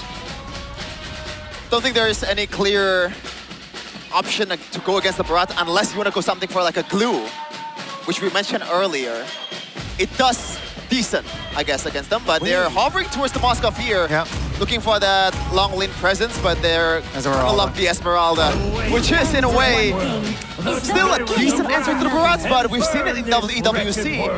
It's very easily locked down, and especially when you have the Shred in the Claude, when you have the Trinity, it's much easier for you to burst the Esmeralda down. Is it enough? Do they have enough bodies here? That's just my concern from the side of Alter Ego. They have enough, beef in their composition. Sure, you have an Atlas, but Atlas is not that tanky unit that sits in front. Let's see, though, the response from the side of Na'Vi now. They somehow lack in crowd control. Cho, maybe? Okay, it's gonna be the Lilia. So they just roll fast, clear. Valentina roll. Valentina roam it is. We saw this from Dianfeng Yao Guai in GOTF. The Valentina roll that gave Onyx some trouble. Yep.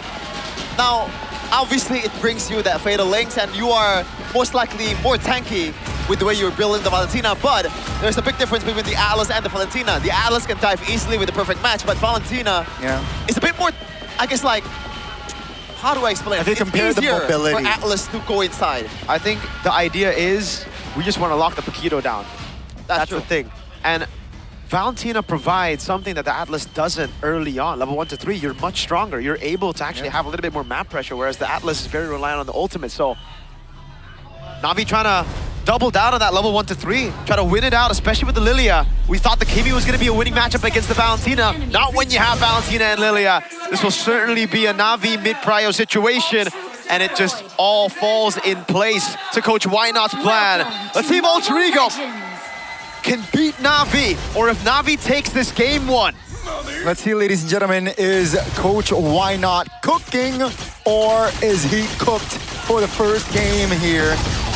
As Na'Vi will take on Alter Ego, Lanadon, here we go. Yeah, but it looks like you're taking a lot of damage here, Cheesy and also Apro.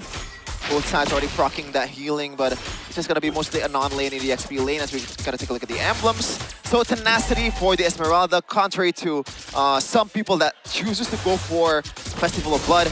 And I like that idea because you're most likely gonna be locked down by the Barat anyway, so you need something that can deter the burst potential from the opposing team. And it looks like nothing too crazy just now. Just the bargain hunters, I guess, for me, right? Yeah. Solid stuff. I like the idea that they're going for right now. The Moskov against the Claude, a bit of a skill matchup here, but I do lean more into the Claude having more impact later on in the game in the team fight. So, we'll see. And Doryu, great pathing though. He started bottom lane, purple buff, goes straight into Lizard, taking it away from Afan. I think he should be able to match this too, but it's still an XP advantage for Endoryu for a bit. Afan said over 4 though. That's a stun, that's Afan in the mid lane, trying to provide pressure, forcing Afro to recall. And that's going to be a small win there with the rotations. Alexander can capitalize on. Yep. You still have to be very careful against this Paquito, man. It don't matter what you are, even if you're a roamer, a tanky boy, especially Valentina. Alexander into mid together with Nino and Doryu. Yep, jumps in, forced the perfect match early. As the turtle now is, Afan is in position, but keep in mind the Atlas doesn't have perfect match, so they're keeping tabs here. Afro providing the zone. Dalvin looking for an angle here from the bush. Nino jumps in and Dur cleans the turtle. Alexander with the perfect match finds one. Jize though, damage is enough. Here comes the falling stormer from Nino. That's gonna be Endoryu taking off the board. Ingarai jumps in as well. It's gonna be 2 for 1, but Na'Vi, they got the turtle. Solid stuff for Na'Vi. That zoning from Apro. Standing in front of the Paquito inside of that bush saying, if you want to kill me, you got to do it. Just jump on me, but you will have to give that neutral objective away. And all this while Zeon stays up top, continues to farm, and gets more than half of that turret shield up top. Yeah, and through those 2 wins, Na'Vi has already secured 1K gold lead in a span of 3 minutes. Things are looking pretty mighty good for Coach Why Not currently, especially with this kind of composition. They have a lot of flexibility to how to play this kind of matchups, Andoryu still has the EXP lead over Afan as well. And that's why I say it all just falls into place for Why Not. He's already picked up this jungler, Hirata, who needs to go for Snowball, or doesn't really need to, but gets a lot of advantages if she's ahead. Plus, Pryo almost everywhere in the map, even in the mid lane. Jize was able to hold this wave down all alone, even up against the Kimi and the Atlas, even without the man, Apro, around. Everybody has gone for Alter Ego, but this looks like a very Na'Vi game so far. Looking like it, Cars. This is a different taste of the tanky heroes, I guess. Like Baraz, you don't really need to cut the lanes, you don't really need to actually go crazy in an early game like Uranus. So it's low risk for someone that doesn't necessarily play these kind of heroes for Cars. So I like that choice from Coach Wynot. I think it's tough up here though, because if you look at Na'Vi, this looks like they're better suited to deal with the Paquito compared to Alter Ego, who could maybe go for some shots, could probably go for a Fatal Links, but Jize has a way to go get Black Shoes out. Alexander in the mid lane trying to get some pressure. Jize! That's going to be the Black Shoes pop. That's going to be the Fatal Links to provide the damage and the stun. Nino claims it. That's going to be Andoryu looking for a jump on towards Alexander. Still able to get out, but it's going to be a 5v4 now. Na'Vi, will they lose control? Just as I say it too, it should be safe for Na'Vi, unless they just walk up. Jize, a lack of respect against Alter Ego's kill threat. Yeah, the Atlas brings you a lot of kill threat early on, especially with the perfect match. Incredibly ridiculous movement speed when you proc that skill. Now Ambro though, I don't think he's gonna use the perfect, or not the perfect match, the ultimate just yet, but Nino, I have to use his spells here. It's now a 4v4, Nino taken very low. Afro still has a Fatal Link, so Na'Vi definitely has some counter, engage here. Oh, that's gonna be Cars now immune. Pops the ult. That's gonna be Andoryu. Stun, bursted, almost taken down. There he goes. Two members taken very low. Afan, both junglers off the board. Alvin finds a connection there on the kill. Jize with the clutch steal as Nino finds the kill. Purify popped. That's Xeon, not enough damage just yet from the Claude. Redemption for Jize, but Alter Ego swinging back. Yeah, this is looking like the Alter Ego that we're used to seeing in their prime form, in the M7 form. Super aggressive in every teamfight available. Even Dingarai across the map with that Spirit Destruction joined the teamfight much, much earlier than Xeon. But he's actually not leading the XP right now because he's missing out on some minions, I assume. But he's trying to rotate, but it's all good for him. I think Andoryu has been taking these very proactive steps forward where it really has bit him back in the behind. Zeon up top though against Afan. Oh! Wow. Play safe, gold lane, play safe. Oh, that's relatable, bro. That's the hook and a half, man. It's like a Mike Tyson punch in the face. And good night. Na'Vi has to play a bit more reactively, unfortunately, from now on. And that's the thing, man, when you're... Oh, hold on a second. Fatal Links on towards Cars. That's a freeze as well. Not enough damage to take the Barats down. The ult. That was just a bluff. Seems like no real targets available.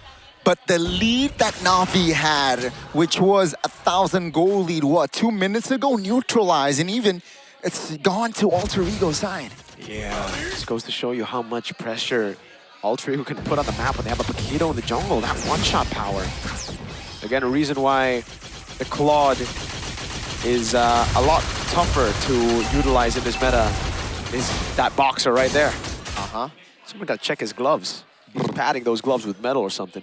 And really, there's, I think it's still pretty much more worth for you to finish the opportunity before you actually build the Win of Nature in this kind of scenario. So it's still bad for you either way. A lot of scaling from Alter Ego's side. Even Dalvin as a mid laner skills much better than Jize. We'll see though. Alexander looking for a match. Provide the information on the whereabouts of Na'Vi players. Na'Vi though focused on the turtle Andoryu. Fatal Links, that Tony doesn't land. That's the turtle for Andoryu. Cars taken very low here as Dalvin finds a stun immobilization as well. Cars barely survives. That's going to purify. Nino, Xeon finds a blazing duet on towards the Esmeralda. Not enough damage to take the Esmeralda down. All 10 members are still in the land of Dawn. Swift Trinity at 8 minutes. 002. All the turrets up top taken down by Mr. Moskov, man. Oh God. Na'Vi get 3 neutral objectives, but they still have a big problem to handle. And his name is Dingarai.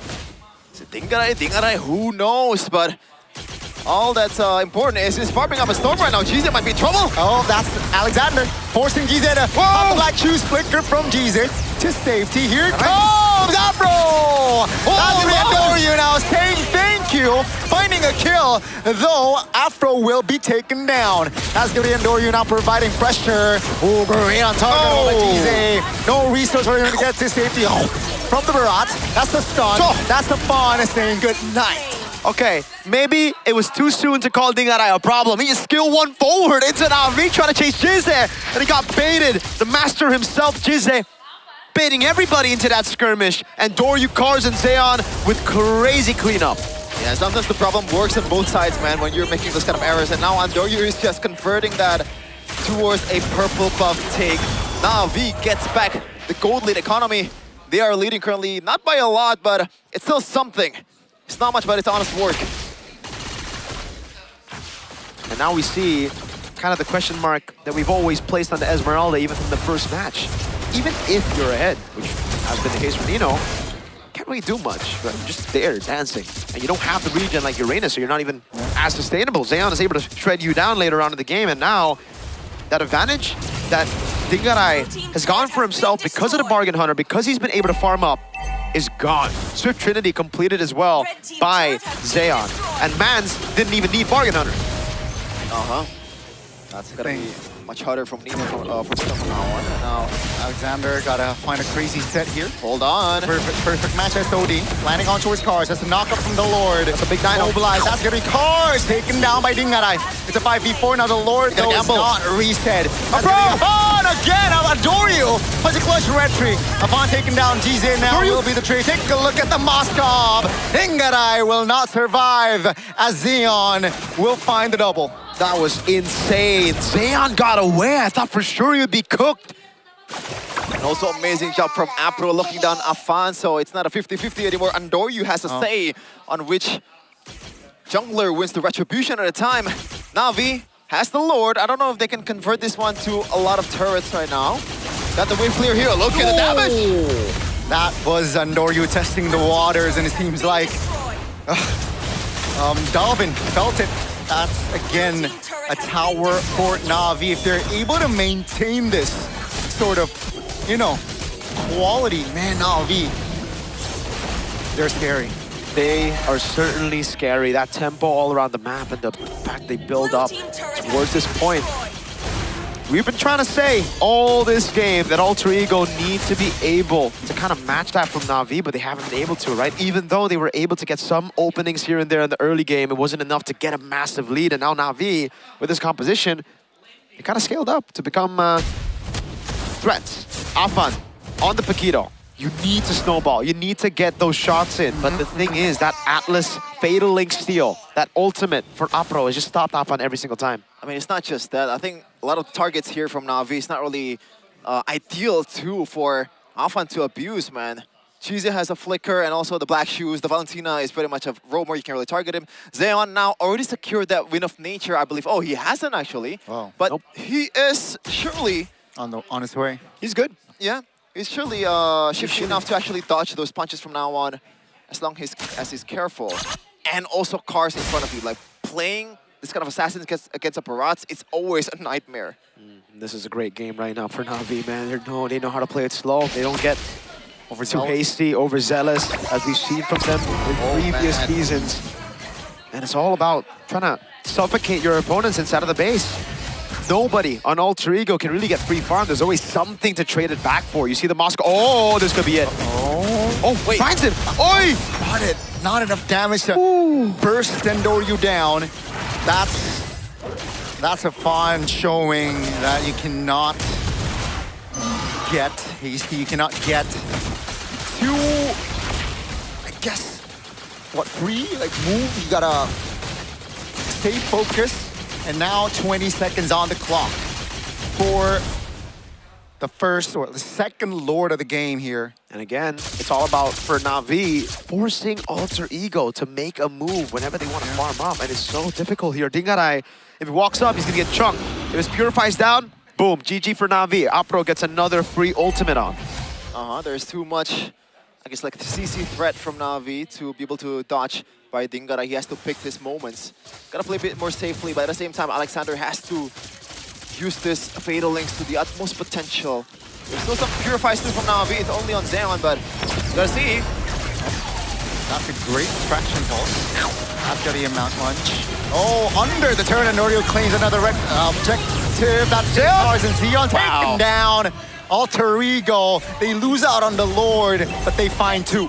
And a brute force onto the turret. Straight up, Dingarai and Dalvin. They'll be able to figure this out for sure. This Lord advantage not going to play out the way Na'Vi wanted to. Yeah, they're not sure of wave clear. For both sides, actually. Jize is also a good wave clear as well, but it's not equal. It's Dalvin. Oh, hold on. Bit of nature is still there. Traction pulse. Still safe for both sides, but yeah, Moskov and Akimi. It's gonna be tough for Na'Vi to utilize this Lord. And this is gonna be a negative Lord for themselves, not only from economy perspective, also from turn perspective. This is where Na'Vi are gonna have to be very careful, because Alter Ego's carries have also started to hurt real bad. We don't think that hurts. It's all about positioning for him. That's the main problem in the last few fights. But Dalvin, look at that tread on cars, right? You saw the Kimi pick. I told you the Kimi. Oh, it's just a desperate escape for the Dino. Alexander's on him! Oh, Flicker 2 finds 2! Oh my god! What? But here comes Eon! Finding the AoE blazing duet, but take a look at Dingarai. 2 marksmen going at it in the mid lane. The double D, Dingarai, Dalvin, together, smashing through these frontliners.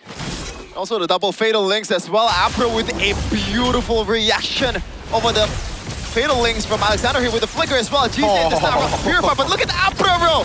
Ban for ban, it's a roam-off here in the Land of Dawn. Na'Vi and Alter Ego is trading punches right now. I'm not even sure who is having the control at this point. I don't know. Well, I think. Yeah, it really feels like it. I mean, the map's looking a lot more blue than red for now, so map control's on the side of Alter Ego. But Na'Vi, they have the clutch factor, I'll be honest with you. Something that they lacked a lot of before in the past with previous iterations of their roster. Jize getting that clutch black shoes to survive. Apro with the dive in back. And Zeon with the blazing duet. That could have gone a lot of work. Really could have, Gani, but for Na'Vi, they still have to try to crack this front to back. As long as they only get the front lines, Dingarai and Dalvin are cool with it. Man, I don't want to be Cars right now. I don't want to play Dino. Like, you're just a sandbag at this point. Yeah. There's too much shred. It's a Kimi and also Moskov at the same time. 2 heroes that deals HP percentage-based damage with the glowing one and also the DHS. Now, Alexander, I think you could have gone for Cars, but he has to watch for where Apro is all the time. Yep. Karslo has CC immune. You don't want to be wasting your resources this close to a Lord respawn. 10 seconds for the next Lord to spawn. It's going to be the 3rd Lord of the game. We've seen games go past the 24-minute mark just earlier in our first match of game number 2. RQ Evos took us straight into that late game with 5 total Lords. Yeah, at least right now, we got the most competitive game so far. It's season 18 now. Alter Ego to pull the trigger. Traction pulse on towards Cars. That's gonna be the stun. That's gonna be Daytona's welcome on towards 1 already. That's a stun. Alexander almost burst it down. Still able to get away with the perfect match of Fawn though. Apro! 3-man Fatal Links as Zeon cleans house. Zeon taking down S18 landing, but Na'Vi, they disengage. Look at that turret down below. Oh God, it's all crashing down. It's going down. Can they save it? No, they can't. Oh, next load in the top side. That's crazy. That's expensive. The stars are aligning for Alter Ego right now. They can delay this load until Afan comes back healthy and alive. And they are not short of staging potential, Mirko. They got Moskov, they got Atlas as well. The zoning potential is crazy. And Nino can just be a sandbag up front. It's gonna be a fleeting time buy for Alexander as well. Yeah. So watch out for those very fast cooldown on the ultimate. Can Na'Vi defend? They have a Lilia, they have a Claude, so they should be able to, and they will. Instantly cleared out up top. The Lord advantage. Both teams haven't really been Lord advantages, man. It's been basically free farm over to the opponents who didn't get the Lord. But that was Alter Ego's first neutral objective of the game. Finally a swing back for Alter Ego in momentum where they can finally control these neutral objectives. Always from the start, it's been Na'Vi controlling the pace of these neutral objective fights. So what changed there to allow Alter Ego to control that pit? And what a time to get the objective, right? Getting that Lord definitely gives you more control. Take a look at the economy. Short 18 minutes in. But yeah, with this at least, with the bottom turret taken down as well. Far lane now. Lord is coming in 8 seconds. It's definitely Na'Vi.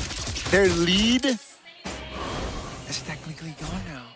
Now they're at the disadvantage. Yeah, this 1K golden for Alter Ego is bigger than you think, especially the fact that Moskov is on the other side, so it's much, much easier for Alter Ego to control the far lane. There's really no excuse for them to not win this game. No purple buff for Mr. Andoryu. As it's just gonna be Alter Ego delaying and waiting. Na'Vi, they gotta take care of the far lane push. So how do they deal with that? Alter Ego still in control. That far lane now going to play a big role into these two teams' fate in game number 1. Yeah, it's either gonna be the Claude or the Hirara. I think the Claude makes sense a bit more. Still gotta be a bit more careful. Those SODs. Yep. Cross shows, that's why Alter Ego pulled the trigger now. It's gonna be a Fatal Links and Daytona's welcome. Here it comes. Oh, Afro misses the Fatal Links. That's gonna be damage coming in. Ningarai, 3 hits in the back. Afro taken very low. Still has immortality, but Andoryu! Oh my goodness! The burst damage from Andoryu finds a triple kill, and down goes Dino, and suddenly, in a blink of an eye, 4 members of Alter Ego are lying in the Lanadon. No way did that just happen! Everybody corralled into the Hirara, into the Kairazu that gets 3! And they are beelining towards the bottom lane. There's still a single card for them to use. Can Afan actually clear it? He has the Retribution in a second. I don't think so, man. They have the Retribution here. Let's see, Afan against the world. Cars just need to comp him. Sion has immortality. Hold on. 10 seconds on the clock. Oh, no! Wait, what? A little too soon from Na'Vi! They got a little bit hasty, and Afan finds the shutdown and the double to save Alter Ego, to give Alter Ego a chance to win this game. This is plot armor, bro. This is plot armor. Amazing item swap by Zeon, but it was still on cooldown. What the heck did I just see? Andoryu now a fog? I don't know what to say, brother. I'm speechless. That's one way to put it. Alter Ego, with literally one swing of that haymaker, put themselves back in the game. Heck, put themselves in the advantage. Oh no, thankfully the death timers is not too crazy for Na'Vi. They can still somehow clear this one, but once again, wow, the siege potential for Alter Ego is crazy as well. I thought that was it.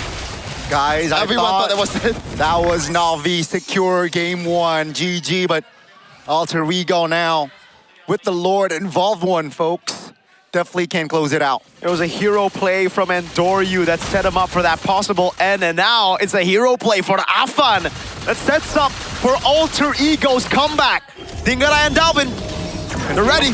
Conceal from Alexander. Doesn't find the stun. That's gonna be the munch from the Barat. The Lord still 50% HP. Afan forcing Black Shoes. That's gonna be the Fatal Links in the mid lane. Lord is still not taken care of. Afan finds the kill. Bought the immortality. And take a look at the back. That's gonna be Dingarai Pops though. Win of Nature. Free hitting. And that's Afan claiming the double, ladies and gentlemen. It was 4 members of Alter Ego lying earlier. Now it's Na'Vi. Oh God, Zeon and Cars. Do they have enough to deal with 4? I don't know. Base turret's gonna fall, that's for sure, but now the waves, it's all up to Zeon. Yep, Cars trying to defend the top lane. Neon has to go back, and there you go, ladies and gentlemen. It is all over as Alter Ego and Na'Vi, after an action-packed game, it is going to be Alter Ego that will drew first blood. Well played, Alter Ego. One haymaker to send them back into contention of the game. Crazy. To end the run of that possible siege down below to end for Na'Vi. Oi, oi, oi. That was heart-wrecking for Na'Vi Nation. They thought they had it. Barat's chomping animation was triggered, but unfortunately, the base still has some true damage to save Alter Ego from defeat. Oh my god, that could have gone south for Alter Ego. Game of inches here in MPL ID. The brawly type of gameplay from Na'Vi and Alter Ego. And that was the most competitive game yet this season. Look at this. What? The animation was triggered. But he got shot by the turret, and here Zeon buys with a nature, but he'd already used the with a nature prior in the team fight, so it was still on cooldown. Couldn't get on it. And even here, he was on the Winter Crown. Oh god, this was just fantastic. Opto made a crazy play in the back. Zeon with Blazing Duet as well. A bit late though, not comboed straight from the Afro. Fatal Links. Decent try though for the defense. Very. For Na'Vi, especially when you're up against a Moskov and Akimi, like there's no way you can defend that. As a single target Claude. Oh, I don't know, man. Coming into game number 2, it might be the tilt that gets into the face, or to the heads rather, of Na'Vi. Having a game almost settled, almost scored. Crazy. Then that fashion to be turned around by a wild haymaker from Afan. I don't know. Mentally, can they reset from a loss like that? They only got 8 minutes to do so right now between game 1 and game number 2. Gotta throw all the should've, could've, would've out of the window for the second game here. All they need to do is reset. Thankfully though, it's Why Not, so I think I have some trust in him to be able to get the mood right for Na'Vi players. And they have more players, more experience since season 17. I'd say that, but that was, I mean, I know we just been through like a couple of games and that, but that was the best of the game of the season so far, at least. Of course, the standard is pretty low. Right now, I mean, it's RQ Evo's match number 1. That was pretty lopsided, I'm not gonna lie here, but the Alter Ego fans in the building certainly agrees with Mr. Gonman over here. Gonman, got a question though. Is Hirata just a bad hero? It's been picked up twice, 0% win rate, something that was not in my in my book for season 18. Same question. I mean, I wanted to ask the same question, right? Is it just a rank hero? Is it strong in ranks, or I don't know, but man, this guy, of course, practically saved Alter Ego in that 1v3 defense, bro. Not fun. He's always been amazing on fighters. Was the Barat too early? I don't think the Barat was too early. I think they were just too low. It was, right? I mean, I think they should have just gone Lord. But it's not even that bad to say. I mean, they had to choose one. The decision to go into bottom lane wasn't... Dude. I mean, I guess it was bad after they saw the cannon minion, right? It was just one, like you said. And it's Paquito who can clear really quickly. But I see the vision. I see the vision still. Yeah, but still though, like this is just... You can pause and draw for us. Yeah, I know, but like let's see though. I want to see the outplay here from Afan. No, this is a bit too late. We don't get get like the last clip. No, they don't. No, This is the last. Wait, okay. How do we not have that play? Yeah, unfortunately. Is this the play? No. Yeah. This is the final one. Was the final push? I guess. Oh yeah, this is a masterclass for Afan most of the time with the zoning with the Adam swap as well. But that final push, man, like you'd be lying if you're not tempted to go for the end. You have a cannon. There's only a single enemy on the other side, and you have a chomping Barat. Yeah, you have a crowd control. You have all the cards that you need to actually end the game. Unfortunately, things just went south. You can't really blame them. Yeah. At the end of the day, I think a lot of the errors as well were just forced away from Na'Vi. Even that base turret in the bottom lane being taken, that ended up being the lane where the Lord pushed in for them to just get the game. It was all these small little wins, forced errors from Alter Ego that forced Na'Vi into that position, right? You can't really blame Na'Vi for being in that position. They had to make decisions over, those turrets, over those structures. They had to make sacrifices in the late game. There was nothing that was given for free. Shout out to Afan there with the single secure towards GZ. I think that gives them a lot of leeway to actually... Wait, they have the clip. Why don't we have the clip? They're talking about that clip. Oh. Is it 2? Is it 1? Oh, it is 1. Okay. Yeah, Shevin. My bad, chat. And yeah, play it again. Is... And then pause. Pause, backward again. Backward again. Backward again. I want to see Karza's chomp into the depth. There you go, here. Yeah. So, he's already taking turret from mid as well. No wonder. This turret, brother. Yes. You should have changes it. That changes it. Just everything. I think it would have been still a good play if they were... I don't know, though. How long could he have... He would have been able to withstand 2 turret shots then. From the base as well. They would have ended, I think. Look at how much damage they did. Turret shots in here. Yeah, that's why. If he didn't get shot by the mid turret, he would have just taken 2 turret shots from the base to die. And you can just and pretty much chomp it out to here. Exactly. And it's an auto stun. That should be a burst stun towards the Paquito. So that's a big mistake from Cars, I think. Unfortunate.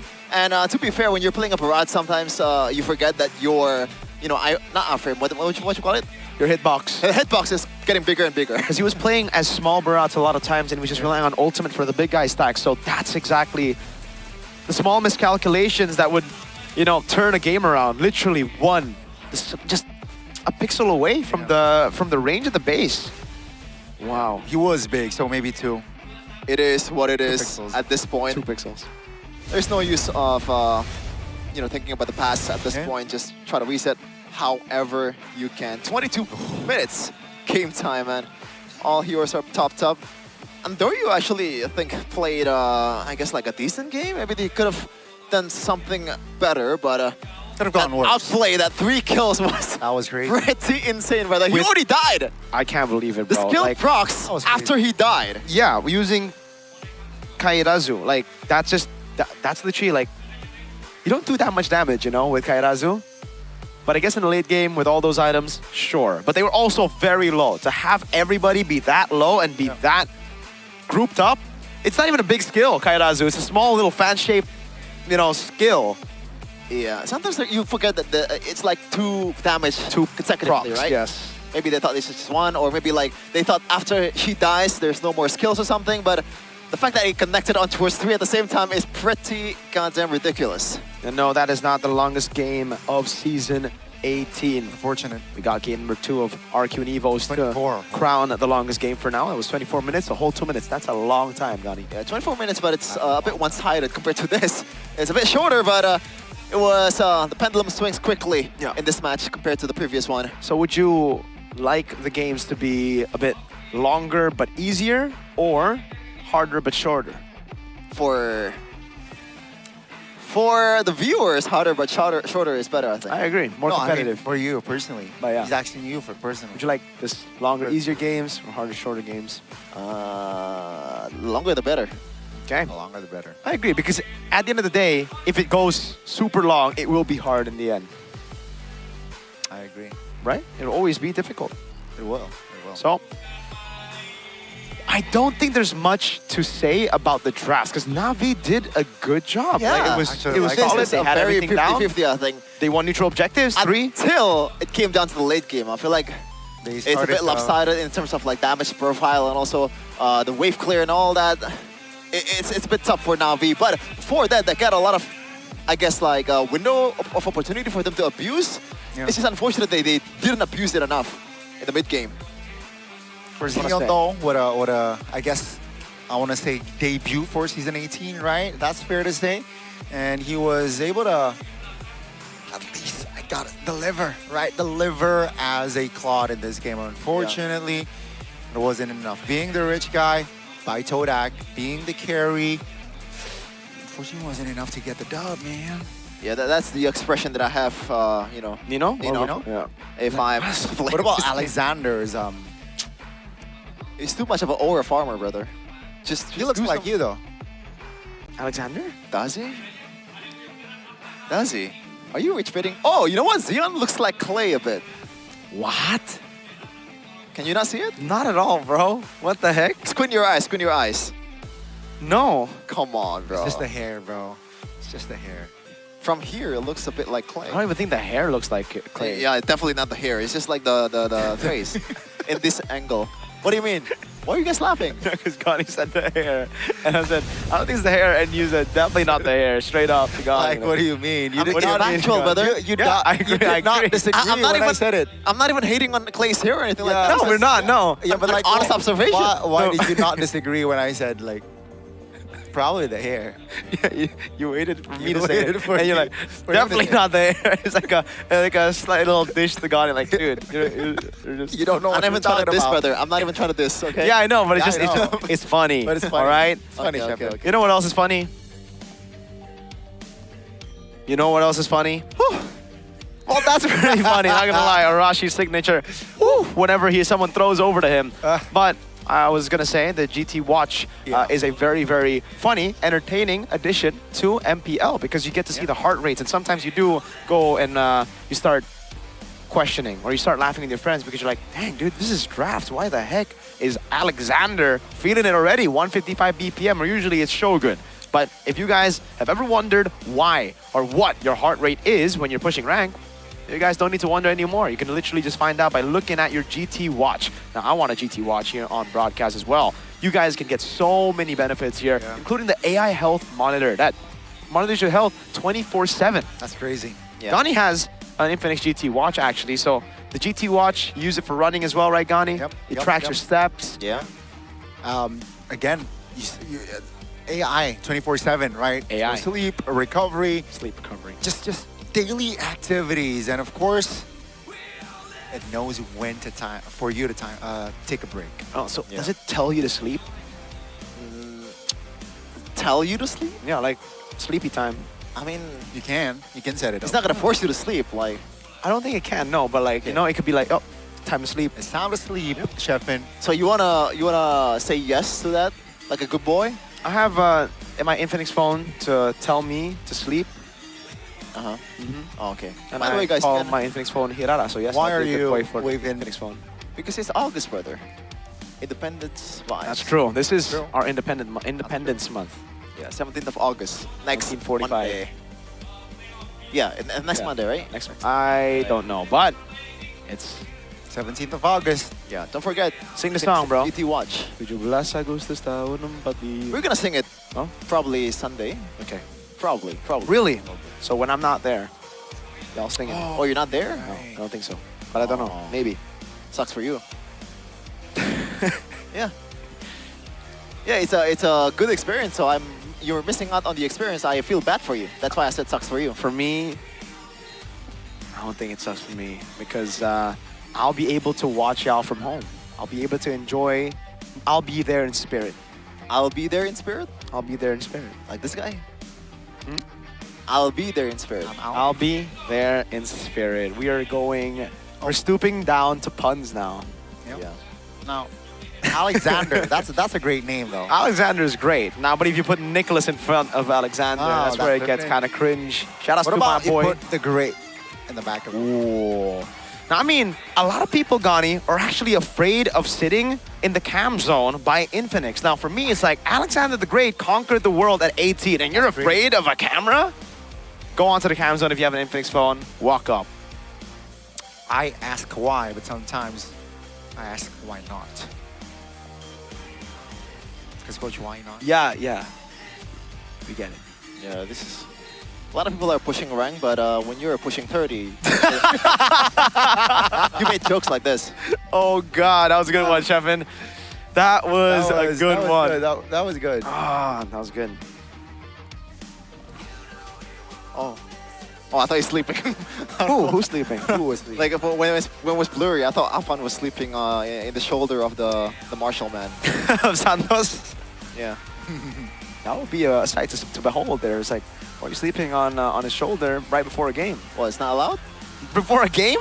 I mean, maybe it's his ritual. There's nothing wrong with that. There's nothing wrong, but it's usually like you want to do something like hype. You want to jump maybe. Maybe your pre-game ritual is to move your fingers, you know? People to like be a little bit more warmed up. Different things to get themselves going, you know? Yeah, and what do you do?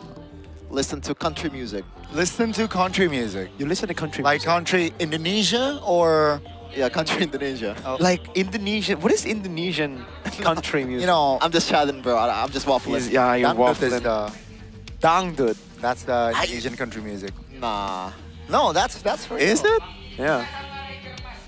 What is our country music? Trex says country roads.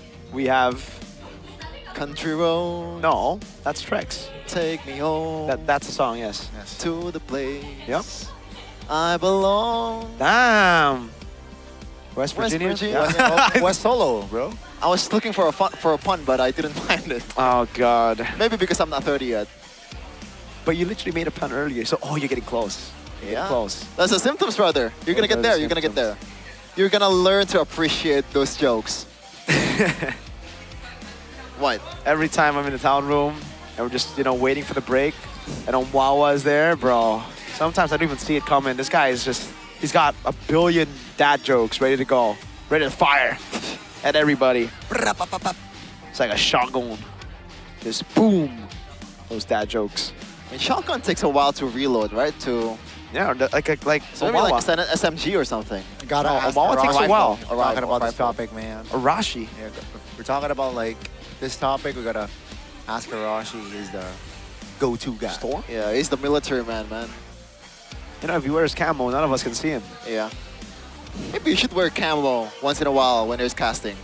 Then nobody would be able to see him. At least people can hear him. Who the hell is talking right now? Is there a ghost? That'd be a fun little watch. Spot the Arashi. Spot the Arash. Spot the Bryden. It's like Find Waldo. It's like where's Waldo, except you just can't see him because he's in camo. Maybe you can see his face because I don't think he's gonna camo his face. Ooh. Why not though? Why not We say have a makeup Navi? artist. We have a makeup artist. What? You do? Know his face. Why not? Why not? Thinking about what he needs to do next in the drafts for game number 2.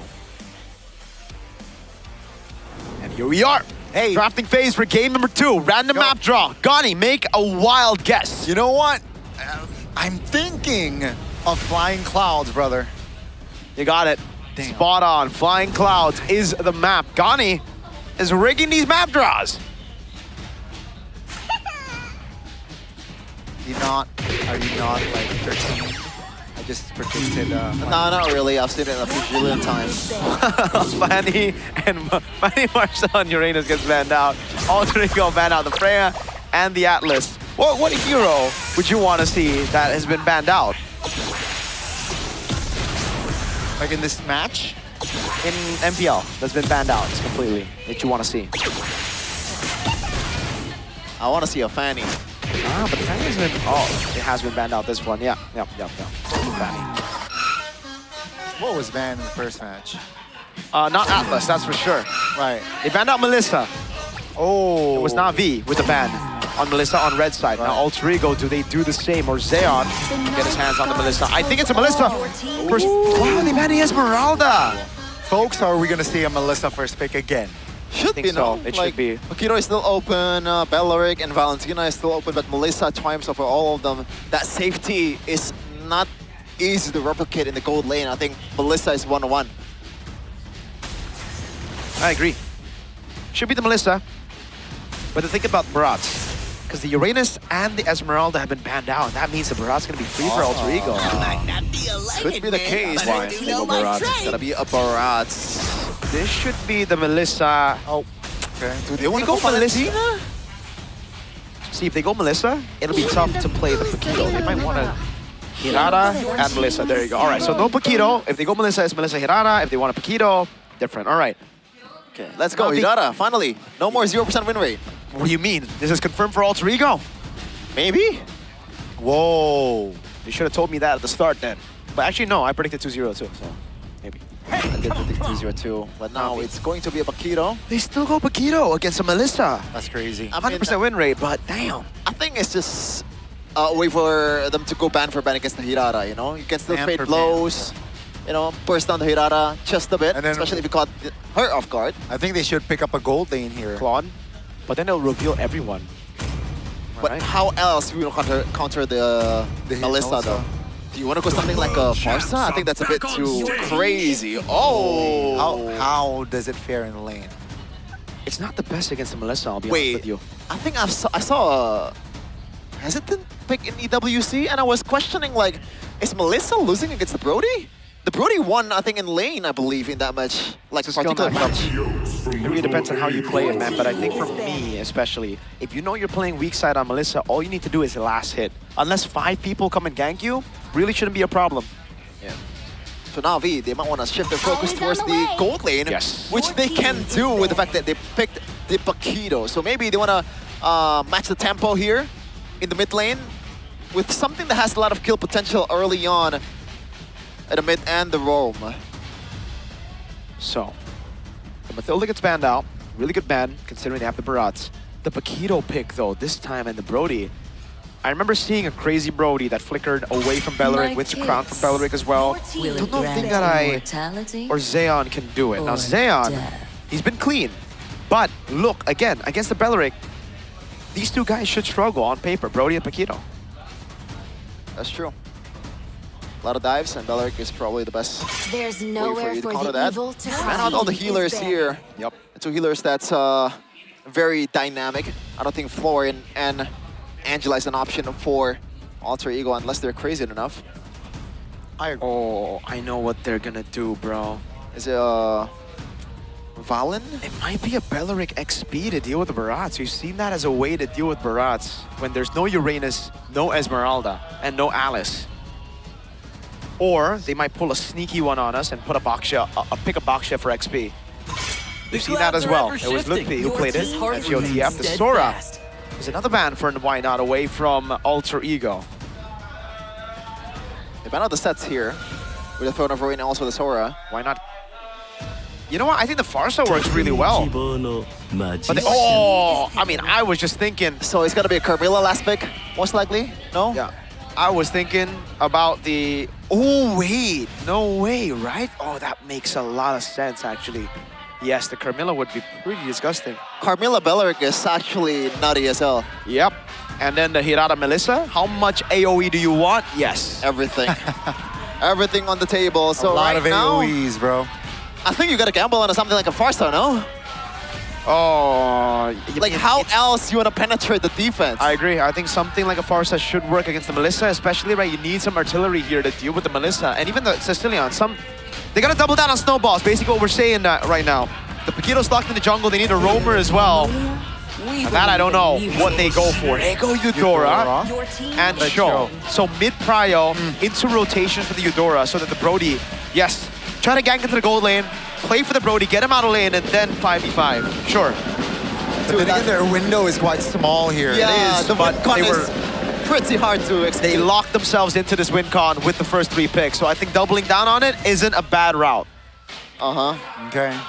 Once you're in deep waters, I guess. And a last pick here, will it be the Carmilla?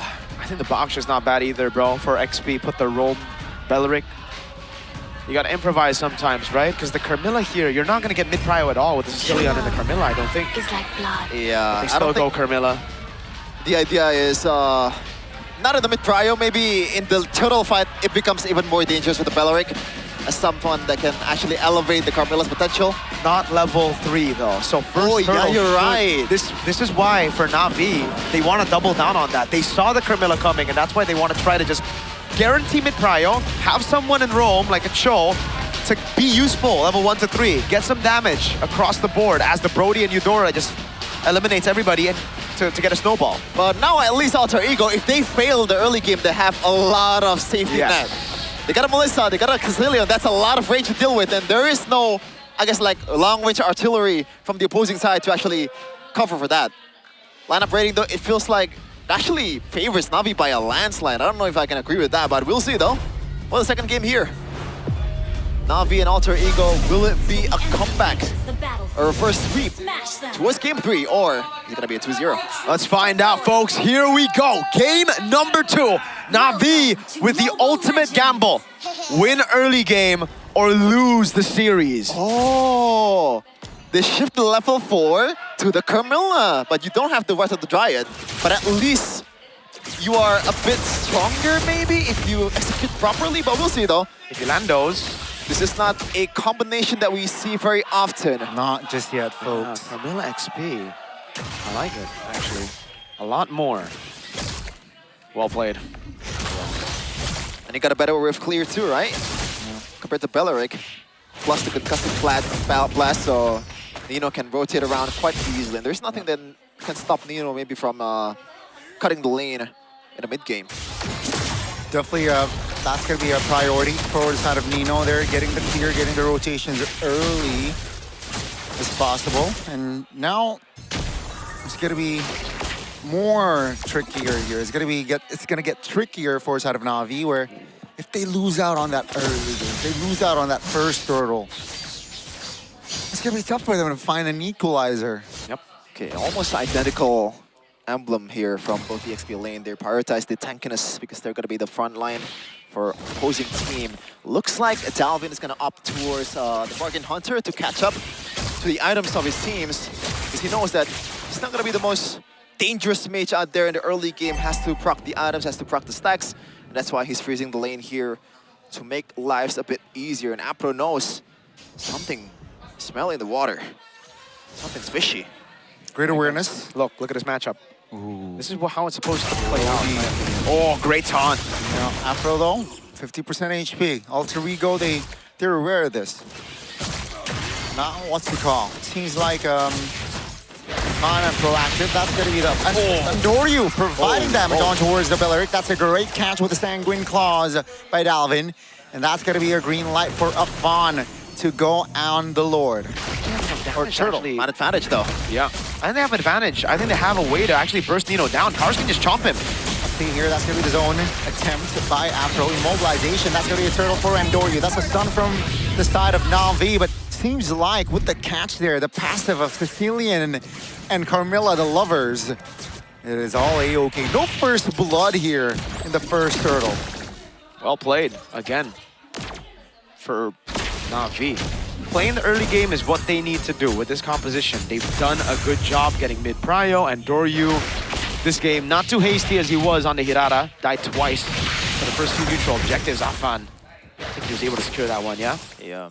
But at least Alter Ego, this is within expectation though. They're still leading in gold, by the way, so it's not like they're in deep waters just yet. Nope. They expect to kind of not have the advantage the first turtle, as they're going to take the Lethal Wonder as well here. Good steal by Dalvin.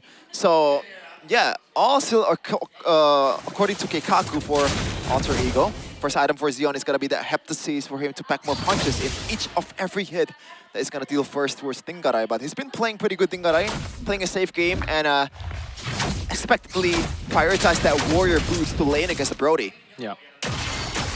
There's a lot more pressure on Na'Vi to make these moves in the early game. And there you go. Opera with a kick into Andoryu. Yep, on towards Alex. Oh, that's a taunt! What a turnaround! That's going to be Andoryu looking for a kill on towards Afanino. That's heated, that's the bunch. But Cars figure out danger. Alter Ego, though, providing bodies on this Dino. And it seems like Cars will not be able to sustain the damage. That's going to be Afan picking up another kill. I think it was just a bad move there for Na'Vi, trying to go for the Alexander of all people. Yeah. Oh, you looking to jump Tinggarai. With the go away, at least, Tinggarai is safe. I think one of the reasons why they want to go for the Belleric is they realize that it's on a flicker, so it's not going to be as tanky as compared to Belleric with a Revitalize. But still, that was a big miscalculation, I guess, from Apro and the whole team. And now Alter Ego, I don't think they even need to secure the second objective game, even though they're stronger now. These are some really bad moves by Na'Vi. Or, sorry, maybe just Apro, yeah.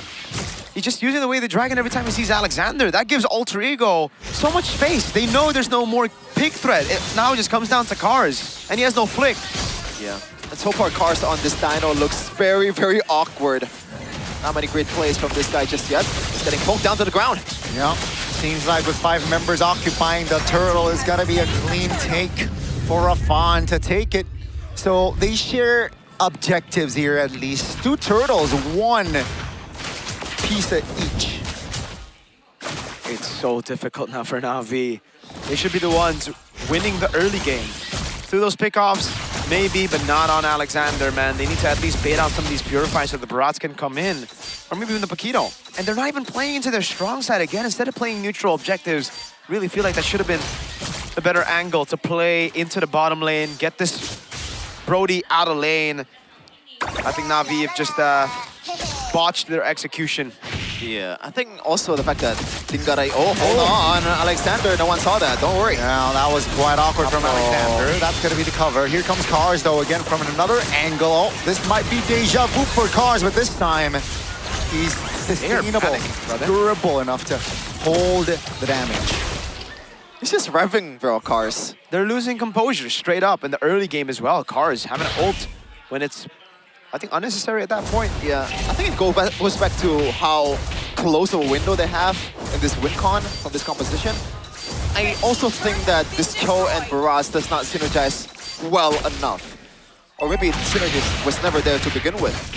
It's a single target, also with a single target. So combining it is pretty hard. Jize though has to flicker away. That's another resources burn, and they exhaust that from 20 miles away. Dalvin execute that one from the Yucatan. It's so easy for Alter Ego to bait these skills. Meanwhile, for Na'Vi, they literally have to throw bodies to bait even a single Purifier at this point of the game. Cars getting poked. Oh, that's going to be the Munch. Daytona's welcome on towards one. Here comes the damage, though. Cars, pops flicker. Alexander now, where Dragon receives. Zeon finds the connection, but Nino and friends is able to take the damage under the turret as Afan finds the kill under tier 2. Yeah, this is pretty unsalvageable, I gotta say.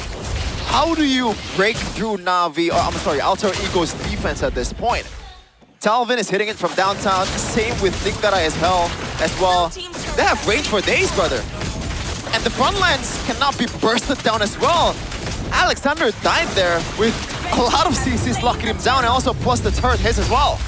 And now it's all but confirmed, I think. Alter Ego will scale past Na'Vi, that's for sure. That's something that has always been the case with the drafts here. Na'Vi were put on a clock with this draft. They didn't really make use of that early time the way we expected. Dingaray is about to hit that Swift Trinity. Dalvin's racking up on stacks as he constantly just free hits Apro. And Doryu, there's actually just 0 openings now. Maybe if he got a snowball, he'd be able to just burst through these players. But now, he jumps in, there's going to be a Wrath of the Dryad. If he somehow baits the Wrath of the Dryad, there'll be a Curse of Blood. If somehow he still gets past all of that, there's a go away. Okay, at least Na'Vi, they kind of found a way to somehow get something on the map. You know, because this composition so far for Alter Ego, the one that can actually, or maybe there are more benefits for them to group up than to split up, right? So that's why Na'Vi's trying to split the map here, trying to just divert the attention from Alter Ego, but it's definitely easier said than done. And Alter Ego is also converting on the other side of the map, so turns out it's not a good idea either. Nope. Gold rank by Torak though. Dingaray is topping the chart. Afan next. Zeon though. So maybe that's a silver lining for Na'Vi. But how do you keep him safe in this scenario with this amount of flickers? Now Alexander finds a flicker around the Dryad here on the back. That's going to be, again, just Cars taking a lot of damage and taken down. Zeon flickers out of danger, pops the region, almost taken down there. 20 seconds on the clock for the next neutral objective as Alter Ego right now, they're having a blast. It's completely chopped.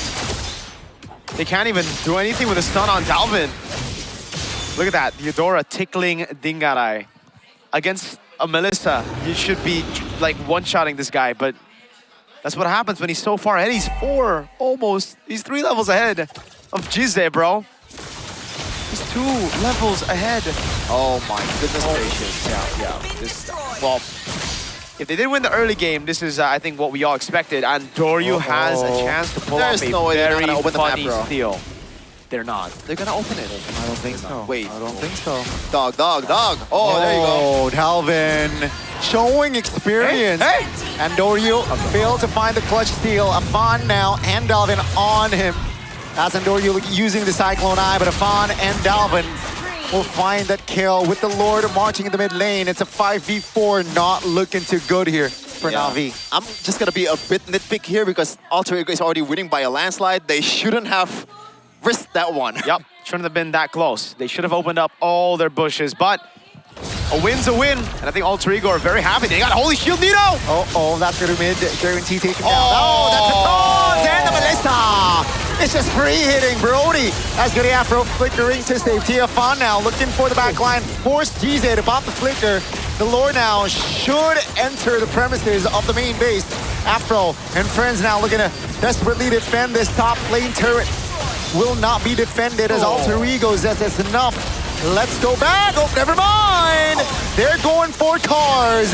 He will be taken down 3 times this game already. Afro into no man's land, surely looking to find Dalvin, but it seems like with the kick, it will not enough to take Dalvin down. Now take a look at Afon now with the untargetable, still not able to get to safety. Now it's the main base as Alter Ego trying for that win. And ladies and gentlemen, it will be a repeat of clean sweeps today as Alter Ego, they will find the closer here with a 2-0 fashion. 2-0, 2-0, Alter Ego. Indonesia's Asian game representatives with a clean sweep against Na'Vi. 2-0 for Nino. He's thankful for this win for sure. It's been a while. Last time we saw him, again, it was a no playoff run last season. Sticking to the lineup, building upon it. So far, has given them a win. Yeah, I'm not even sure if the MVP is a player for Alter Ego in game number 2. It was Zephyr, bro. That second phase was a genius. That Carmilla Sicilian just locks the victory down for Alter Ego. The win con for Na'Vi is just super, super slim, and they can only hope for mistakes from Alter Ego, and unfortunately, they're not making any mistakes here to end the game. Very clean, possibly the cleanest game so far today, or this season. No throws, just dominance here and there, avoiding everything. There was one chance for Andoria to steal, but even then, Afan was just better on the retribution, straight up 50-50, and he won it. Here in the end, it was just a very sad sight to behold for the Brody, man. They locked themselves in for that early game, and it did not pay off, but that's the risk you take when you try to go early game, when you go Brody. Some people can pull it off, like Kelra and Eman maybe, but not everybody. We're gonna throw it over to an interview with Alter Ego up on stage.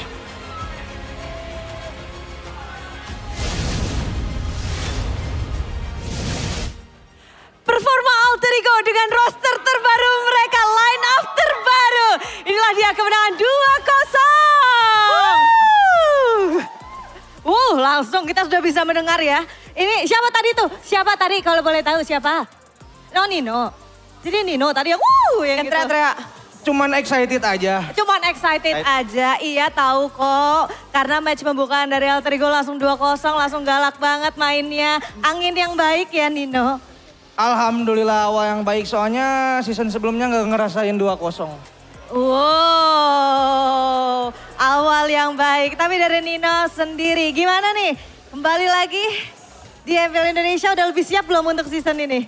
Sejujur-jujurnya udah siap, cuman aku masih kurang, disebutnya kurang maksimal lah match tadi walaupun menang. Aku rasa tim aku main bisa jauh lebih baik sih dibanding yang sekarang. Walaupun menang ya, kita ambil sisi baiknya aja. Oh oke, baik. Tapi kurang maksimal dari mananya?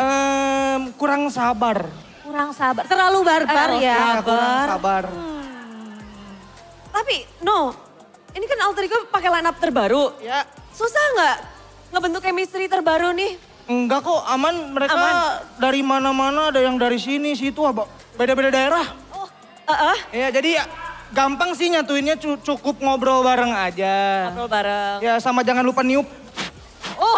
Niup kayak gitu. Emang rahasia, tapi kalau ini kan tersisa Nino sendirian loh, yang lainnya beda loh. Iya, soalnya kalau Xiaoki kemahalan katanya. Oke. Belum bisa beli Belum bisa. Kode Elvinnya lebih tepatnya kagak mau sih bayar Xiaoki karena kemahalan. Lebih pilih Nino berarti? Iya, karena Nino anak emas katanya. Maksud gue ini bohongan ya. Ini maksudnya apa sih? Ya itulah pokoknya. Ini Kode Elvin langsung jawab.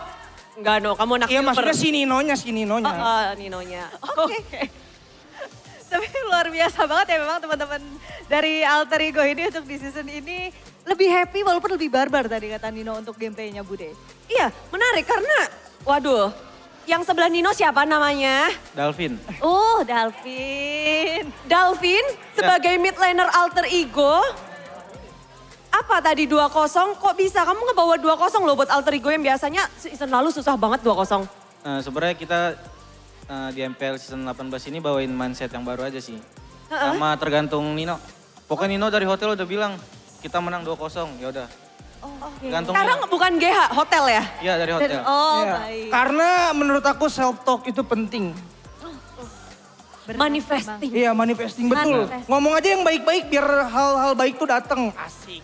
Kayak gitu. Dari catat dan kejadian kayak sekarang ya. Betul.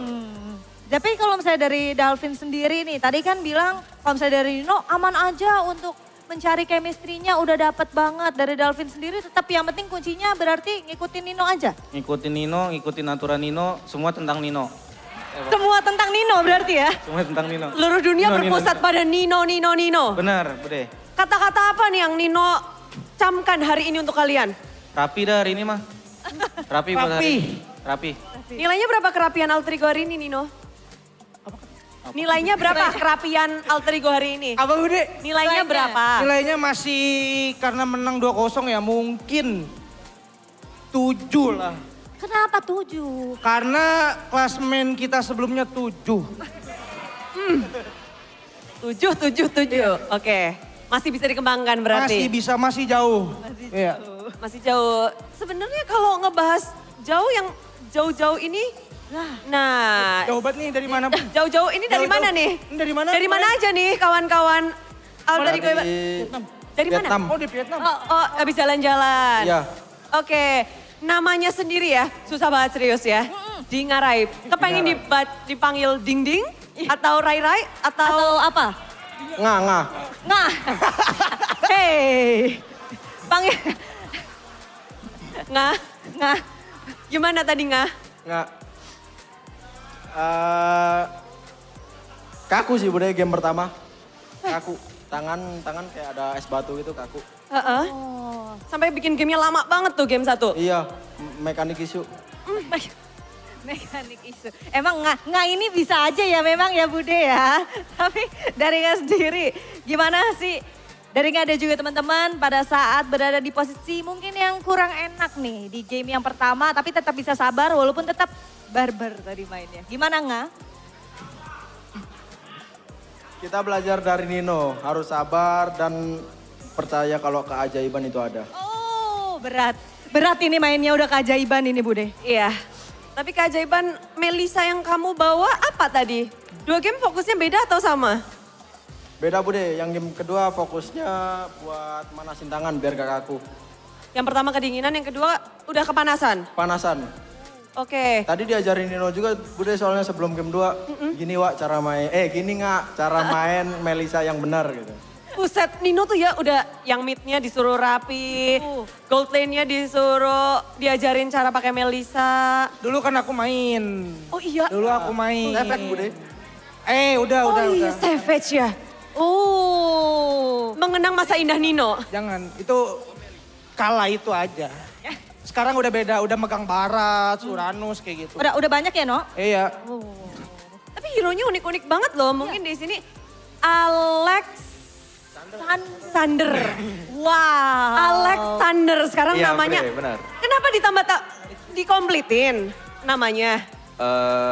Iya sih, soalnya kan yang lain pada ganti nama juga kan. FOMO aja.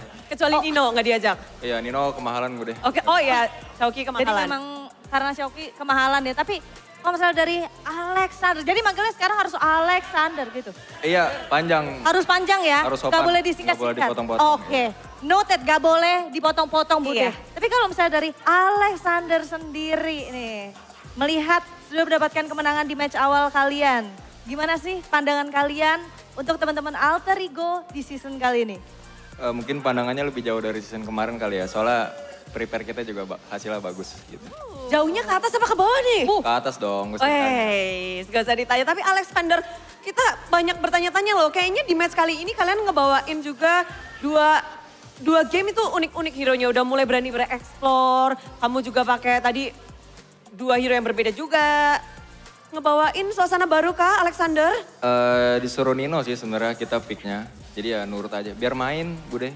Gitu. Daripada Ivan yang main, kan aku mau main juga. Oh, oke. Oh, baik No, siap No. Siap, oke. Alex sekarang jadi starting line up kepengen main terus berarti ya? Bener. Ada pesaing, Alex mode serius? Aku enakin Nino aja sih. Oh, kuncinya ada di kamu No, jadi No. Nanti picetin ya? Gitu, No. Oke, dan yang terakhir, ini juga. Hello. Hello, Avan. Yes, Wis, I found you. Weh. I'm fine. I'm fine. I'm fine. Benar. Dari Avan sendiri, Van, mainnya galak banget sih Van. Ada apa Van? Ya, udah pasti karena ada Ninonya. Oke, udah pasti ada Nino. Diomelin juga sama Nino? Oke, terus apa lagi selain itu Van? Emang gak ada saya sih, emang galak. Oh emang galak aja. Iya. Tapi kegalakanmu itu bisa dikeluarin, Pak, sebenarnya lebih enak assassin atau hero fighter tank kayak gitu sih sekarang untuk jungle sendiri, untuk sosok Avan loh. Kalau aku sih enak semua sih. Keren. Emang Cool. beda. Perspektif sendiri. Iya. Oh, Semuanya enak, semuanya bisa. Ya, semuanya enak, semuanya bisa. bisa. Tapi ini yang cukup berbeda ya. Di season ini Bude, Alter Ego tuh bener-bener membawa semangat yang baru yang bener-bener luar biasa. Terlihat dari jawabannya semuanya harapan. Tapi ini koreksi kalau misalnya aku salah ya. Emang katanya di nomor jersinya itu ada artinya? No. Kalau dari aku ya, aku 10 karena dulu aku main bola aja sih, aku suka nomor 10. Biasa nomor 10 kan bagus mainnya ya. Ya semoga aja bagus di Mobile Legends. Gitu. Kalau Avan? Kalau aku, tanggal lahir aku 27. Oh, ada artinya masing-masing Bude. Alexander. Aku juga tanggal lahir sama. Tanggal lahir. Tanggal apaan lu? 20. Langsung dikasih bukti langsung. Kalau di Ngarai. Nomor punggung artinya apa tuh? Gak apa-apa, gak serius, jujur, kasih tahu. Nomor jadian. Tanggal jadian. Nomor berapa lo? 13. Tanggal 13, bukan nomor ke-13 kok ya. Betul. 13, so sweet. Terakhir. Dalvin. Aku ngikutin Yamal. Oh, idol. Ya, semoga nular. Oh, semoga nular. Amin. Langsung pada amin kan? Amin. Ini awal yang baik untuk Alter Ego dan kita udah mendengarkan dari arti-arti harapan-harapan juga dari Alter Ego. Saatnya Alter Chance berpesta untuk kemenangan pertama dari Alter Ego. 2-0.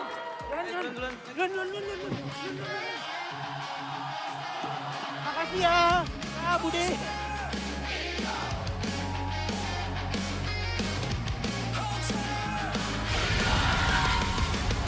We got the brains behind Alter Ego here. We're missing six, but we got Coach Zephyr with us for an exclusive interview on the English desk. Coach Zephyr, thank you. Congratulations on the win, 2-0. Thank you. Clean performance. I'll dap you up as well, man. Thank you.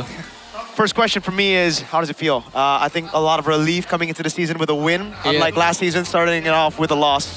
Yeah, actually, I'm kind of anxious at first because usually when we are in the first stage, it's like always like shaking. Right. Yeah, that's why maybe we can see like the first game is like not really that good, that well compared to game 2. Yep. Yeah, but I'm still happy because we are win. Yeah. I mean, a convincing win, right? Yeah, Too convincing win, old-fashioned. yes. But personally, Coach Zephyr, how do you rate Na'Vi in their debut season 18? Will they do better if you compare season 17? Or, I think Na'Vi's in the same tier this season. Not much improvement. Where do you put Na'Vi? Actually, I kind of understand about the thought about changing the players and then like staying the like cast and one under you because I think they cannot change all. I think. Yeah. But I think the idea is great because maybe it's become more fresh about the team, right? But we don't know yet how about the power or anything. Yeah, maybe. Too early. Yeah, but I think they play slightly better. I think slightly better. Yeah. Now I want to jump towards the games of Alter Ego, especially the game number 2. It was crisp, clean. You got the momentum all the way through until the end. If there's anything that you can nitpick from the performance of your boys, like what would it be? Nitpick. Nitpick. So like the criticism that you have towards the performance to get number 2. Details, perhaps. Oh. What could have been better? Maybe from the rotation from the Afan, I think. The Yazuke, yeah, I think From can game be, yeah. Game 2, I think can do more better. Yeah. Okay. Wow. Now, I want to dive into the drafts, coach. You know, we saw the Valentina flex all the way to the end. Was that surprising to you as well? And what did you tell the boys before the game started after seeing that Valentina flex to Rome? Yeah, I think I'm surprised because that's why I just feel like this Apo guy is gonna play like a lot of weird hero. Right. That's why I just banned like the Kaja in the first game. I think because I think they have something, you know. Like, but yeah, they have something though. They have like Valentina home. Yeah. That's true. Almost got you as well. Almost. Got We you. just get lucky because of the last push, the Bahats died. Yeah. Upon defense, 1v3. Yes. But definitely boosted your morale, right, after game 1. Game 2, you were cruising, I gotta say, draft-wise and performance-wise. Now, Alter Ego. I asked earlier, it was Coach Aldo. I gotta ask you, what's your target this season? Sure, it's just day 1, but I want to hear it, early. First, I want to go to playoff first. Okay. Because I want to cut my hair. Okay, that's true. Yeah, I'm not cutting my hair right now. Okay. Yeah, I need to be like curly right now because it's too long. Yeah. And then second, I think I just want we feel the joyful of the competition. I think last season we not joy at all. Yeah, we are so much stressed because of the Oster Timnas announcement and everything. It's like the pressure. so much pressure. And then like how we are used to it. I think we wanna like at least we wanna play like our best. I think we don't want to play like last time, season 17. Step by step, take it slow, don't feel the pressure. Now, I think a lot of people, including me, and I mean, I think everybody here predicted Alter Ego. We expect Alter Ego to be a powerhouse this season with the meta. Do you think this meta is very good for you? Yes, I think because the meta is, I think it is the tempo is faster than before. I think like if you watch the Turkey and then even the Onyx, I think Onyx plays so fast, but I don't know how BTL win, because all of the 4 game is like lose, like lose early game. But I think the game should be faster right now. Okay, so that should benefit Alter Ego as well. Yeah. Okay. Before season 18, I think you guys won AFK Masters Cup, beating First Time and also Aura Gaming PH. Like, how much does that play a role in boosting the morale of the team? Aduh, sorry. Can you repeat? Ada yang ngomong. Okay. So you won AFK Masters Cup. How much does that boost the morale of your team coming into the season? Yeah, it's how to say? I think I think it's really boosting us because the tournament we might think like only 4 team blah blah blah blah, but we don't care because before that is like we are suffering so much. Trophy still trophy. Yeah, suffering so much, and then it's like when then we are reborn. I think we are reborn, and I think I'm really happy. I think that's one is like the first step. I think then the second step may be like this MPL for me.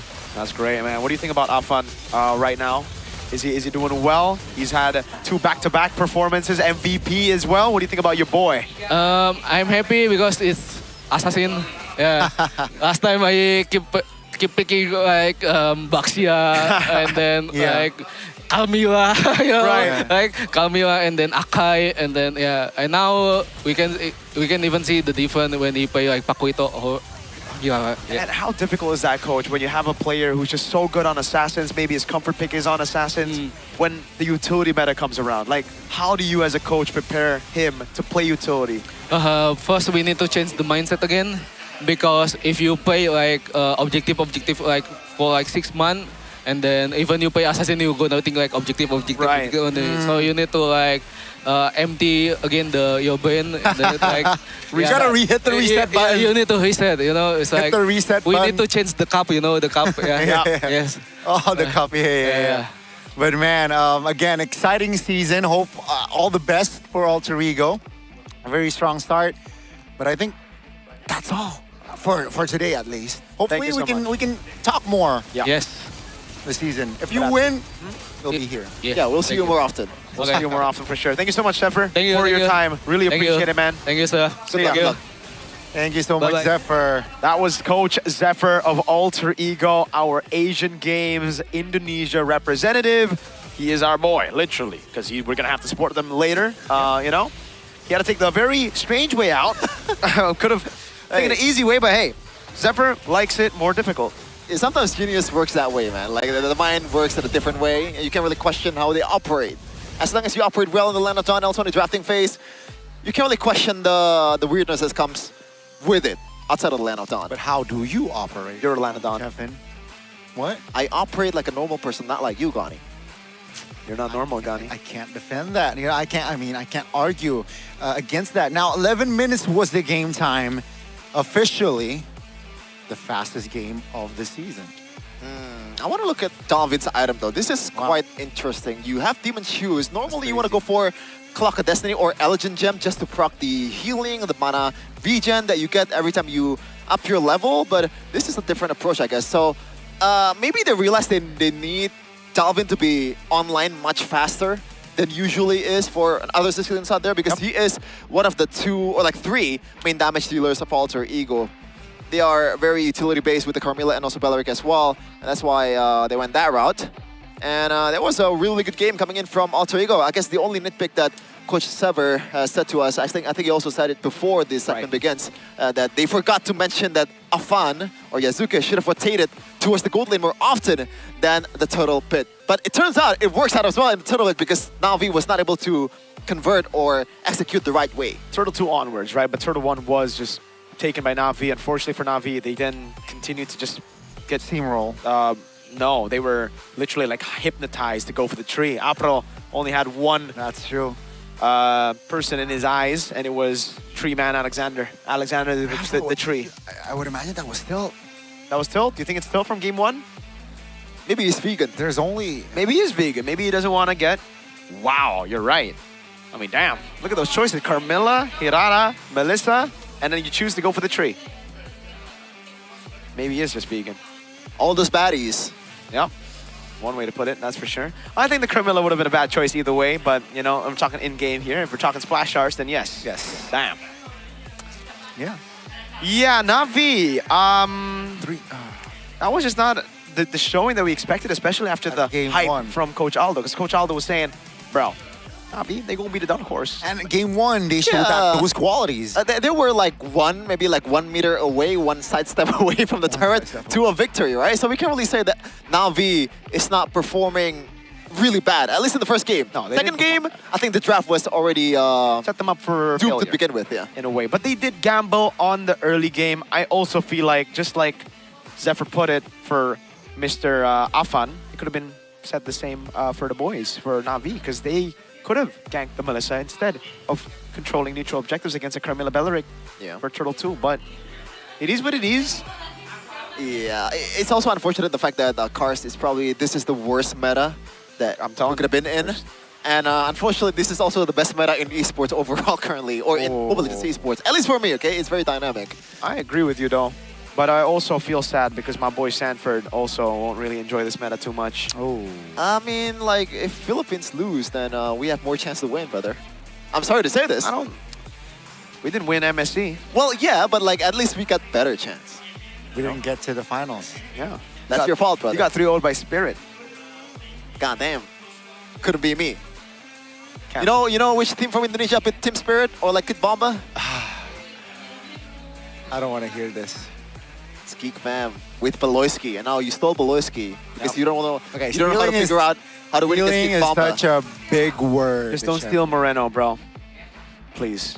Go listen to the mic checks of the boys. Let's go. Then I'll come again. Oh, man.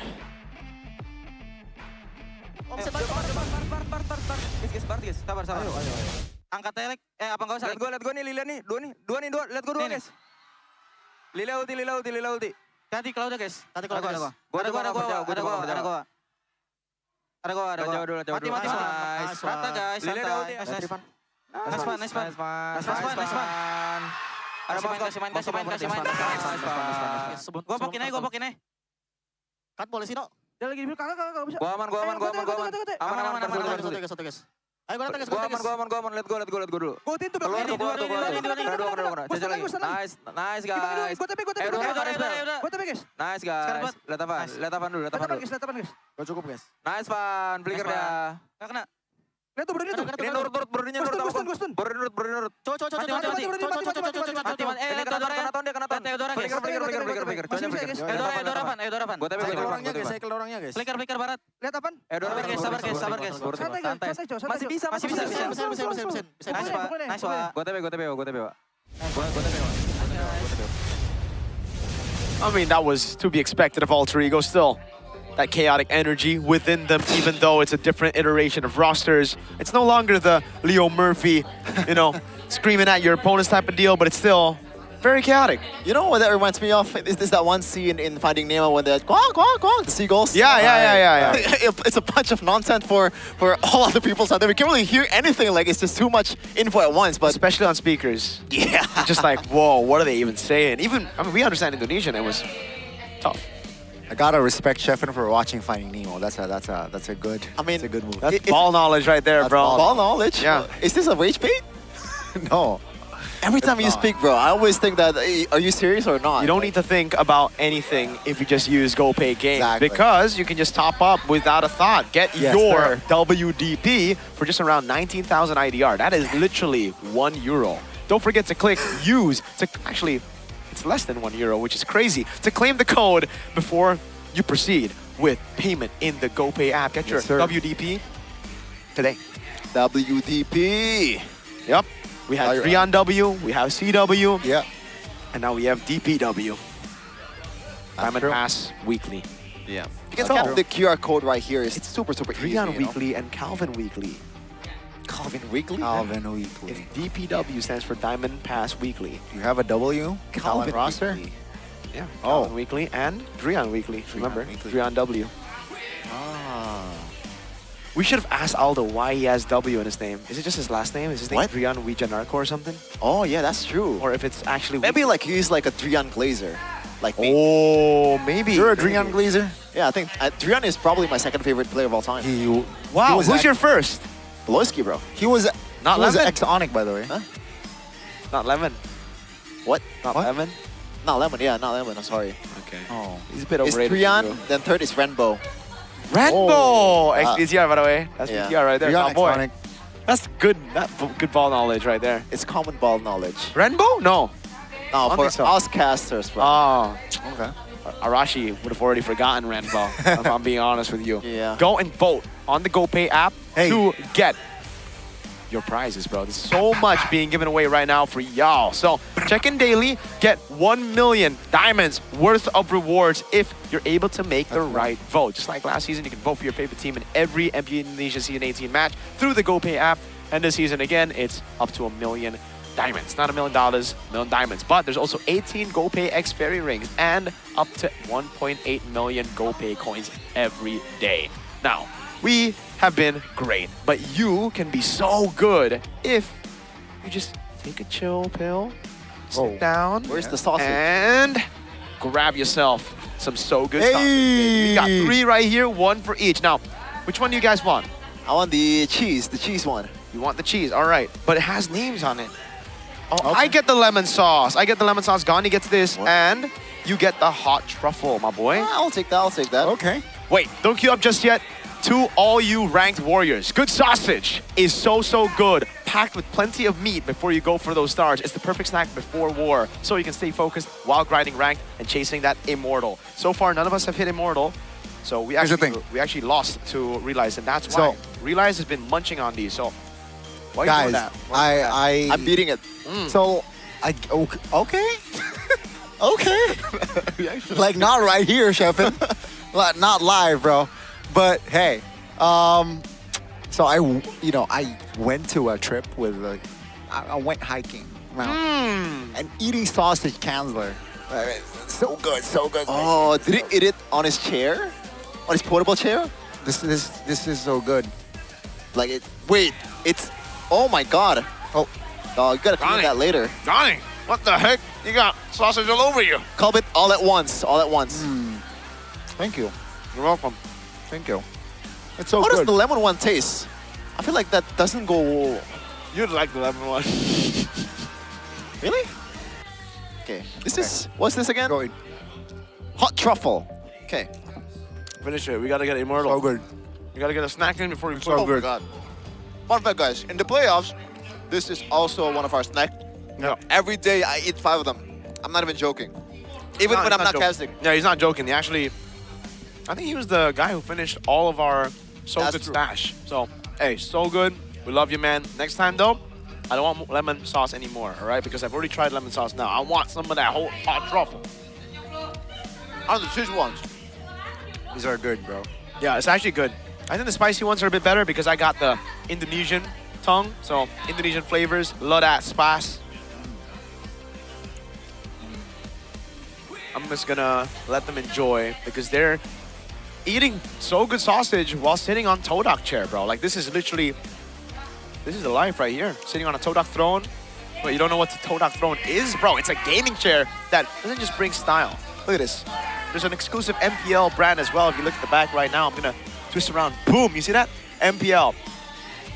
It delivers when it comes to performance. There's this official MPL edition that you guys can get. Scan the QR code down below and you guys can buy www.todak.id to check out the full catalog because there's a lot more than just the Todak throne. Because outside, I believe they got the pins here, also made by Todak, in the Todak booth. Yeah. It's not just about performance, Merch. Yo. It's about Chairs. style becoming part of your identity. And I got this one at home too. That's crazy. Sending all of us one at home. You got it? You got it already? Haven't, no, but Okay. we will have it soon. I'm gonna get it last, bro. It's okay. For real? As long as you Probably. get it. Like, I'm like 500 kilometers away. But look, Todak x MPL Indonesia, sekarang. What does sekarang mean? What does sekarang mean? Now. What does dapatkan kursi gaming throne dan merchandise exclusive mean? Get a Todak gaming throne and exclusive merchandise. For a non-Bahasa speaker, Miracle, What about you're, shop now? You're actually really good at pronouncing these words, Hey, bro. thank you, man. Thank you, man. What even is Todak? I'm not talking about the brand. I'm talking about like, what's a Todak? Todak is a swordfish, I believe. Look, you see the logo? It is. It looks like a swordfish, but does it mean a swordfish? You can look it up in your It's like- downtime, Chefin. Yeah. Use your Infinix phone. Here, you want to use mine? Here. This is my Infinix phone. Oh my Todak god. Infinix. Chefin, look. It's your wallpaper. It's your wallpaper. Oh Unlock yeah. it, unlock it, Gani, unlock in Malay, it. Gani, Todak- unlock it. In Malay, Todak translates to swordfish or needlefish. There you go. So Todak literally means swordfish. Who the hell calls it needlefish, bro? I don't know, but Like, imagine you're being a fish, you know, I got a sword for my nose, you know.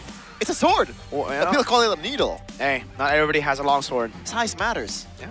Some people have needles. You think size matters though? Like if you're swordfish, like it's. I would like to have a sword more than a needle. Yeah. Okay. I'd love to have a big phone with a bigger display so I can see the wallpaper. Fair enough. Anyway, it's been a good day. This is 2-0-2-0. the best way to open up MPI Indonesia Season 18, right? Competitive 2-0 games, but to get you up to speed, we're going to take a look at the regular season standings as of right now. 2 matches played in day number 1. Here we go. Number Oh, 1 is look at- Alter Ego. Look at the style, 1-0. brother. Shout out production. Shout out to production. They've been on fire. And then Evos follows through. Oh no, Gani. Onyx are not making it to playoffs. Oh. The yellows are the bottoms. Wait. That's not right. What? Navi and RQ are still 0-0. Oh, yeah. Okay, but at least their game win Minor loss spelling is mistake. 0-2, yeah. Yeah, minor Yeah, spelling you're mistake. right. It's all good. It's all good. The Alter Ego and EVOS. Should have Stop the been- count. Stop the count. They'd love for this to be the final one. But the thing is, it's not a sprint, it's a marathon. That's why we always say, when you start things good, it might not always be good. Dewa and Navi were the ones that started really good. Ooh. Navi didn't make it to playoffs. Dewa? Almost. No, they just lost day 1 on playoffs. What do you think about Almost made it. Dewa United, though? Almost didn't make it to playoffs. I think Dewa are great. I think Kesu is amazing. I think Kane is Kane. amazing. How about Kane? I think Kane's decent. Especially in this assassin meta, right? Because he brought the Ling. I don't know. Actually, I think he might have been better on utility, but we'll see. We'll see. I'm excited to see who will replace Moreza on that team too. Kesu. It's Kesu. Kesu, yeah. He's like, great, yeah. To see him play. MPL, yeah, to see him play. It's actually pronounced Kes. Maybe, I don't know. If you're a weeb, We have to ask Arashi. Gotta ask. you gotta ask the Eldritch God weeb. That's a good way to put it. Yeah. That's a good way to put it. Yeah. On a scale of 0 to Rashi, how much of a weeb are you? 0 to Rashi is kind of... I'd be mainstream level of weeb. Like, you know, I don't really follow that much. There's a little bit of niche picks for me. What about you know? Bro, you got an anime tattoo to your head. Yeah, that's why they have some niche picks. Wait, can I mention that here? What about you? You can mention... Oh, no. Okay, yeah. My bad. No one heard that. What about you? He's Arashi. Nah. I play Okay, maybe not Arashi. some anime games here and there. Oh, what kind? You know what I'm playing. I hope we get a collab from that game, bro, because that game has been collabing with every game. I don't think that's appropriate, bro. Huh? I don't think that's appropriate. Is it? Yeah, the game you play. I didn't... Wait, what? What are we talking with? What are we talking about, brother? Nah, but Navi had a very good... Oh, yeah, you're right. I actually watched the video. Did you? Did you watch the roster video? It's great from Navi. So, if they can only replicate that... Oh, wait! Superfans Cup is back as well! Whoa. Oh my god. RQ Kingdom, though, were able to get the dub over the Evo's fam. So at Evo's... least Kingdom, they have something to celebrate today. Donnie, they were #1 last season in the Whoa. Superfans Cup, but RQ Hoshi were #9. They need to do the opposite. So I don't think they care. By the way, like, what do you think about the name Bigatron Troopers as opposed to Bigat Troopers? Yeah, I think they screwed up there. Troopers. And it was Trooper sound. By the way, in the opening was Bigatron as well. I'm not a fan of that as well. Geek Community? What about just community? Yeah, Oh, like, yeah. I want Geek Community. I don't want Family. Where's the geek? We were a bunch of geeks, bro. Are you all immune? Yeah, look, like, this is Evo's fams. Why is that just Community? I'm not even sure, brother. Are you a Community or are you Geek Community? I'm a geek community. Apparently, we got new caster coming out as a Geek fan. Really? Yeah. Well, we'll find out how much of a Geek fan he or she is as we look at tomorrow's schedule, because Geek Fam will be able to get a chance to play tomorrow. Who are they going to go up against in Geek versus TLID, or rematch of that playoff run? Dewa versus RRQ. Oh, if RRQ goes 0-2 in the first week, that'll be crazy. And Evos take on a Navi who just lost earlier today. Do you feel a sense of deja vu? All right, Olivia Rodrigo. Are you Olivia Rodrigo? Do you get deja vu? No. Did you get your driver's license last week? What do you mean? That's also a title. Is this a initial D reference or? No, that's It's just an Olivia song. Yeah, driver's license. I don't even know who Olivia Rodriguez is. That's crazy. No way. Is she a film actor? She's rage baiting, bro. No. I'm serious. Is she a film actor? Or a singer? Singer. A singer. Okay. Which music does she make? Can you sing it? Yeah, that one earlier. The one you sung earlier. Yeah. I don't even know if that's from a song. It's like from a game. Deja vu? No, like. Have you ever had that feeling of deja vu? You should be a voice actor, Stefan. Yeah. Oh, by the way, fun fact: Hirata's voice actor is Indo-American. Whoa, what's her name? Is it Ame or? How do you know all these facts? You know the Edith voice actor and the Hirata voice actor. Because I can appreciate what goes on behind the scenes. Okay, what all about the voices? What about we are Edith? also? That's San Tae-wen. Who is she? She's a Vietnamese American. Okay. She also voiced a character in Persona 5. Whoa, just a name drop, bang, right there. Yeah. Okay. Fair enough. Are you a gamer, Stefan? I am a gamer. Kinda. Barely. What do you mean? We're all gamers. We play MLBB, bro. I guess. Yeah, I guess. And we'll see some more MLBB action tomorrow. There's going to be crazy action from all those matches. I really hope it goes 2-1. Every single one of those matches on day 3. Yeah. Day 3 is... Damn, you're box beating. Why are you just... He's shaking. Why are you shaking, bro? He's moving. You listen to the music? I'm listening to some music. You listen to Olivia Rodrigo, bro? Sure. Bro, but like, why do people in the past, this is just a random topic, have such cool names? Such as? Alessandro Del Piero. Boom, one of them. Leonardo da Vinci. Because like nowadays, we just get Chahyo Bimo. I'm sorry. Dog, your name is Handy. Bro, but it's Frederick. Handy Loho. Frederick, all right? Handy Loho. Listen, what the there's heck is lore behind that Handy Loho. It was not meant to be. What about Seraphin Ghani, though? I think Bryden is worse. Bryden, oh God, he's got beef with Bryden. We'll have Bryden tomorrow, folks. And it's been me, Miracle. Ghani. Chafong. Did you just change your name? Yeah. I wasn't aware of that. Chefet. Well, Bude, Clara, Mongstar is a Kartika Chefin Sari or Koyo. Chefon, I don't know. But what do you think about the last two matches and what do you have to say in this closing?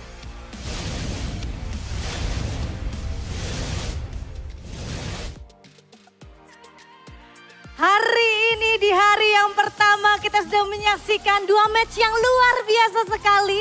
Di mana 2-0 dari masing-masing tim berhasil dikantongi. Dan membuat aku semakin penasaran banget Bude, bagaimana besok bakal berjalan ya kira-kira.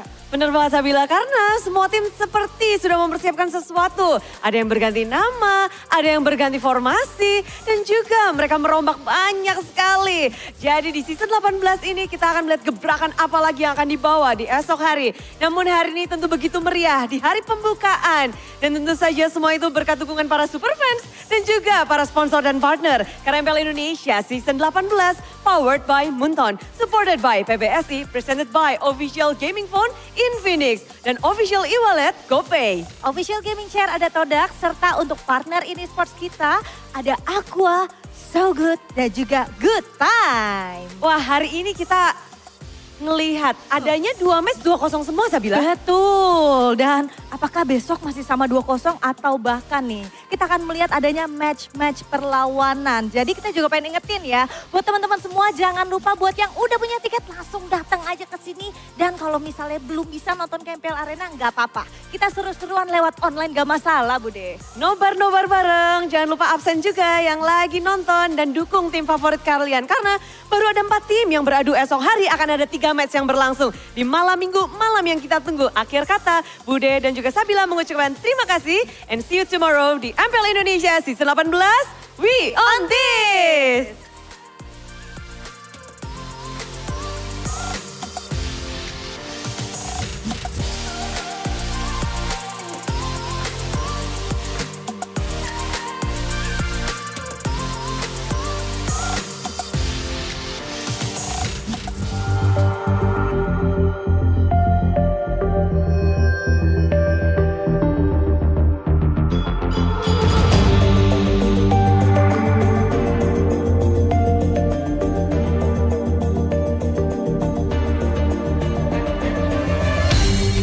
Aku kan berdiri dan terus berlari, terus ke arah puncak tertinggi. Ku takkan berhenti.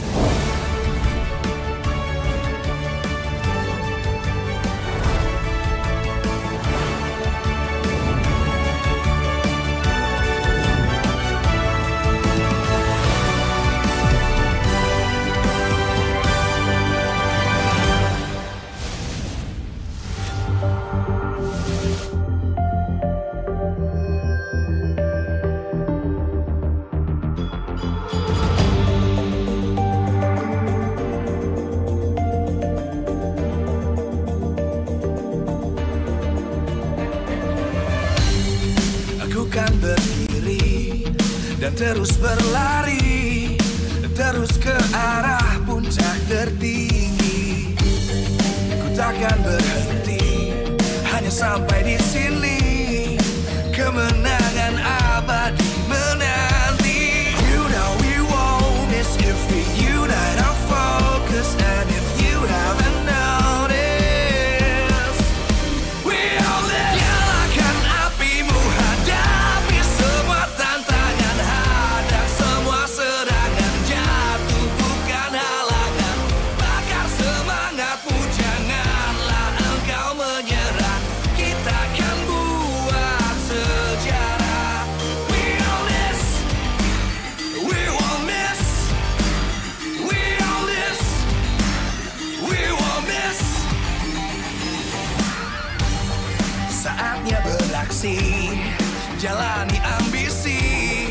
Aku kan menyawakan hari ini. You know we won't miss if we unite our focus. And if you haven't noticed, we all live. Nyalakan apimu, hadapi semua tantangan, hadang semua serangan, jatuh bukan halangan.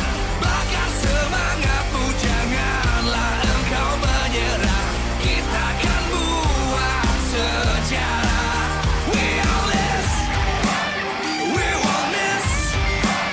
We all this, we won't miss.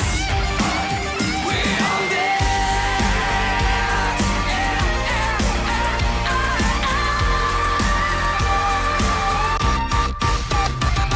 Nyalakan apimu, hadapi semua tantangan, hadang semua serangan, jatuh bukan halangan. Bakar semangatmu, janganlah engkau menyerah. Kita akan buat sejarah. We all this.